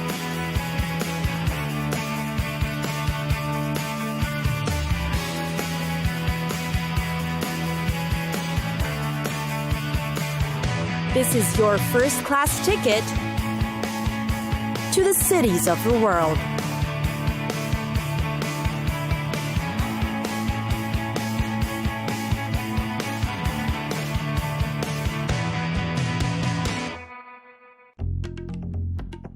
Canberra. Not your typical destination in Australia, but Canberra holds a lot of promise for tourists. There's just so many attractions to explore in the city. Prepare to be surprised. Canberra is in fact Australia's youngest capital city. What it hides is its thriving arts community, lively food and bar scenes, and then of course, the cultural institutions. It's got a healthy mix of man-made and natural attractions for every kind of tourist. Overall, Canberra is where you can explore, discover, learn, and yes, have a lot of fun. Know more about the history of Australia at the War Memorial. This is where the nation's troops and war's involvement is chronicled, starting from the colonial period to the present day. Here, you'll find a new range of exhibits, such as the Anzac Voices and the revamped First War Galleries. You can also tour Parliament House, a modern complex opened in 1988. This is where you can witness the democratic process at question time in the House of Representatives or Senate. Historic and educational stops aside, Canberra's also got a funky spirit. You can experience this at the weekly Old Bus Depot markets held every Sunday. It's where you can buy the most interesting of things: hipster clothes, homeware, and yes, delicious organic produce. It's also where you can shop for souvenirs to bring home. The city is also a haven for art lovers. Small art galleries line the city, not to mention that some of the country's most important collections are displayed here. The National Gallery of Australia is the nation's preeminent public gallery, housing collections of Australian, Indigenous, and Asian art. There's also the National Portrait Gallery nearby that you might just be curious enough to check out. And then there's the Institute of Sport. Get up close and personal with elite athletes, gymnasts, swimmers, and cyclists that train at the Australian Institute of Sport in Canberra. The Institute welcomes visitors and offers tours for them. The place houses many facilities like swimming pools, tennis courts, and of course, a fully equipped gym.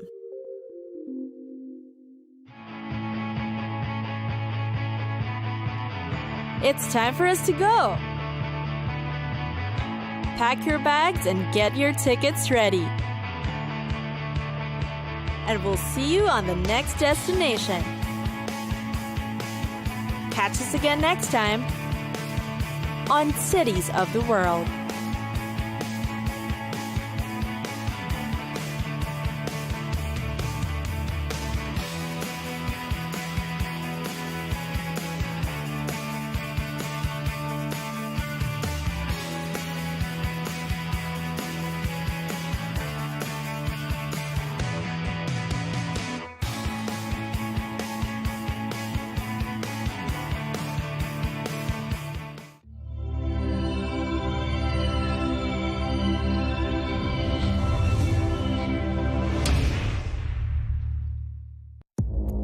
Our allies, in many cases, are worse than our enemies. Stay informed and connected with the latest international headlines.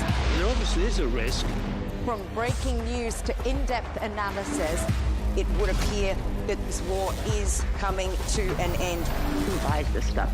Investors, pension funds. we deliver the most important developments straight to your screen. Iran always wanted to deal with militia. Join us for compelling, expert-driven conversations. A curfew order has been established. And an insightful look at the issues shaping our world today. There are a lot of proposals about European architecture for security.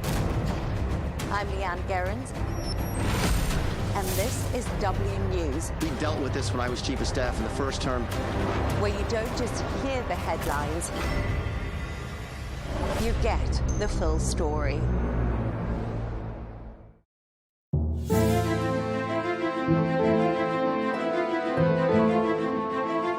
It is the oldest crop known to humanity.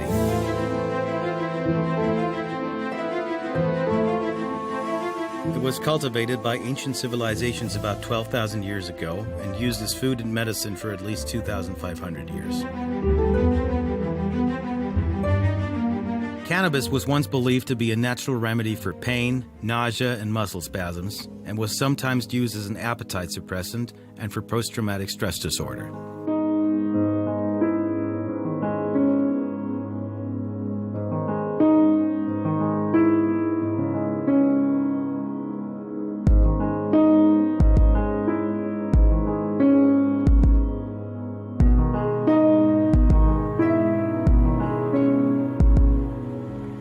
However, countless studies have shown that cannabis may cause serious health risks, worse than cocaine in the case of repeated addiction, especially if it begins at an early age. This was confirmed by a psychiatrist at the University of Ottawa, Marcus Salmi.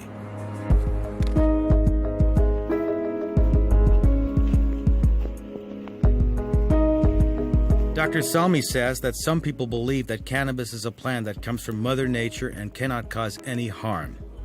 But this is refuted by studies published in the British Medical Journal. People don't die from cannabis overdose, but it can have other serious consequences for physical and mental health, says epidemiologist Deborah Hazen of Columbia University. According to a study published in the Journal of the American Heart Association, people who regularly use cannabis are more likely to suffer heart attacks and strokes.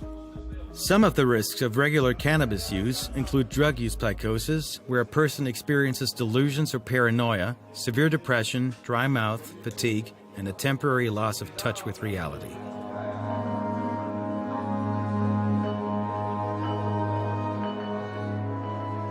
Now we've noticed that people who are using cannabis are using stronger cannabis than, for example, the type of cannabis that was available in the 60s and 70s in terms of the THC content or the actual active ingredient that make people hallucinate or feel relaxed or feel that they're going through a good time.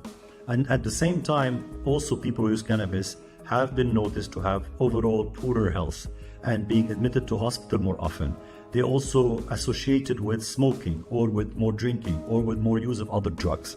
So overall, with the legalization happening in many countries, we're learning more and more about how cannabis use is developing and growing, whether among young people or older people.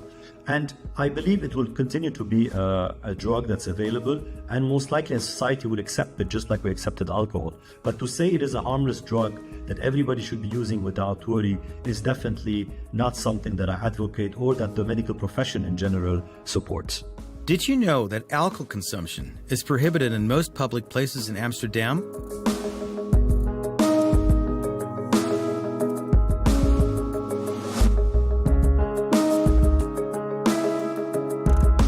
Contrary to popular belief, cannabis is not legal in the Netherlands, but since the 1970s, it has been tolerated to a certain extent.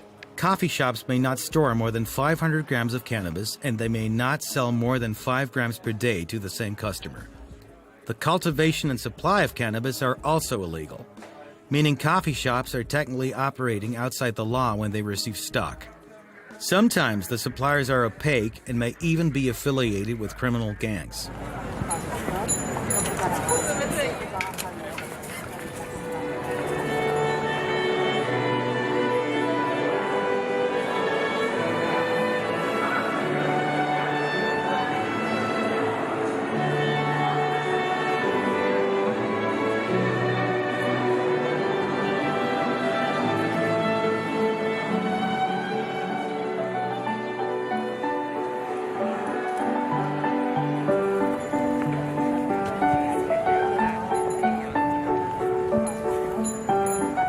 The homeland of Vincent van Gogh, Tiesto, and Rem Koolhaas. Here, tourists visit the Rijksmuseum, which is described as the Dutch Louvre. This is the cosmopolitan city of Amsterdam.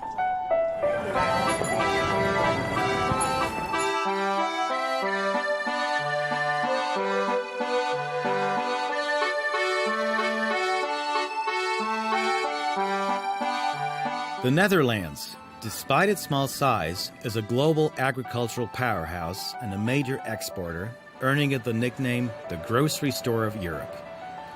The country serves as a major gateway to Europe, with the port of Rotterdam being the largest port in Europe and a key logistics hub.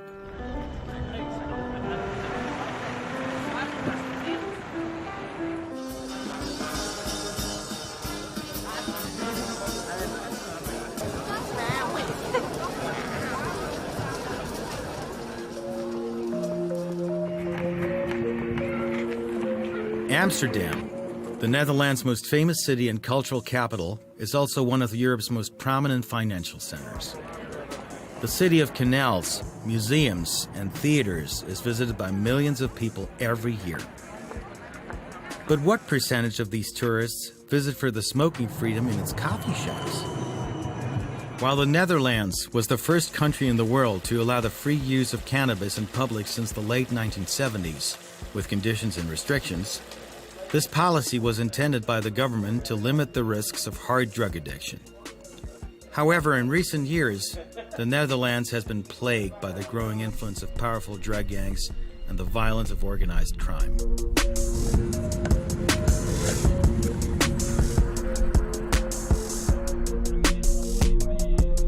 To investigate, our Arabiya English team went to the cafes, streets, and even cannabis farms of the Netherlands, especially since other countries have followed suit in recent years and legalized the cultivation and trade of cannabis.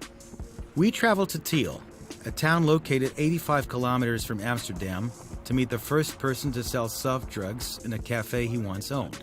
Soft drugs is cannabis, hash, and marijuana.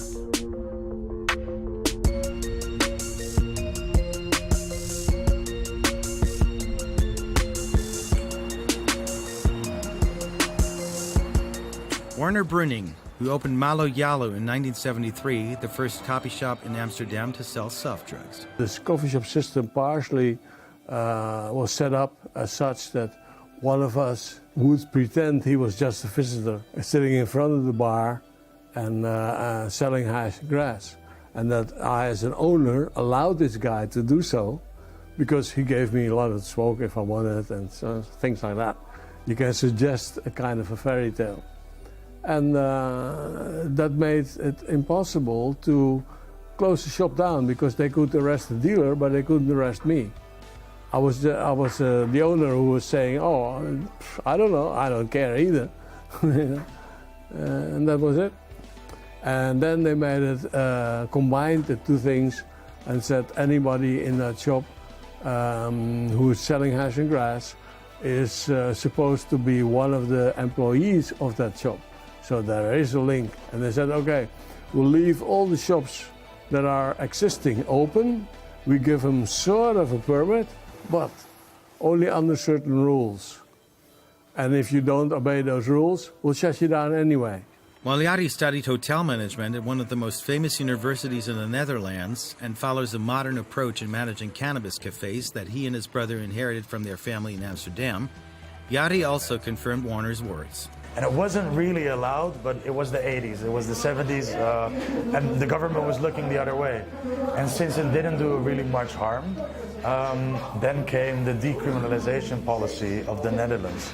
Ever since, they've never changed this policy, which is weird because the conditions are very different now than they were 40 years ago.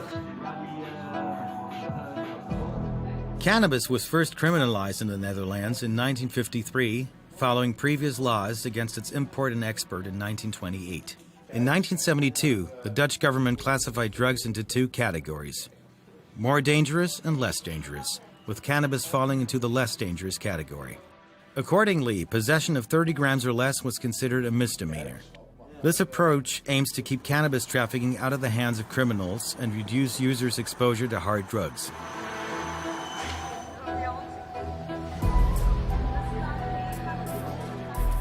Dan van Gogh, we spoke with via Zoom, is a researcher at Trimbos, the National Research Institute for Mental Health Care, Addiction Care and Social Work, responsible for informing government policymakers about mental health issues affecting the Dutch. It's a loophole. It's a clear loophole in our current policy for many years already. You are allowed to buy cannabis from a coffee shop, but nobody knows what actually it is that you are buying, since there is no control whatsoever or criteria whatsoever, and this needs to be improved, of course. And this is why other countries, they have moved forward. They are doing that already from the start.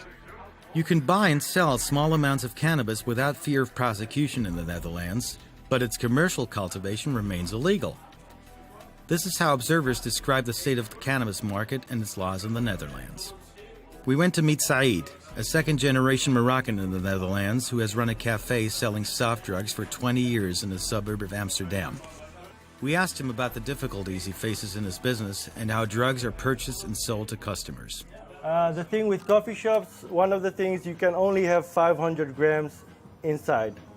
If you have 501 grams and they come inside to check your business, they will close you for like 2 weeks. The second time, you have more than 500 again, they will close you definitely. They come and they check some people's pockets, and somebody has drugs, they shut you down. So it's a really delicate business. If you sell a customer more than 5, you're breaking the law. If they find out, they close you.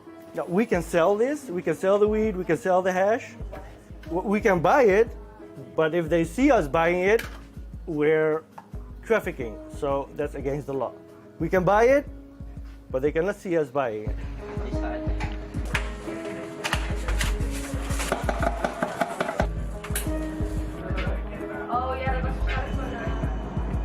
The Dutch opium law prohibits the cultivation, sale, delivery, carrying, and transportation of narcotics within or outside the Netherlands, except for the use and sale of cannabis under specific circumstances and conditions.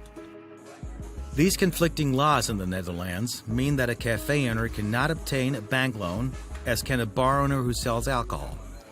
This policy forces them to convert their white money into black money. Everything that happens in the coffee shop, completely transparent. You know, there's a stigma. People think that we launder money, but actually nowadays we make money black. Because what happens, 70% of everybody that comes in here, they pay with a debit card, with online money. But all the weed that we buy, or all the cannabis we buy, we need to do cash. So I cannot go to a grower and pay with my bank card.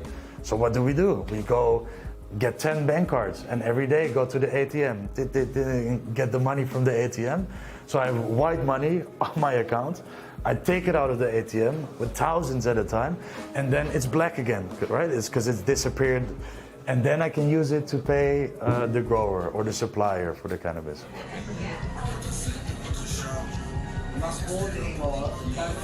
I would love to just get an invoice or buy my product legally from a known reseller who does fair trade cannabis with the highest quality. However, the government has made things more difficult in recent years due to the growing cocaine trade.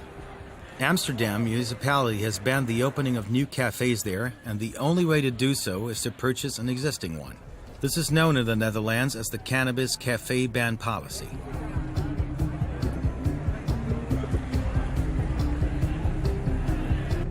For years, they tried to extinct coffee shop.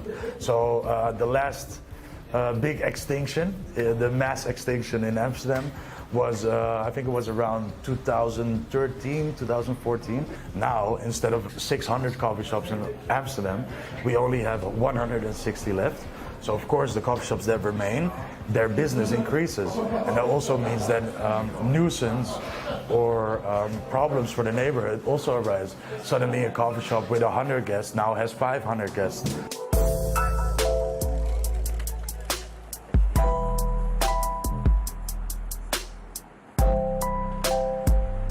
The mayor of Amsterdam wants to attract tourists to the city's wealth, beauty, cultural institutions, and art museums.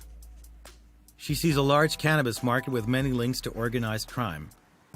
An investigative journalist, famous for his investigations into hard drug smuggling in the port of Rotterdam, was assassinated. In full view of everyone, he was shot dead in the middle of Amsterdam.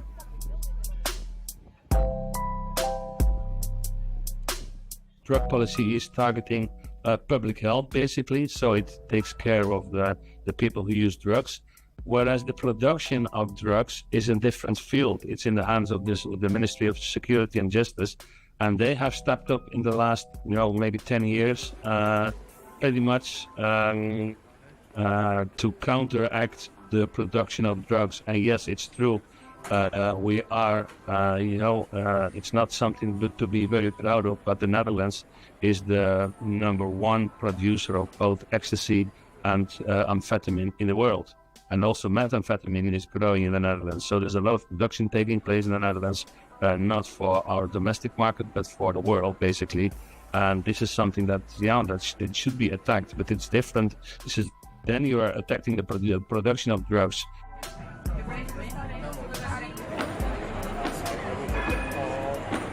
Nightlife in Amsterdam is distinguished and noisy in the city center.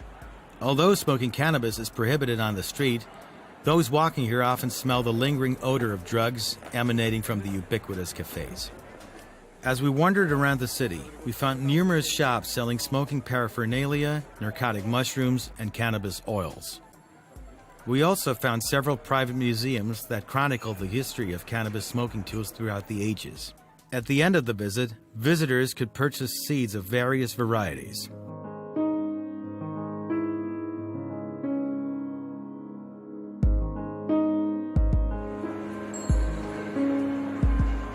Like in Holland, here you can grow 5 plants. Yeah, but there is a but. You can grow the 5 plants, but you can grow them in your garden. So you can grow the 5 plants outside. But once you grow them inside to make good weed, stronger weed, that's more effective weed, it's not allowed.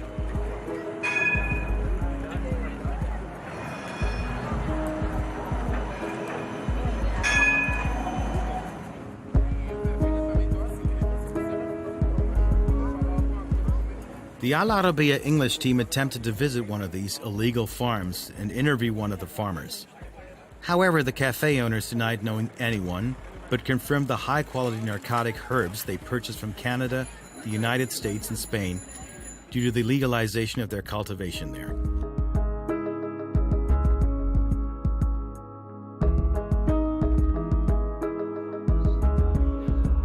Why is it interesting to buy weed from Canada or from the United States or from Spain? Because the quality there is getting higher. If you can do it legally, the quality will automatically rise. But because of the law, we can sell a space cake here in Holland, but that's about it.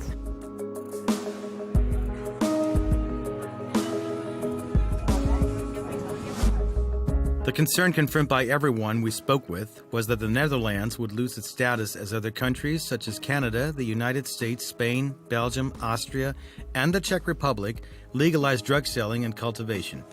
Everyone emphasized that the only way to change the current status is through a clear legalization policy so that the Netherlands does not lose millions of dollars in income due to this tourism.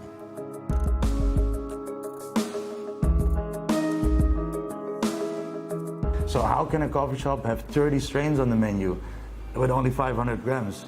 It's not like people come in and bring 10 grams all the time. No, a coffee shop needs to buy kilos. So somewhere the weed is being stashed, and all of a sudden it drops out of the sky in the shop and it's legal.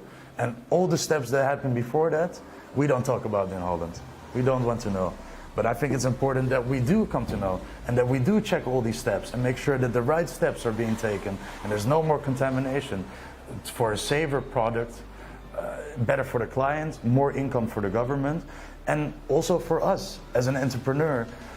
I don't want to have the risk of closing down my business by a single mistake. It's a weird law. They call it gedoogbeleid, like this, and that is the law. There's no store where you can go buy it. You just buy it from the growers. Yeah, we have to buy it from the growers. We cannot buy it from the store. And so they say, okay, buy, but don't let us see you. We didn't go far from the city center to meet a foreigner who lives in Amsterdam and enjoys going to the only bar in the suburb that allows smoking and drinking alcohol at the same time. It's close to home. I live quite close. It's good. You can smoke and have a drink here, which is relatively unique. I enjoy the fact that it's legalized here and that I can smoke when I want and whatever. That's great. That's how I believe it should be. But I think I probably prefer a system where I know the supply chain better, right? Like, where has this come from? Who's grown it? Has everyone along the supply chain been equally paid and for their labor and for how's it got here?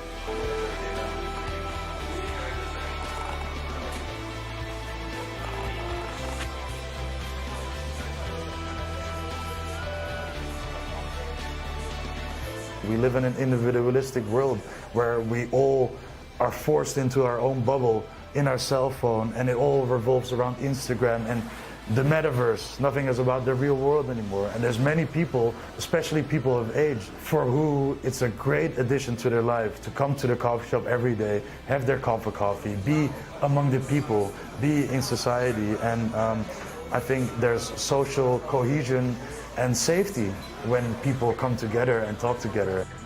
This project, the legalization of cannabis in the Netherlands, represents a pivotal moment in the history of drug policy in the country, and its success or failure could ultimately shape the future of cannabis policy, not only in the Netherlands, but also in other parts of the world.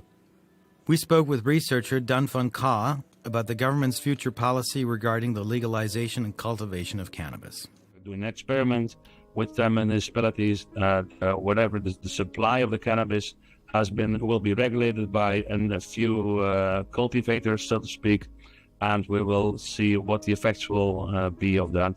Also in terms of health, because the quality of the cannabis being sold. We do that because we run a THC monitor at the Klimas Institute, but it's only a few coffee shops that are involved in that. And so we aim to improve that in the end. So the coffee shops have to buy the weed from the government to sell it. And this is something they're going to try, and they will see what happens. And if it works out okay, then that's what they're going to do all over. So we will see in the future what will happen with that. So if the government will start selling to us, we will be happy.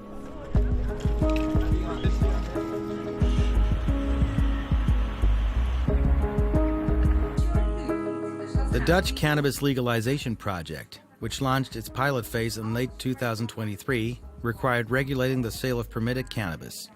Farmers and traders demanded a law that would protect them and regulate their work in this field, but the project was full of challenges. Warner, who gave up his coffee shop business and importing herbs and bulbs for cultivation, now confines himself to treating people with cannabis oils and teaching them how to make THC oil. I do medical marijuana, and I promote the usage of medical marijuana oil because these people don't do it for fun. They do it because they have no other regular solution. This place is a place where we train people to make their own THC oil. I developed an apparatus, a machine, that's called the cannulator, and we teach people how to make it themselves. The course is 2 hours. People come to this course, we tell them to go to the coffee shop first, buy 5 grams of grass, and process it while we're here during the class. Then they've made their own oil for the first time in their life.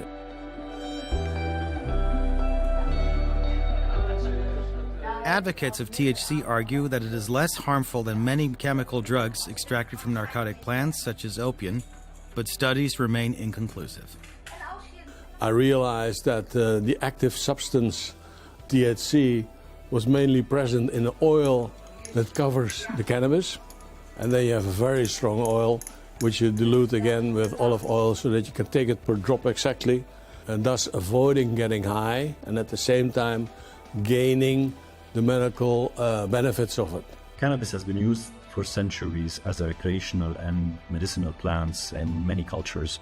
But over the last 15-20 years, there's been more interest in expanding its use to more complex medical problems such as cancer, epilepsy, mental health problems, and it has been tested. Unfortunately, the results are not up to the expectations. So it's true that it does help some people sleep, it does help with anxiety, it does help with encouraging people to eat in cancer, or with people who, for example, had HIV/AIDS. But overall, it still remains a very limited use compared to what was hoped for it. We also spoke with Gabriella, a Dutch Muslim of Italian descent who has worked with Warner for more than 10 years. She met him when her husband suffered from drug poisoning, while she herself was diagnosed with cancer. We arrived at contact with Werner because we were searching for alternatives for normal medication. I believe that God created for each sickness, He gave us a medicine, and cannabis, it's a holy plant, you know, it's a gift from God for humanity in general. So it doesn't matter what I am, and also the people who are coming here, it doesn't matter what they are. We are there for everybody. My husband and me, we use it every day. It helps me against the pain. But normally I had strong painkillers, and my husband has, he was poisoned by medication. So now we only use natural things that God gave us. Some illnesses drive their sufferers or their families to seek any means to alleviate their physical and psychological pain and suffering, even if the methods aren't guaranteed or reliable. This is part of what Gerard, a retired pharmacist, had to say when he came to learn how to make oil because he hadn't learned it in his academic studies. He believes herbal medicine can greatly help people. So that's the reason that I'm here, because I have a friend. He has prostate cancer. He has a lot of pain. For myself also, I have also pain in the back and have sleeping problems. So I learned about THC, and now I'm making the oil so that I can give it to my friend and make it for myself. I think for plant medicine in general, there should be more attention. So this is a plant medicine, and it shouldn't be handled like now, forbidden.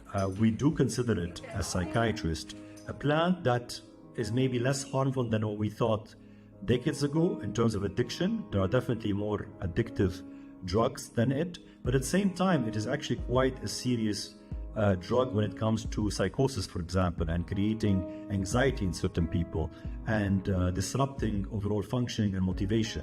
So it's not a fully safe drug. It is, yes, safer than opium. And the fact that it is natural does not change its harmfulness. A lot of natural things are harmful. Let's think, for example, about poisonous mushroom. They're present in nature, but they're actually lethal. Returning to the often controversial issue of cannabis legalization in the Netherlands, although everyone hopes for legalization, Yadi expressed his concerns about the future. So when legalization comes, you bet the biggest companies in the world are coming here to take over. There are huge American companies that have so much financial power that they could take over the complete Dutch market with the two of them, you know, and they will. So I think a legalized market cuts out the possibility for the small farmer or small participant of this market to make money. And of course, I somewhat fear my own position in this future market. This is what drives Yari and his brother to try to keep up with the times by making their cafes trendy and environmentally friendly. Indeed, they have established the first facility in the Netherlands, and perhaps in the world, to educate employees about the importance, characteristics, and types of various narcotic herbs with help from the Dutch government. We made the training together with a biochemist. So she finished her master's or her doctorandus, her master degree, and afterward doctorandus, specifically in the biochemistry of cannabis. So what you do, you get a sample of the marijuana, you test it, you send it to a lab. And in the laboratory, they can see if there's contamination, or they used particular spray, or maybe they didn't cure it well, or maybe there's mold inside. You know, moldy weed is very dangerous. And some of the big trends I saw were healthy lifestyle and sustainability, also a big thing. All the governments are pushing sustainability more and more. And before the government comes with any rules for me, I want to have done all the measures. So I'm trying to become the first carbon neutral coffee shop worldwide.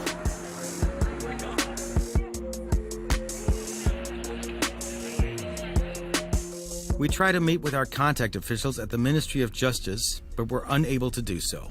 We only communicated via email and received a response from the Minister's media office several weeks later. However, we did not receive conclusive answers to all our questions. In Mr. Halshauer's response, he stated that the Netherlands has tightened penalties for hard drug offenses in recent years and emphasized that the government does not encourage such trafficking. This is why we wanted to reduce the number of people coming from abroad to our coffee shops, because we believe it's a national problem, and we cannot be the supplier of drugs for Western Europe or something like that.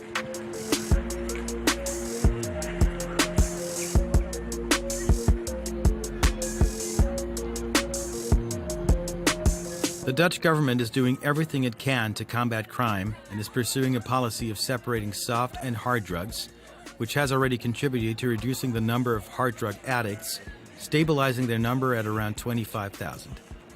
In the Netherlands, addicts are classified as patients, not criminals.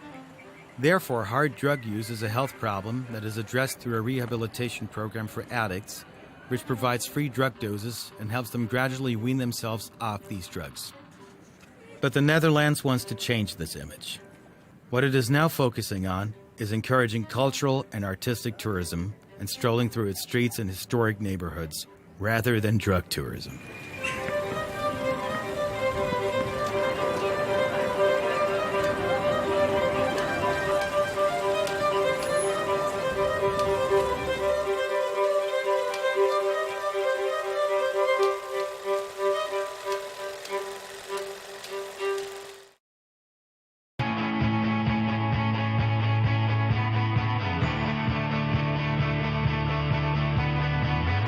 Welcome to the metropolis, the big city. This is where tech, trends, and culture meet. Meet the people. See the sights. Walk the city streets. and experience the lifestyle.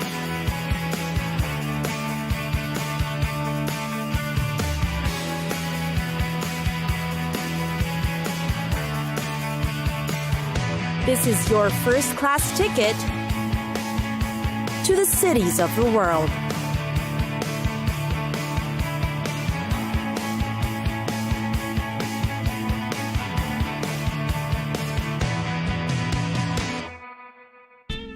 Chicago. Chicago, the Windy City. There's just anything and everything to do about town. Need a lowdown of the top spots in Chicago? Nestled along the shores of Lake Michigan, the city has become a destination known for its vibrant art scene, cultural attractions, excellent shopping, and majestic architecture. The city's art and architecture takes cues from 20th century design. Architects Louis Sullivan and Frank Lloyd Wright, and artists like Picasso, Miro, Dubuffet, and Chagall are the known design mavens who've beautified the city. There's the Art Institute of Chicago, a world-class museum that holds thousands of art masterpieces. Its collection dates from thousands of years back, including paintings, prints, photography, sculptures, and even architectural drawings, textiles, and decorative art. Surely a feat for the eyes. Impressionist and post-impressionist paintings, including Georges Seurat's 1884 A Sunday Afternoon on La Grande Jatte, Renoir's 1879 Acrobats at the Cirque Fernando, and numerous paintings by Claude Monet are among the popular ones in the museum. The city isn't short of spectacular sports events too. There's the Chicago Bears in American football, the Chicago White Sox and Cubs in baseball, and who wouldn't forget the Chicago Bulls in basketball? The Millennium Park is also a hip place to visit, being a venue for many creative events.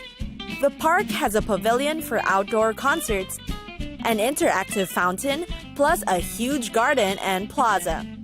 Chicago also boasts of the famous Michigan Avenue, one of the most attractive boulevards in the U.S. Here, you'll chance upon rows and rows of galleries, boutiques, and luxury shops. People often drop by the Wrigley Building, the famous Tribune Tower, and the John Hancock Center. The Navy Pier, which dates back to 1916, is another famous tourist spot. It's got up to 50 acres of gardens, attractions, restaurants, shops, concert venues, botanical gardens, and parks. There's a huge Ferris wheel and a carousel too. There's a 3D IMAX theater and the Chicago Shakespeare Theater for classical performances. The pier is most known for its sightseeing tours and excursions. Better catch one during your visit. Last but not least are the destinations for learning. Visit the Museum of Science and Industry or the Field Museum of Natural History for some educational fun.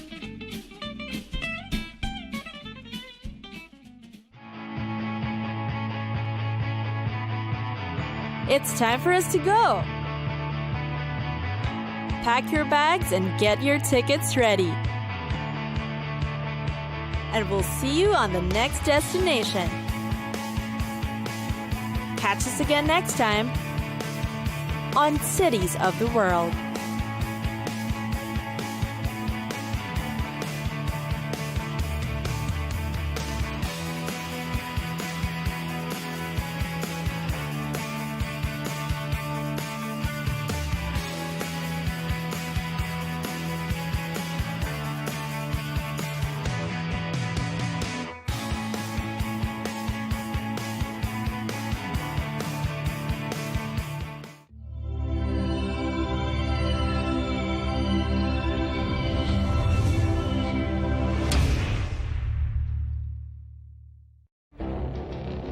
It feels like decades are passing by in a matter of weeks. Seismic shifts in the world order. Never, ever will be part of America. With so much happening and so much noise. Whether it's political upheaval, Canada has been ripping us off for years. economic shifts, or social movements, And no one wins from tariffs. I think America can be more friendly to the rest of the world. for in-depth analysis and all the latest developments across the globe. To have an inclusive policy together. The meetings with Hamas gave me some hope. We're in another nuclear arms race. The most important development straight to your screen. Welcome to the dressing room. I'm on my own. I need backup. And an insightful look at the issues shaping our world today.